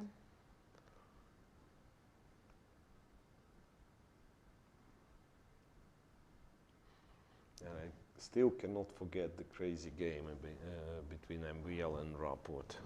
Second game with, you know, the same game with pawn races and started with the funny opening line and then the pawn race and newborn queens and this perpetual check. Yeah. So I wish we could see more of those. Yeah, and actually, in this game where Rapport won with this rook c3 idea, the same idea was repeated day after in our B tournament between Sarana and Ivic. And Ivic played, as you said, this bishop g, instead of e5, bishop g4 and rook a d8. Yeah, so, and very easy draw. It worked, yes. Interesting. But that's the case with Grunfeld. Like, you can't really refute Grunfeld, right? It's just that a player with black, he has to hold such a wide perimeter, right? So basically, I mean, in some lines, you have, you know, one line to remember, all the rest you can play. In the Grunfeld, it's up to 10 systems, right, which are sharp, and if you don't remember, then you're out. Black just played knight e4, okay. Knight e4. I mean, I guess white will have to play f3 at some point, because... Yeah, if he doesn't, then rook c3 disturbs you, then rook c1, if you swap the pair of rooks, then f2 is weak. So it feels like if f3 is the move, right? Maybe Where the bishop knight's g2 going. is bishop, Bishop g2 to take the knight. Yeah. But that's, yeah, completely switching to like, let's make a draw attitude. Yeah. But it might not be bad attitude. Yeah. Yeah. Might not be that silly, exactly. So if f3, what will black do? Probably rook c3. Not that many or options, right? I mean, you have rook c3, you have knight c3, interestingly, which leaves the e pawn. So that's what I don't like. Rook e1 and actually, the pawn yeah. falls. But nah. Yeah, Nah, too let's much. check, it's too much. So yeah, not knight. The knight f6 or rook c3. Yeah, but rook c3, queen d4, rook c4. You have to kind of have to repeat, right? And then There's queen e5. Oh, but queen b6 now. Now you have queen b6 and also knight d2 in some cases. Yeah, f3 is also that kind of a move that you have to be careful about. Yeah, he did play f3. He did play f3, right? So I strongly suspect that rook c3, rook c4 just makes a draw, to be honest. I mean, rook c3. Yeah, rook c3 is Rook on the board. c3 played. Yeah, queen d4 looks automatic to me. Yeah, I mean, you can go to a7. No, but then knight d2. But then knight d2, and also this is targeted. No. You have to control the d2. And yeah, that was my argument for a draw, because you go here, rook c4, and this also runs into knight d2, so you might as well just go back.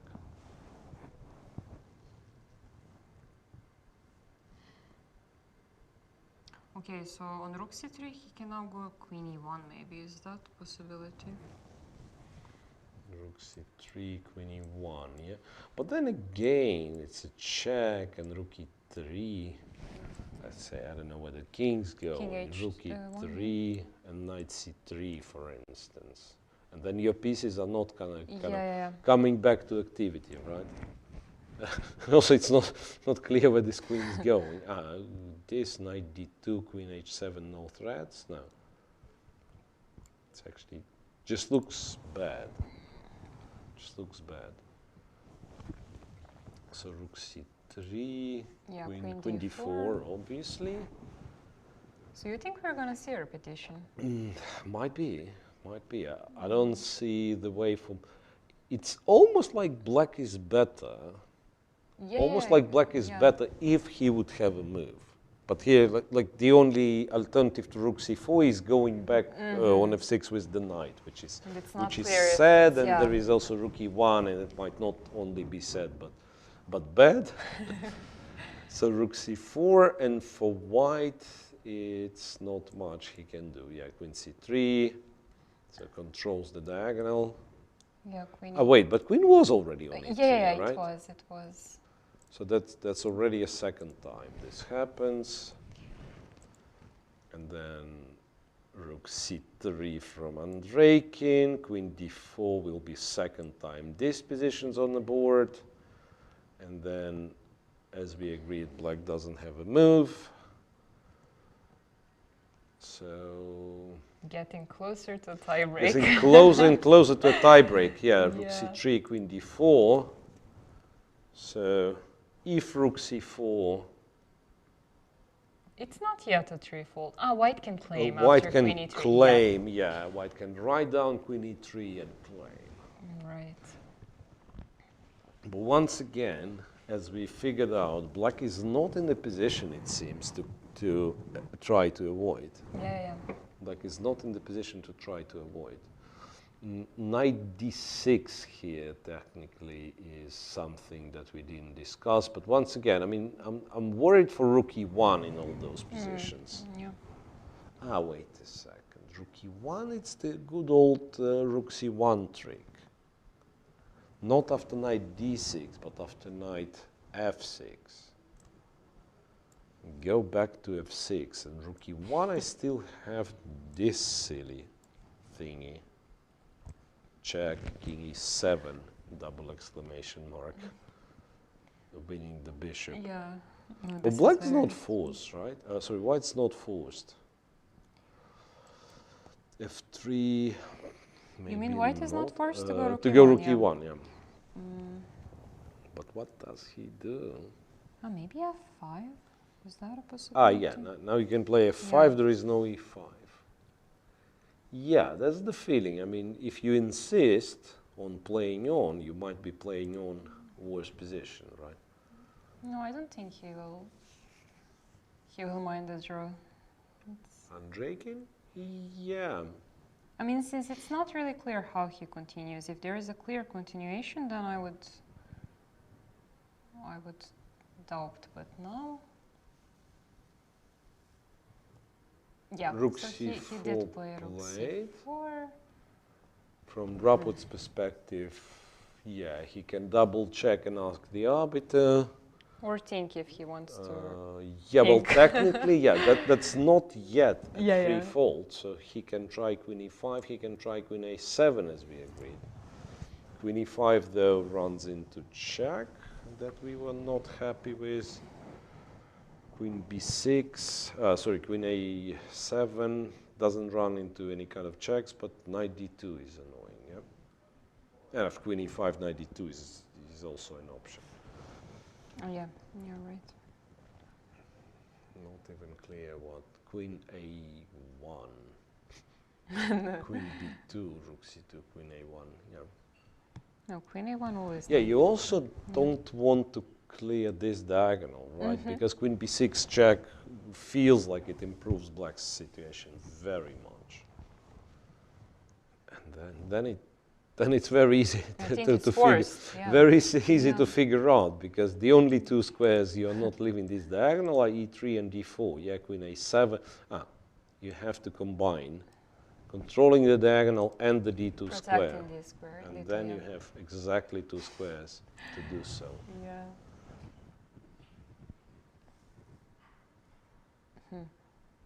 Yeah, okay, so last awkward moment, Raput double checking if it's a threefold. And once again, I don't know, from psychological standpoint in a 2 games match, what do? Do you play queen e3 and Wait for your opponent? Because, well, by that point you probably made sure that he neither can escape the repetition, or you just write it down and ask the arbiter. Yeah.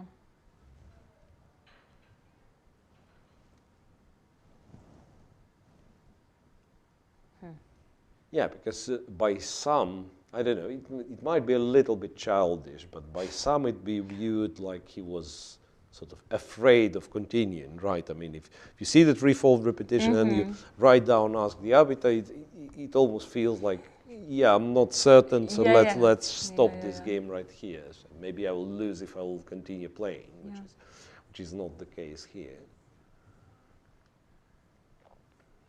Yeah, I believe he just plays queen e3 and they handshake.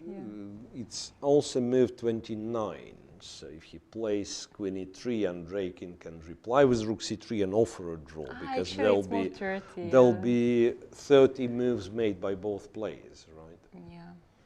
It's plain and simple.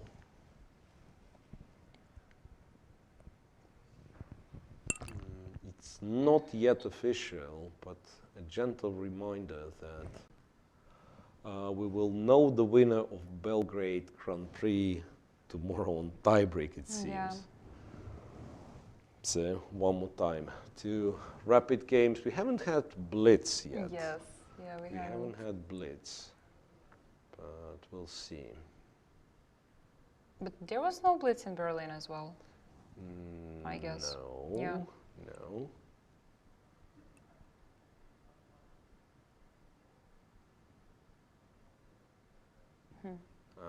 Well, I'm trying to recall. Was there blitz in Berlin? The group stage had 2 tiebreaks. So for this, I don't quite remember. It was Wojtaszek with Raput, and it was Wesley So with Dominguez. So I'm not sure if none of those had the blitz. Yeah, maybe they had I'm sure actually. Hikaru won without blitz. And Aronian won without blitz. No, I mean Hikaru won against Aronian in the final. Yeah, without, yeah. There was no blitz, yeah. Right. Okay. I hope this clock is correct also, because he might also have 20 minutes or something. Yeah, I mean he's in his right. That's Yeah, exactly what you call a free roll situation, right? So when you have draw in the pocket and you are free to think, and if you come to the conclusion that the position doesn't promise you much, and you still have like 30 seconds on the clock, you can write down the move and claim a draw.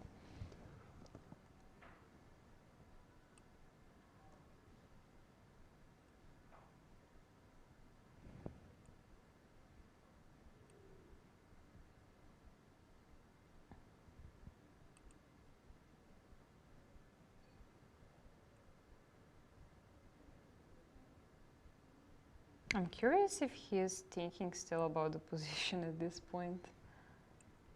Because it seems very clear that there are no alternatives. It looks very dangerous for white, also optically, right? I mean, let's try, because that perhaps is the only sensible alternative. Yeah, just 92. So no rook e1, rook f2 needs to be played. Then the knight's hanging. Rook c1, Rook king c1, g2. king g2. No, there should be something. So b7 is hanging. Maybe it's not, maybe it's not as bad. Yeah, knight c4 here. Rook e2. Attacking this. Yeah, actually we got lost a little bit in the woods. Yeah. Queen to a7. And rook e1 is a motif, actually. No, knight e2 feels like a move. Now rook f2. Maybe this is what you do, but it's a little bit shaky. Then he can go back to e3. Mm-hmm. Then you go d4. This is where it gets confusing, I have to say. Then you take with the queen, right? And this, and queen d7. What is this? I guess king f8. King f8. But there's queen d6. d6.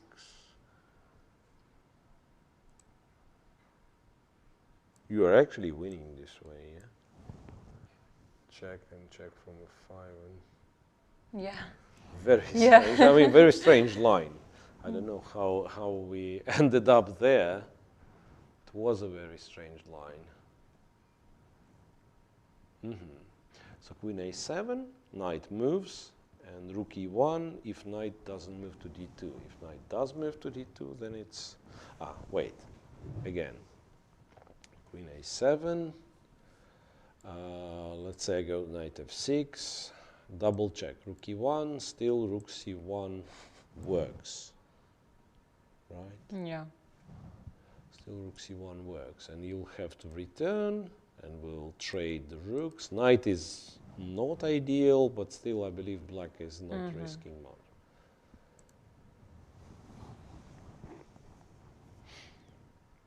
But after, after 10 minutes spent, one does go queen a7, no? Yeah. I think he will. He will. You think he will go queen a7? Yeah, I mean, just to kind of justify why the time but was if the time is correct, playing that position, having 5 minutes. You mean so there is 10 more moves. Still a danger that he blunders something.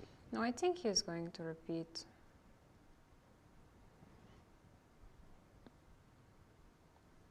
But yeah, we couldn't really figure out after queen a7 exact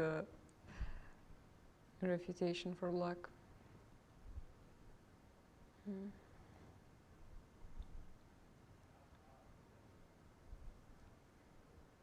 He's actually checking the score sheet. Yeah, okay, you want to make sure actually that you can claim, because otherwise why to get down to 4 minutes?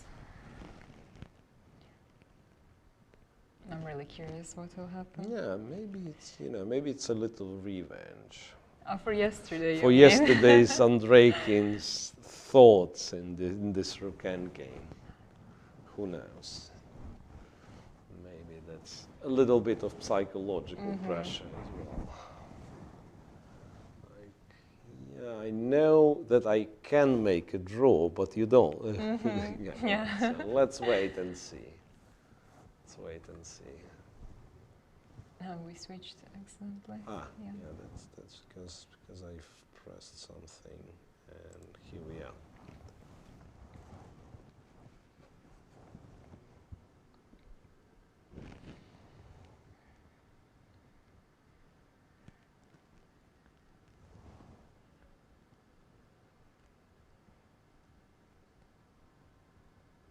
Yeah, I believe he is going to repeat. Now he is getting down to 3 minutes. If the time's correct. If the time is correct. But based on his body language, I would say it is. Because he seems to be a bit... Yeah, and also, like, I'm checking the clock. It's 25 minutes till the time control must be accomplished. Then 20 minutes will be added to both players' clock for completing it. Yeah, so it's roughly correct. I mean, Yeah. I think it's No, you definitely it's go got queen. to be this. Queen e3.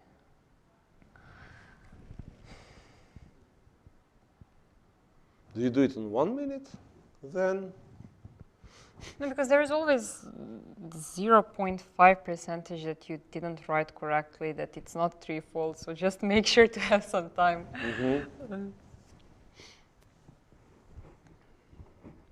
No, now definitely it's clear he will repeat, because who would play this position having 2 minutes?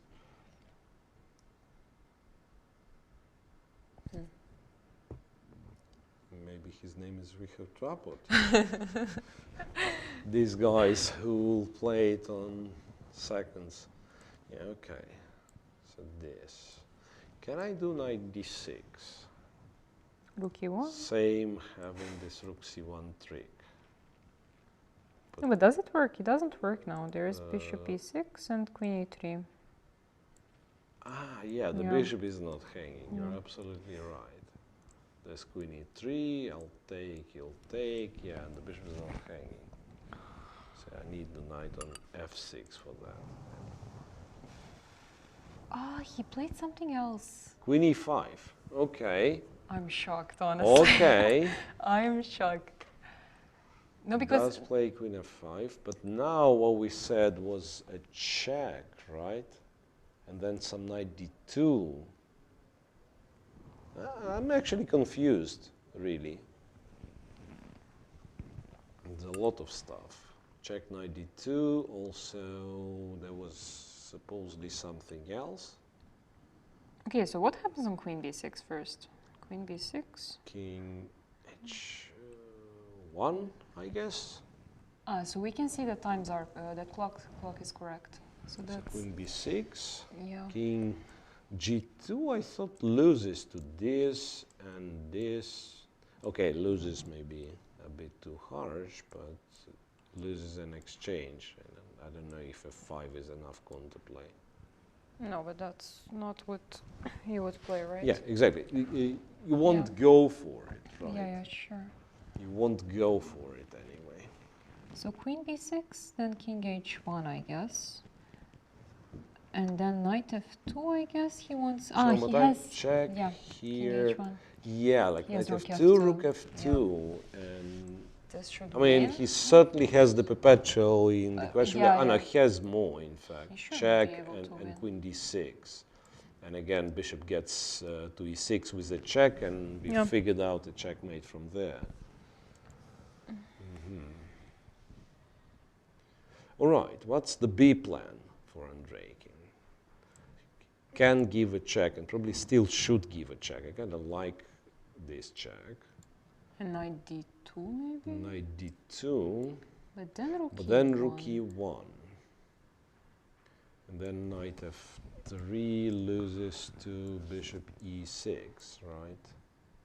Once again, doesn't have A nice square. doesn't have a nice square. Rook is kind of useless on c4 in all of those lines. No, I mean maybe. No, but then f5 comes. I thought after queen b6, king h1, he can always try to protect with rook c6. Let's say knight d2 here, and then rook e1, rook c6. But there's always f5, and it's just it's just f5's painful. Yeah. Maybe he just takes the diagonal and then, then you'd be surprised, returns to f6. How about wait a second, if he returns to f6, he loses to rook e1. And well, doesn't lose to rook e1, he has rook c6, right? But as we said after But then f5, you'll have to take, bishop takes, it's clear that white who is trying. And now this one is the weak king. Yeah. The knight on f6 is restricted, queen e7, bishop g6 is a threat. Maybe we spoke too soon. He's about to play. Okay, the alternative could be to go knight d2 immediately. Okay. And f5. f5. Okay. This is something. So not rook f2 because of God knows what, but f5.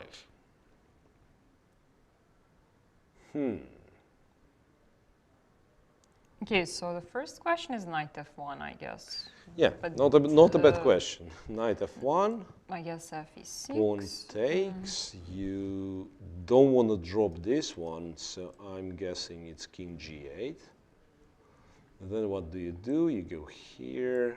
Queen e8 is... And it's game, yes. So here, check and collect. Collect the rook, even if the pawn is not promoting. Maybe it's promoting. Who cares? No, but this looks good for Yeah, white. that's winning. That's winning. That's check, winning. check, and I mean you could take the rook. I think this is like wins immediately because c8 is covered. No, queen takes is queen takes is not an option even. Is ef5 an option? But then queen takes, no queen f6, right? So got to go here, I'm guessing. Unless you can run away. But rook e1. I can't understand. Yeah, rook e1, king d8, exactly. That's what I was That looks so kind scary. of debating. Yeah, probably lost, should be lost, right? Yeah. So that means takes here, king g8, and rook e1. No checkmate threat just yet, but somehow... you know what? Rook c1. Is rook c1 an option here? Queen e6, and then you just don't take, but go king h8, whatever. King h8, yeah. It's messy all of a sudden, because rook c1, yeah. I mean, one thing white can do is go king f2, and then, you know, the knight is kind of got stuck, d5's hanging, and the king is in danger. He actually took on He takes on f1, but how's that? I thought it was lost, no? No, but probably he has some other squares in Check. g8. Where he's going? I think f8 here. e8. E8, brilliant. Okay, he goes to e8. I guess queen g7 is possible. Queen g7. Whoa. I mean, there is a threat, queen f7, e7. Yeah, I agree. But maybe queen c, so the results show this. You also have to be careful because like this, if you go here, one might be shocked with knight g3 and then rook c1, you know. Right. So who knows who's winning there? Let me tell Queen you this. g7 played. Queen g7 played, right. So now, after queen g7, queen c7 is... I mean, it's not very ambitious, I must say, because at the very least, white will have some perpetual, or give a check on g6, take the knight on f1 and continue the game, right? So if you want to continue in ambitious fashion, it's a check here. And then, I don't know where the king's going. I mean, maybe it's possible to take on f1 with the king, actually. And then king e2. Oh, king e2. The king's going towards the rook. Yeah. This is unfair. Yeah, this might win, This actually. is... Oh, wait a second. Oh, no. Queen b5, king d2 or something. Yeah, king d2, I thought. This is... King this d2. is crazy. And if check king d1, I'm out of checks and you Yeah. still have... Okay. Taking back all the criticism. It is a very entertaining game after Rapport went for this f5 thing. And actually, king e8 seems to be red. Yeah, king e8. Computer assistant says that it's a bad move, but we don't know what good move was. What the good move was, but yeah.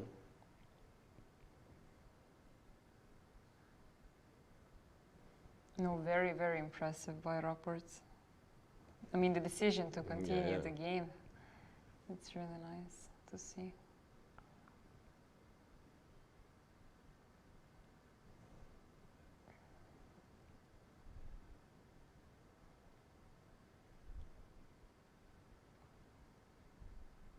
Yeah, maybe queen c7. What do we say on queen c7? Queen c7 looked scary. That's what I said. At the very least, I can give a check. I mean, some check, because that's also a check, right? Like check king e7 and take on f1. Queen b6, queen e6 in this case. It's so complex. Is there a kind of a clear win? Or g6? Yeah. I mean, first of all, this checks. This check. Queen e7, right? No, here it seems like black escape. No, doesn't work, yeah. So this queen c7, there should be something, maybe some e7. Is it possible? It doesn't seem to work. Yeah. Queen b6 played. This is 7. Queen e7, check here. How does it work? Let's see. Yeah, it doesn't probably. Queen. Maybe queen d5. Is it possible? And like you're a rook down, but this is hanging, like everything's hanging. Yeah, and even if you protect against checkmate, now I take on f1. Yeah, could be. So him in a time trouble, he went with a check. King takes f1. Rook c7 as an idea.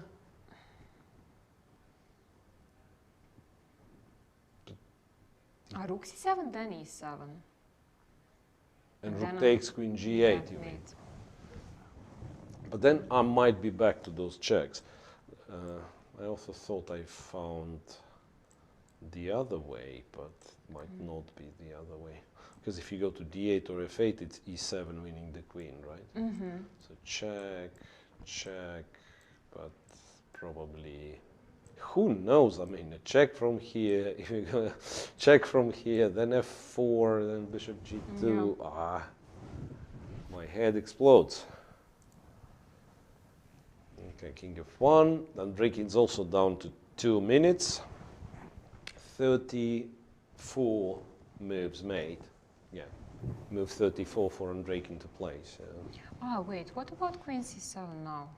Queen c7 now, the difference being that if you go e7, you are not allowed the quiet move, right? Yes, Yeah, exactly.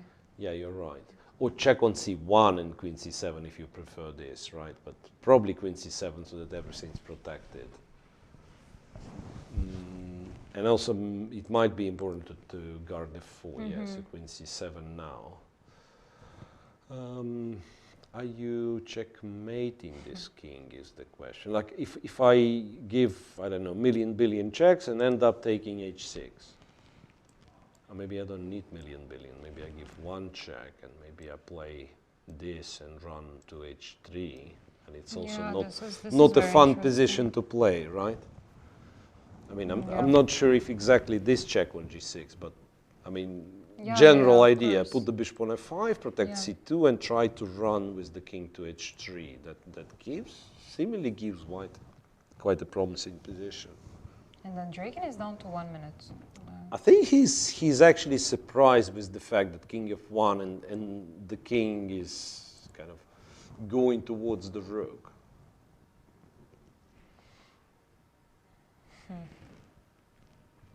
It's not much you can do, right? I think queen c7 is forced because rook c7, e7, I think is just... he gives check first. Okay, rook c1 check first, king e2. It's forced. So unless there is some brilliant out of this world perpetual, rook e1. No, but I don't believe does he want to say it's a perpetual and queen e3? Okay. So the king is not hiding here, that there'll be queen e3 and a perpetual, so the only chance to hide is to go here, right? No, but this can't be. We'll see. We'll see. I mean, obviously king d1, right? Yeah, you can't hide. I mean, king f1, how's... Oh yeah, he went king d1, so... Yeah, king d1, say queen d3, king c1. King c1, and this check. Where do you hide? King b2, let's say. King b2, and he gives... so this check, you actually go forward. And you go forward and so on. It's exactly the way Andrakin ran away against Vachier. Right. If you give this check, then I guess king a1. And wait a second. I'm getting confused. No, but yeah, even king b... I want to say king b3, but I see queen c4. Queen c4, yeah. This way I'm keeping you inside. No, but queen will at some point. But yeah, but will there be this some point? Because it's a check. King a2. King a2, right. And here it works, right? If I was able to give a check on c4 for me in this position, that'd be a draw. Yeah, so could we do it? King c1. Yeah, but it feels like I don't have a check here because queen c4 here, white goes other direction, right? Ah, right. And then hopefully gets to e3, f4, and runs away. Kind of runs away. So king c1, queen e3 is on the board. Queen e3 is on the board. Now, if you go king b1 here, then this seems to be a draw, right? But also, there's kind of a B plan. Oh no, it's the B plan, never mind. It's checkmating. Never mind, yeah, it's a check. Yeah, for some reason I was thinking you will have to block, I take on h3 and I'm alive, but I'm not, because you go king b3, when I take it's a checkmate. Okay, queen a3, but king b2 once again, right? Queen e2, queen d2, doesn't matter. I know, it does. Check here, where do you go? Ah, this. now I block with the queen, so queen d1, I go here. And this is where you're supposed to give a check from c4, Yeah, because that's what we queen see. c2, I have this. Now, I think it's done, yeah. I think it's done. Queen b2, queen c4, and this, and the bishop is still alive, covering f1. So, after all, it seems, yeah. It seems that We're not gonna see Rapot tiebreak, yeah. is about to win, right? 38. Actually, no, they will also get time. Yeah. Yeah. So that's the key moment. So unless we miss something really simple, we are still not sure if rook e1 was a decisive mistake and possibly like queen c7 or queen c7 one move earlier was good enough, right? So it's clearly that when Rapot repeated it a couple of times, I think he kind of made Andreikin feel and made us think that, yeah, okay, tiebreak tomorrow and so on.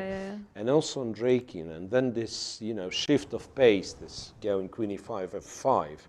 Apparently there was a defense, but Andreikin couldn't find it. So one more time, what would be the concern of the king b2? Queen e2 check? And yeah, that's exactly what I was struggling with. King a1, and then after both checks, I go to a2, and I block with the queen. No, right? it just looks lost. Yeah, Rapot goes king b1. Okay, fine.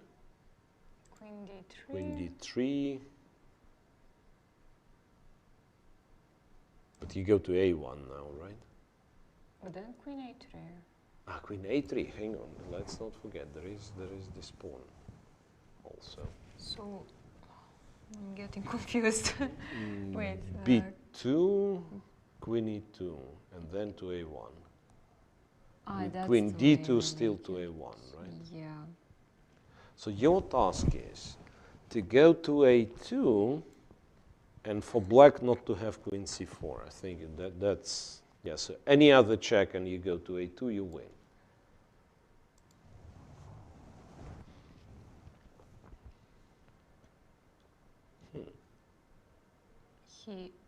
I think he goes... He's gone king c1. Yeah, he just wants to get 40 But wait 30 a minutes. second, take on a3. Or like taking on a3 doesn't make any sense, you mean, right? I mean, queen b2 and still a bunch of extra material. All right, check on e3, and Richard Rapot starts to think. Let's move 40, extra 30 minutes on each other's clock. And I don't know, I mean, are we blind? Is it just a perpetual?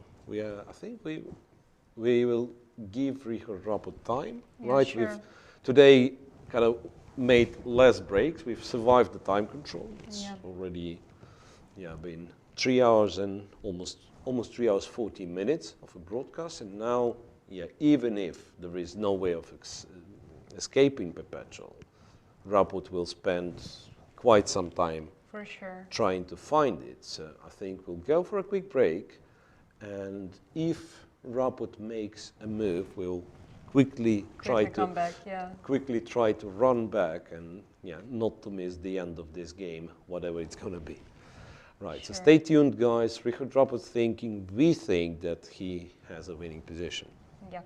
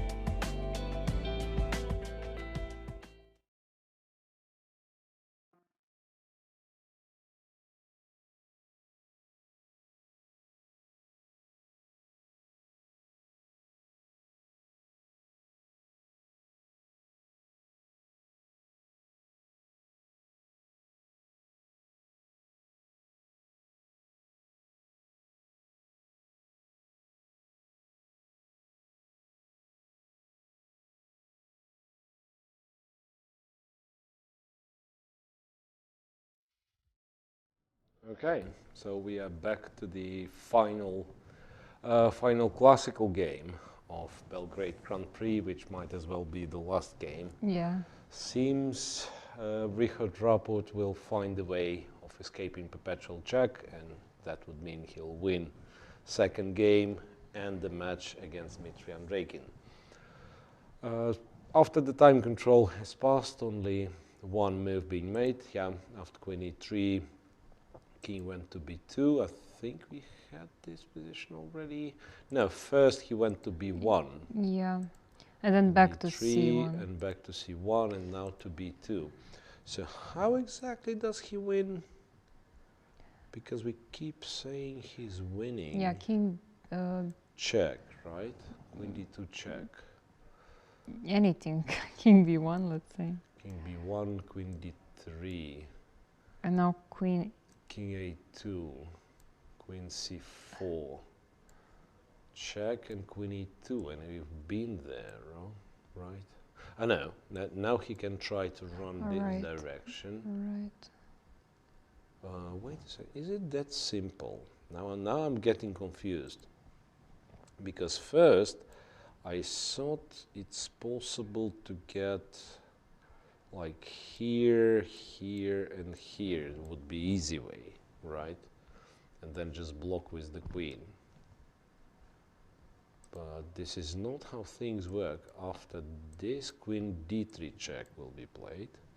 So now king a1 allows black, in fact, to take the pawn and then return back to d3. So it has no point. Yeah, it has no point at all. Well, maybe somewhere you will go to a3.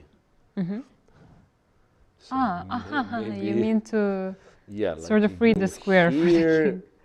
Let's imagine this loses for some reason, right? And then check here, and then check, and here.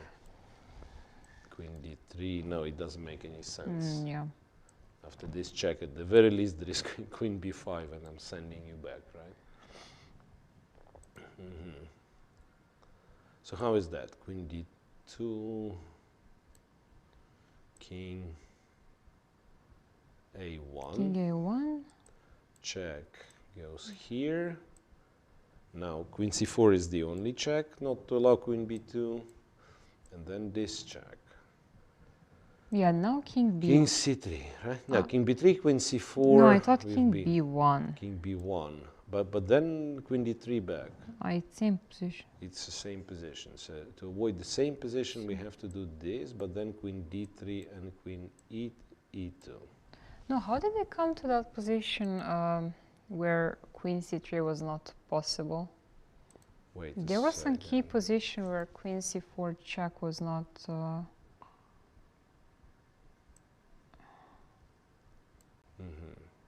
Check.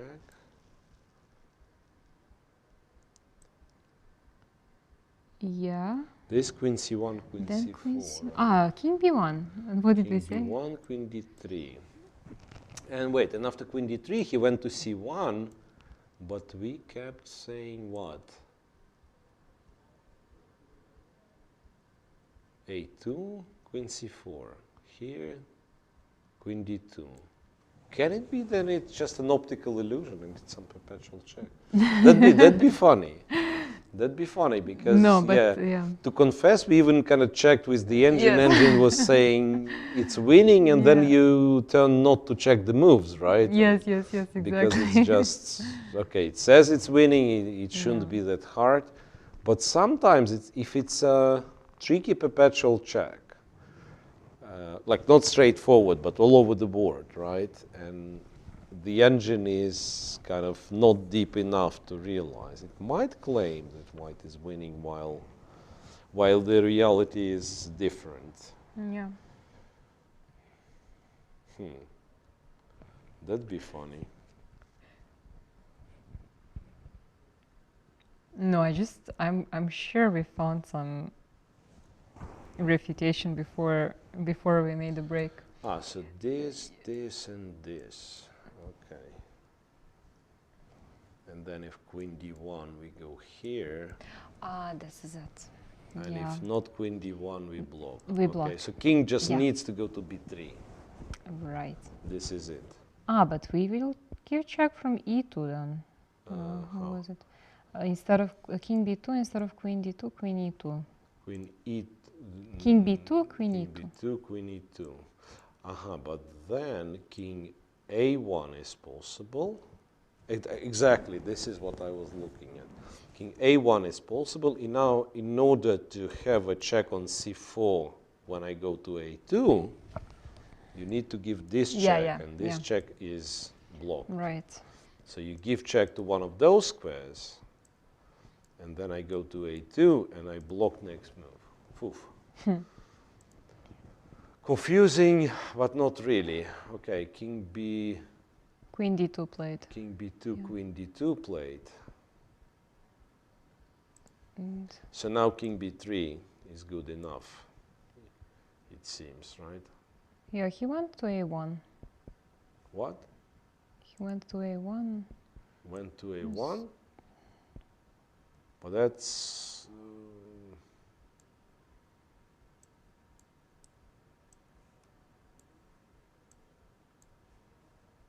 also sort of funny triangulation, right? Yeah. Also getting him there. Also getting him there.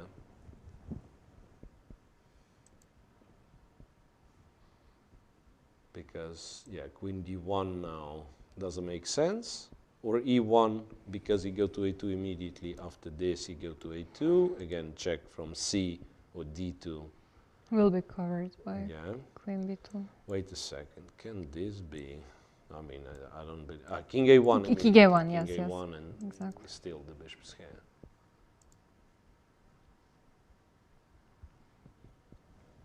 Yeah. Once again, Rapport not willing to show the most convenient way, perhaps, or the most convincing way, and therefore Andreikin kind of keeps fighting.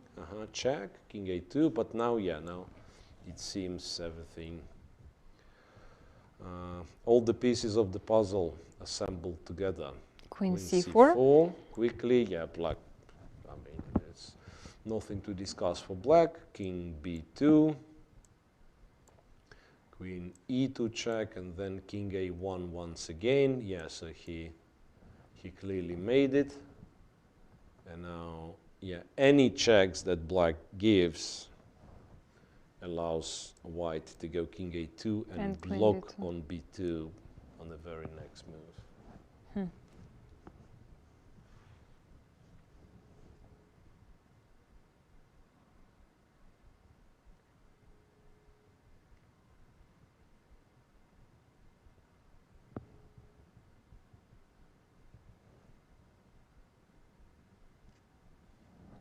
Yeah.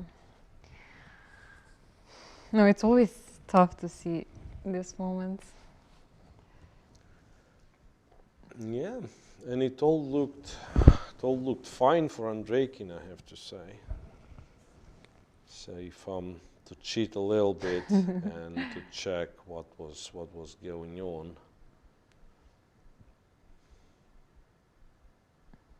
F5. Yeah. Apparently king e8 was kind of a serious mistake. Yeah.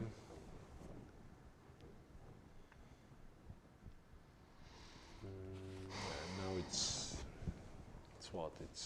actually too late.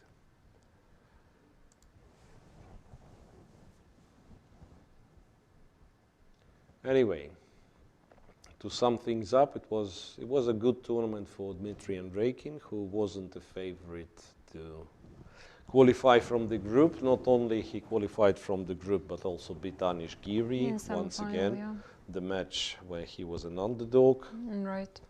And and Richard Rapport scores +4 in classical chess. Never had to play the tiebreak. So outstanding performance, right? Yeah. So what was it at the end of the day? 8 games? Oh, no. 10 games. 10 games. Right? 10 games. 6 in the group stage. 6 in the group stage. So Two +4 out of 6 games. Very that's impressive. very impressive. Very impressive. +4, not a single loss, and arguably not a single bad position. Yeah. He was never in trouble. Yeah, so that's actually quite a result. So he will have a win and a loss on tiebreak and a not tiebreak. He will have a win and the semi-final. Yeah. He'll have the win and the semi-final. So that's probably going to be enough.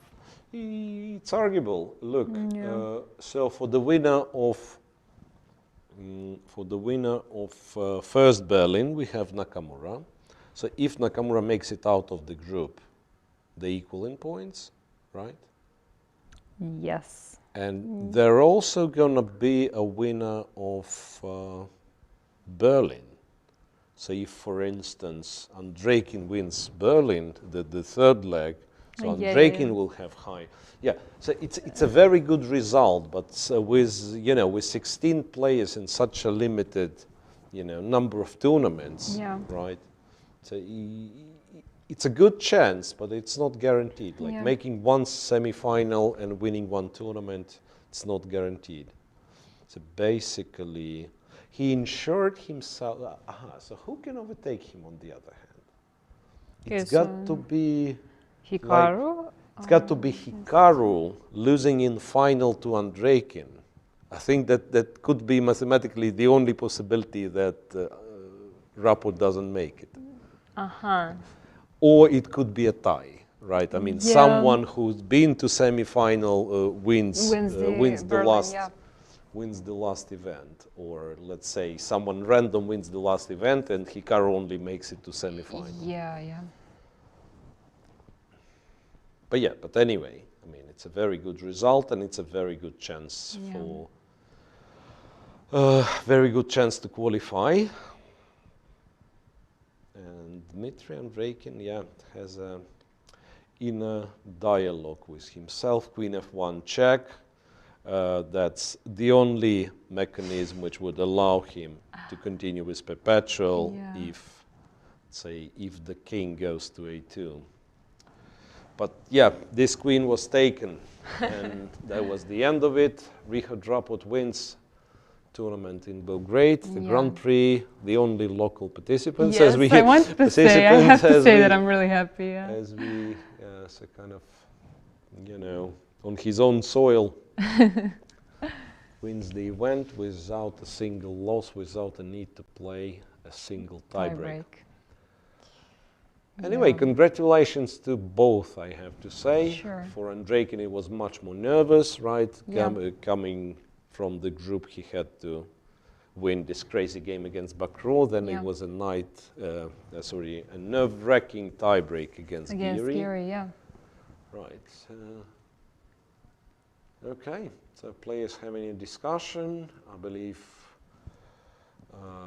we will have, of course, the press conference. Not sure with both players, but certainly with the winner. Certainly with Raport, Yeah, we are waiting for that, and this will be the end of our show, the end of our cooperation. So while we are waiting, maybe, let's wish everyone good health and enjoy chess. Follow Grand Prix. Follow the next event, which will be Berlin, starting not that. I believe in maybe 2 weeks. It's like in a week. In a week? In a week or something. Yeah. Already in a week. Starts very, very soon. Starts very, very soon. And hope you enjoyed the show. Hope you enjoyed the games. And once again, waiting for the press conference, and that will be our time to say Belgrade. Time to say goodbye. So how was it, Teodora? Tell me. I know you were stressed at the very beginning, but I think we've done reasonably good job. I think it improved as days were sort of passing by. In the beginning, I was really frightened, but now I feel good, and I'm kind of sad that it finished actually. But there is nothing, nothing that will stop us from cooperating in the future. So I believe we'll have more chances to talk about chess and not only chess together. Yeah. Yeah, so most memorable game from this tournament, I still wonder. I mean, there've been quite a few, like they tend to erase from memory as soon as it finishes, but apparently Andreikin's Against win Vachier, yeah. against Vachier wasn't entirely kind of sound, but there was a lot of thrill. Yeah. Also, Rapot's escape against MVL, still Right. that was quite a huge one. Okay, so Rapot wins. As you can see, there will be no tiebreak tomorrow. Will be an extra free day for us, sort of, right? Departure day, Yeah. closing ceremony day, whenever you call it.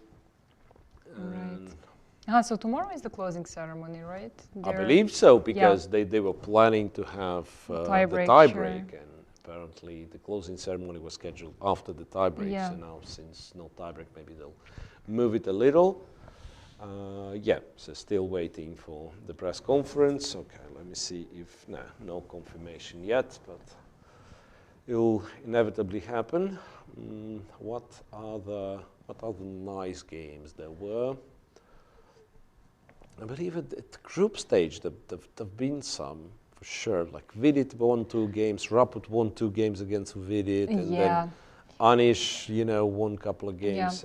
Must have been a lot of interesting. There was a huge surprise, Hari Krishna losing with white in like less than 20 moves. That's in the game 1 with Hugo, against Hugo. Hugo. Yeah. A very, very cute tactic by Andreikin in round 1 against Krishuk. And if it's you Queenie remember, 1. yeah, Queenie there 1. was so like, winning the contest of, you know, the ugliest tactic. Right. Okay, not the ugly, the tactic itself is beautiful, but like it looked his position that everything is randomly thrown at the board, and then all of a sudden this piece is fine, kind of a very strange harmony. So that was impressive. And as we said, he sacrificed 2 queens. I mean, in this tournament in the group twice. stage, yeah. So it's also very impressive. Yeah. In the group stage, 2 queen sacrifices. Yeah. Right, so, well, Sam Shankland had a good tournament, and it was, in a way we could say he got a bit unlucky. Yeah, it's at least very not unfortunate, to be, not to be involved in the tiebreak, Right. But it's always like this, when you have 16 players and like most of them, let's say, are contenders, if not all of them are contenders to win the event, then of course someone has to underperform and someone has to be disappointed. Yeah. All right, so one more time, thanks for watching. We are signing off, but you guys have all the reasons to stay for the interview with Richard Rapot, where he'll explain the last game. Maybe we'll be asked a few questions about how this tournament went and what he thinks about the victory in Belgrade.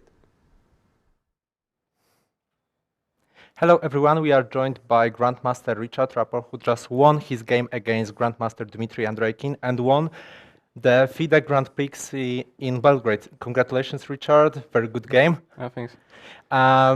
According to Chess by the Numbers, the Twitter account, right now you have 98% chance to reach the candidates. How do you feel about that? Well, the game just ended, so I am obviously overwhelmed. It's always an incredible feeling to win a final game, especially, when it's a knockout event. So usually when you win a knockout event final game, usually you win the thing. I'm extremely happy, but about the candidates, I feel like mathematically it's still possible for me not to qualify, which knowing myself is a real possibility. On the other hand, of course, I don't really care. I mean, I gave my all here in Belgrade, where I live, by the way. So I finally, after having so many good memories with the city, I couldn't afford to have a bad one, right? Yeah, so. Of course. Could you please tell us some crucial moments in this game, because it was really crazy one, and at some point you decided to deny repetition to play for win. Actually, so let's go from the beginning. Okay, he went for a6, and I went a3, which is kind of a half nonsense move. Half serious, because I am kind of mirroring him, but it had some ideas actually. So he went, I think things were pretty reasonable until here, and here I decided to go for over ambitious plan with bishop e5. I think it's fine if I just go knight f3. I don't know. knight c6 and I develop. It's Like just yeah, something like like this, yeah. I can even take and bishop d3 or just bishop e2. It's different strategies. Like for instance, here he would go c4. Oops. But then my a3 is useful, or I can take on c5. So instead I went bishop e5, which is very forcing. Bishop e6. And here, yeah, maybe it was better to go g3 or knight e2, knight c6, and here g3 was probably better. And after g3, I wasn't sure. Like he can try to gain my bishop on e5 with something like knight e4, and f6 later on, and I can decide to sacrifice it. For instance, bishop g2, f6, bishop f4. Okay, it's a bit long. Yeah, let's say here. Okay, or maybe first to take. Sorry, takes, and then I take, and now f6. Bishop f4, let's say, and g5. And just to sack the bishop, yeah, like castles. Gf knight f4, and this is definite compensation. Of course, in such a game, I was not trusting myself probably enough to do this. So yeah, g3 was definitely an option. After g3, he can play solid bishop d6, but then I think I'm just a bit better. So I went knight f4, which is not so precise. He did, I think, well. He took twice, queen takes different, bishop d6, and here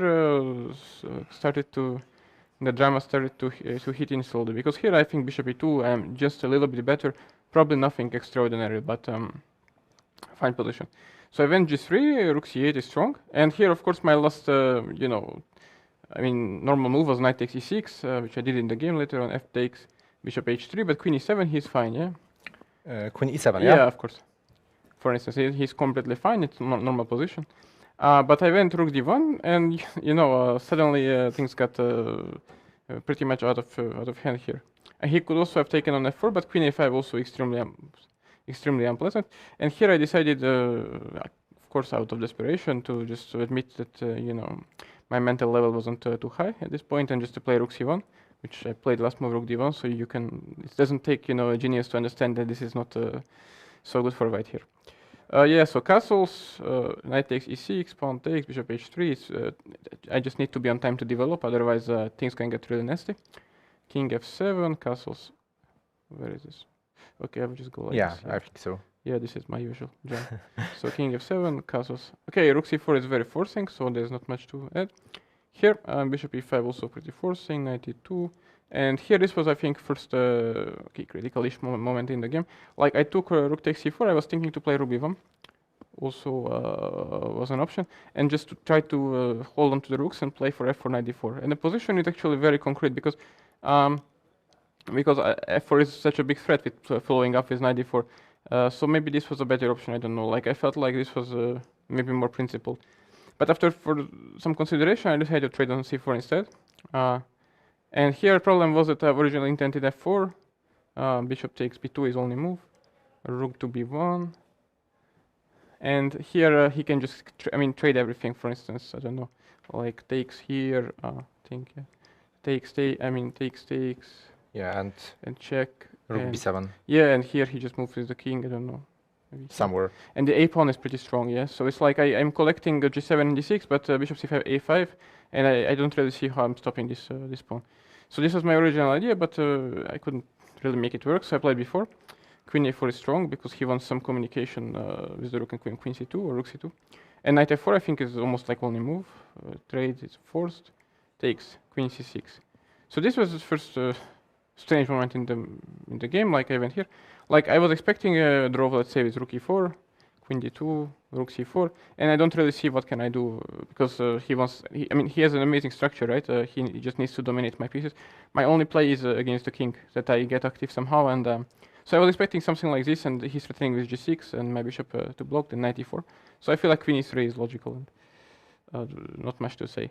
And yeah, queen e3 is a kind of an annoying move, because like I'm threatening with queen e5, so like he has to deal with it somehow. But he went knight e4, which is like way more ambitious.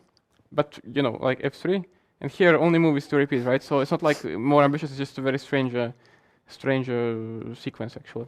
So rook c3. Okay, first here it's important to add that queen e1 seems to be winning, because if the knight moves, I take on e6, for instance. I don't know, and he cannot take it back. But he has queen b6 check, king moves, and rook e3. And actually, tables are turning, and knight c3, and I'm totally dominated.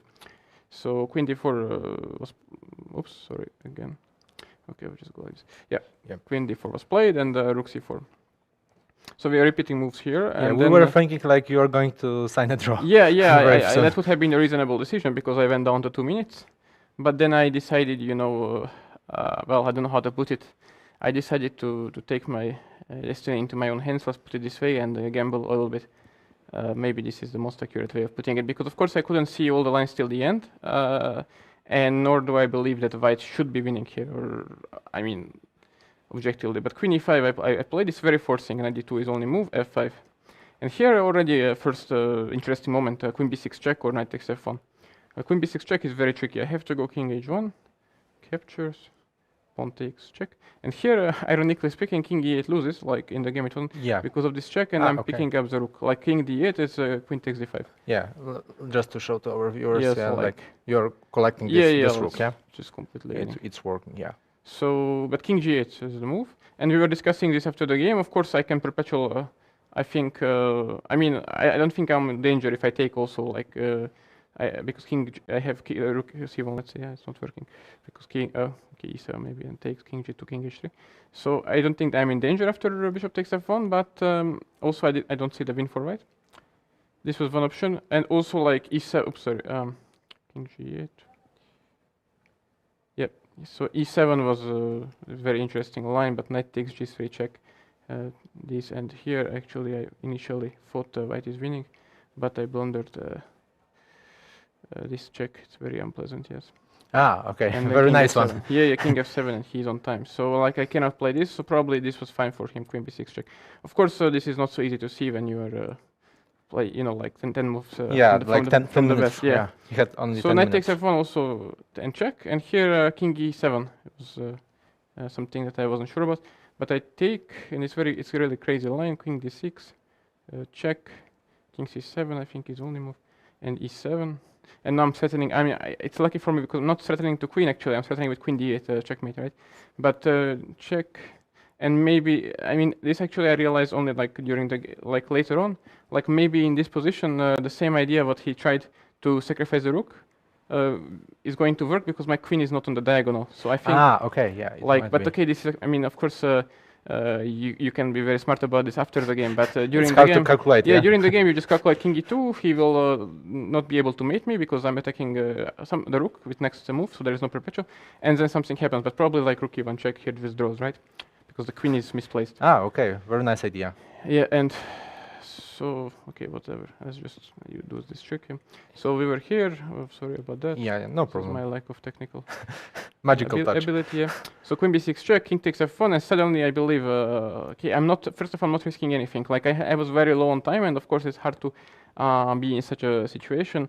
Like you said, okay, I was not only playing to win the tournament, but also playing to have this 98% of.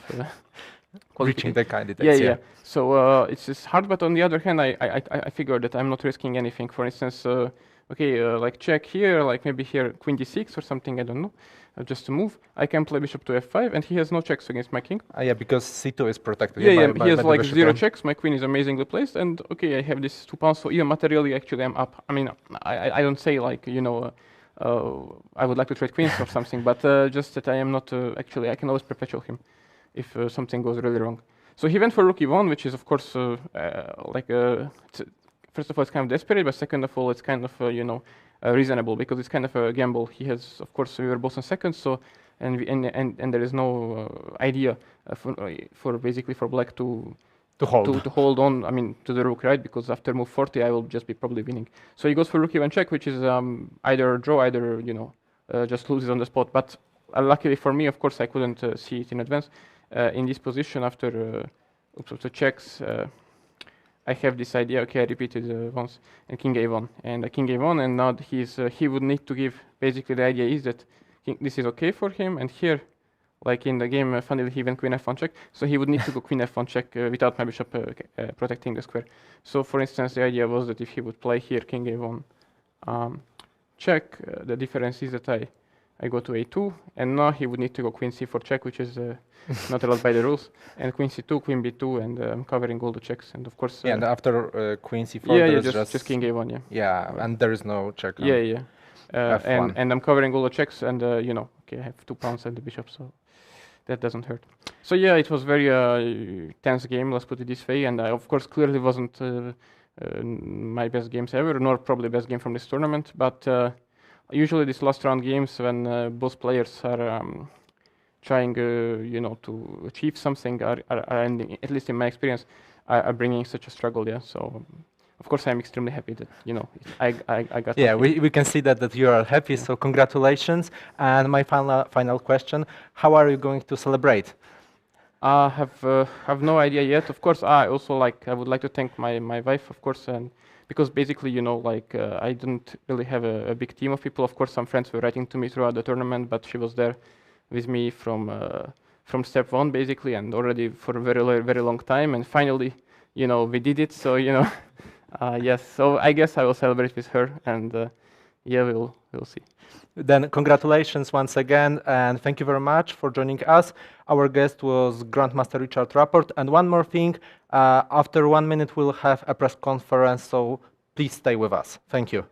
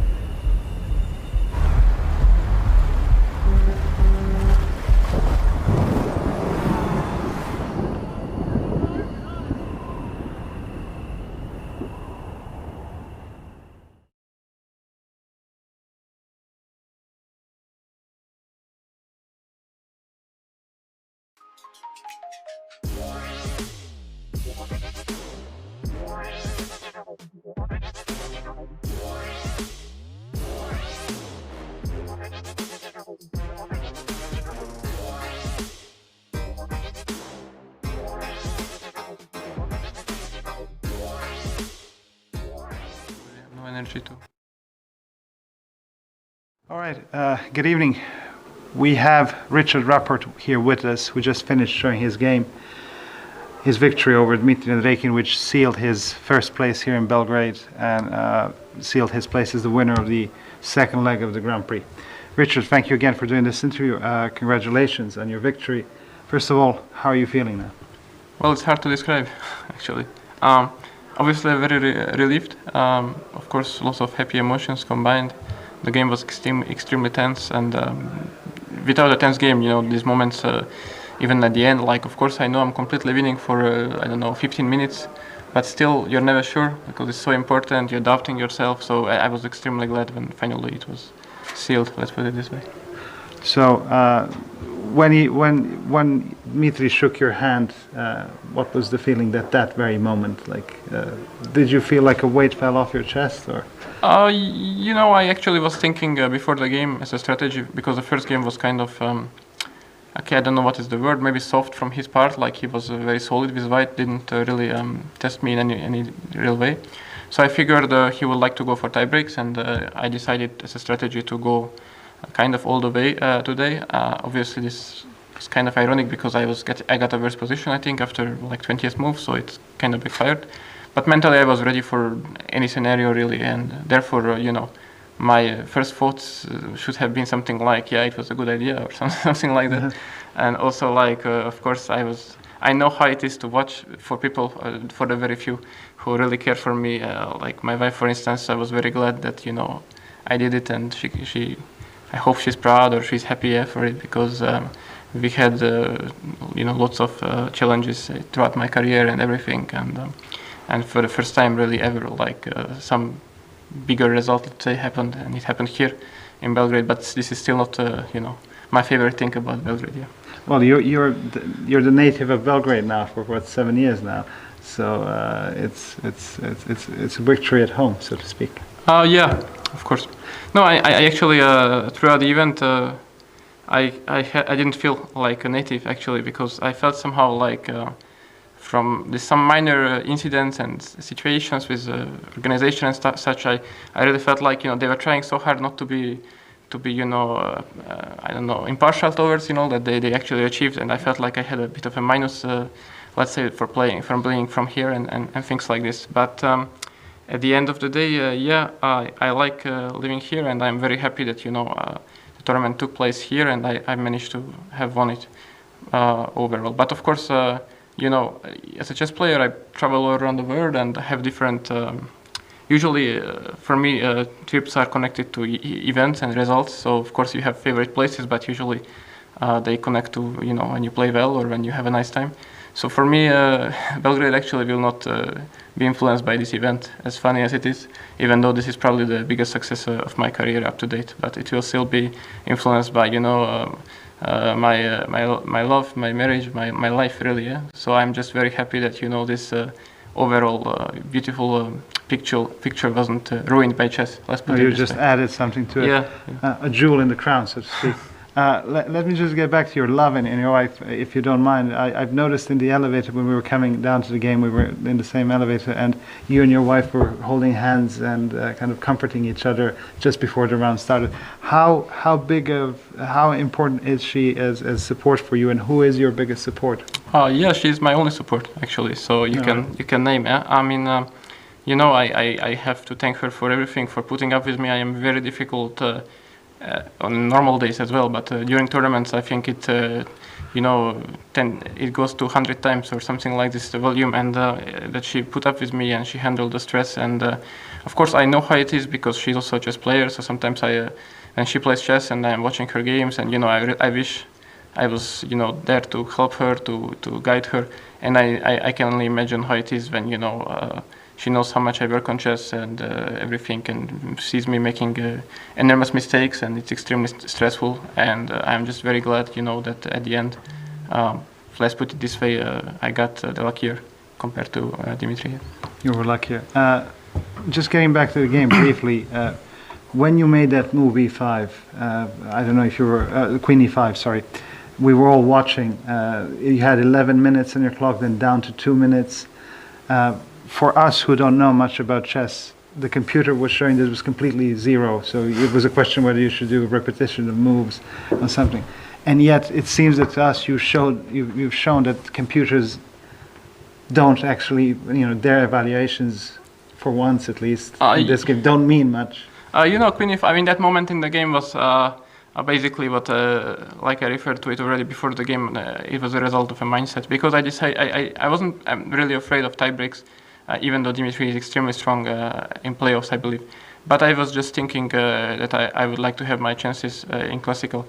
and that was if you will, the stepping stone where I was to decide, because I could claim a draw basically with queen e3 even without making the move.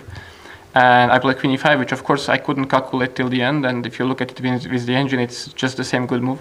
But it poses problems for the both of us to solve, me included, with very little time. So it was kind of a gamble. Of course, now you look at it and you can say, okay, it was let's say an easy draw for him and he made a mistake, or I wasn't risking anything. But I think none of us really knew what's the evaluation.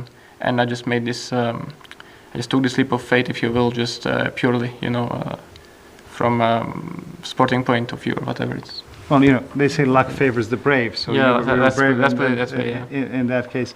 And let me ask you, you said, talking about your life as a chess player, that it's difficult and to bear with you with all your moments of being nervous and tense and the volume. Are chess players difficult people? I don't really know many, actually. My wife is not so difficult, actually, as she looks. She looks difficult from the outside, but from the inside, I think she's an angel.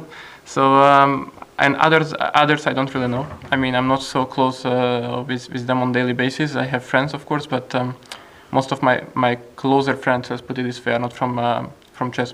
So, but I guess so. I mean, chess, as a profession which requires you to accept all its ups and downs, like for instance Dimitri, obviously he fought, which was reasonable, I believe, that it will be a draw after queen e3 and he will play tie breaks, and then I don't know, 10 minutes later he's in enormous stress, and 15 minutes later it's all over for him, and he has to adjust to this. I mean, it's a very hard profession with all this. So I guess when and like I've said earlier in earlier interviews, the prize money and generally the rewards are not as high as I believe in other similar sports, when everything is on the line for minutes and seconds, and it's all one man versus man or woman versus woman with limited time and everything.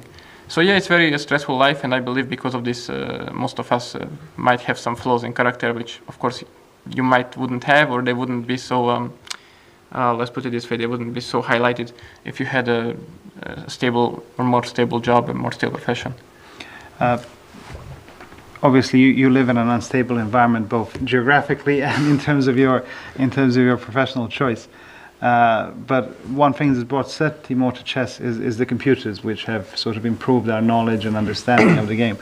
But as in this game and in others, you proved to be a very creative player and going beyond the computer. Do you think we put too much trust in computers nowadays when it comes to chess? I don't think so, but the thing is that actually my games, let's say, as well reflect, like, I play this move, let's say queen e5. Obviously, if it was an engine game, maybe it just wouldn't be played, because they would see that every continuation is, triple zeros. So what's the point? But where a human touch comes in, unfortunately, is mostly the mistakes. And that's why I believe it's not so entertaining to commentate on chess or to keep it chess as it used to be. Because, I believe in before the pre-computer era, when two very strong players were playing, and they were doing exactly the same as we are doing now, making mistakes, making blunders, making brilliant moves, and being nervous all about it. But no one really knew that except the other distinguished colleagues, right? And today you just go to a site or you turn on a even remotely weak computer, let's say on an iPad or a phone, and next thing you know almost everything about the game, and you're just basically speaking, cheering or anticipating a blunder, a mistake, or you are hoping for the guy not making a mistake, which I think kind of ruins the whole experience itself. So yeah, I think this is the major factor. It's very hard to sell something where everyone knows the truth already, except the people who are doing it, compared to something where someone does something in limited time, and you can immediately appreciate its genius by the fact that you know that no one could have done it. Yeah. But with chess and with engines, right, it's always there in your back of your head, and you think, okay, but how hard was it really? Yeah? And as a commentator, of course, people's job, I believe, should be to explain how hard it is really. But it's very hard. It's a very thin line. One day you wake up and everything seems easy. The next day your mind doesn't work, and the simplest things can cause you problems. But yeah, I think it's kind of changed in chess, not in a good way. Yeah. All right. And so, in terms of your immediate plans, what will you do now? Well, tonight big celebration, I guess. How will you celebrate? Well, I would rather not enclose that in. All right. But after that, yeah, I will actually go to Hungary. I wouldn't say home, but to Hungary to visit my siblings and my family for quite some time to take some rest, everything. So I believe that's next for me. Yeah. And finally, let me just ask you this. Many of the people watching this, they have kids, they want to introduce them to chess, they want them to, they look up, they need an idol to look up to someone. What would be your advice to people who are trying to put their kids into chess? What are the mistakes to avoid and the best steps to make? I'm not the biggest advocate for people start playing chess in general. So my answer might be a bit depressing, but I believe you have to be sure. You have to, as a parent, have to reconsider and understand all these possible flaws or downsides, because you can make a certain living from being an elite player, but of course there are no guarantees that you are going to be an elite player, like there are no guarantees in any field in life that you are going to make it to the top. And then next question is, of course, is that level of living or style of living sufficient or for your hopes for your children? And then of course all these things combined, it's a hard decision. But I think it's this decision best to be made immediately. On the other hand, I do believe that when you talk introducing kids or children to chess on a hobby level, hobby basis, it's a brilliant thing. I think it's an amazing game. It has lots of moments, interesting. You can watch live interesting games and have a really fulfilling time. Maybe more fulfilling than playing, other computer games or watching other sport events. I don't know. This is just my opinion. But of course, when you're set out to conquer the highest highs of, the chess world, that's a different story. And I would just caution people to think about it more than once. Let's put it this way: is it really worthy for them and from where they come from? Yeah, which is different for all of us. All right, well, thank you very much for this and for this interview. Thank you for the wonderful games.